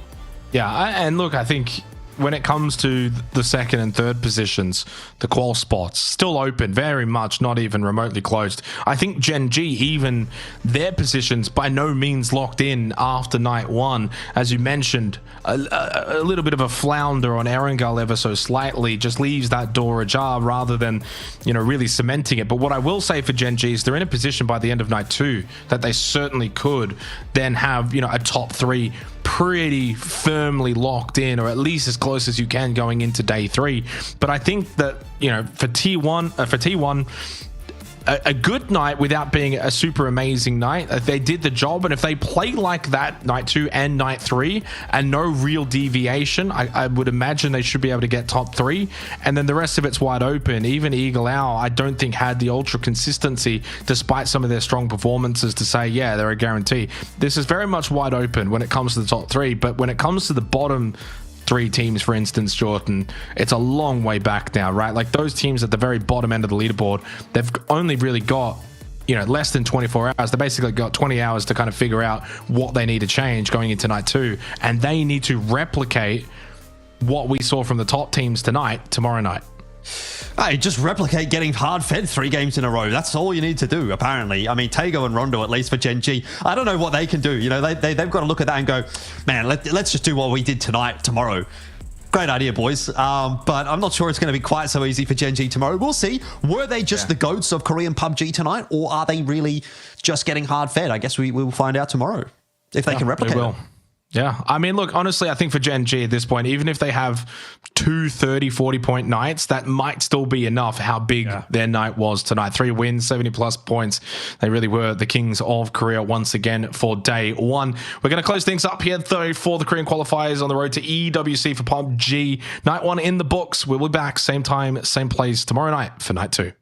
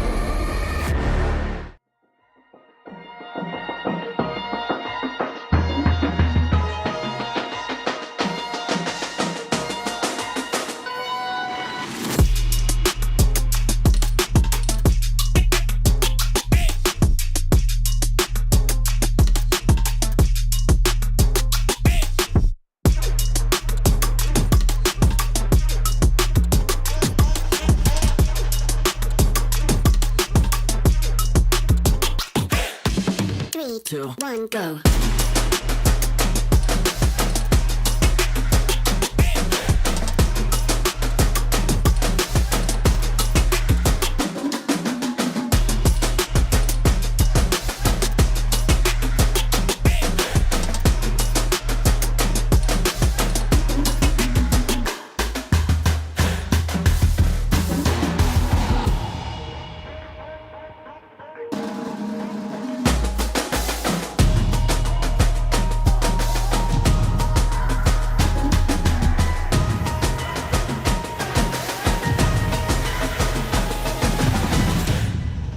Three, two, one, go.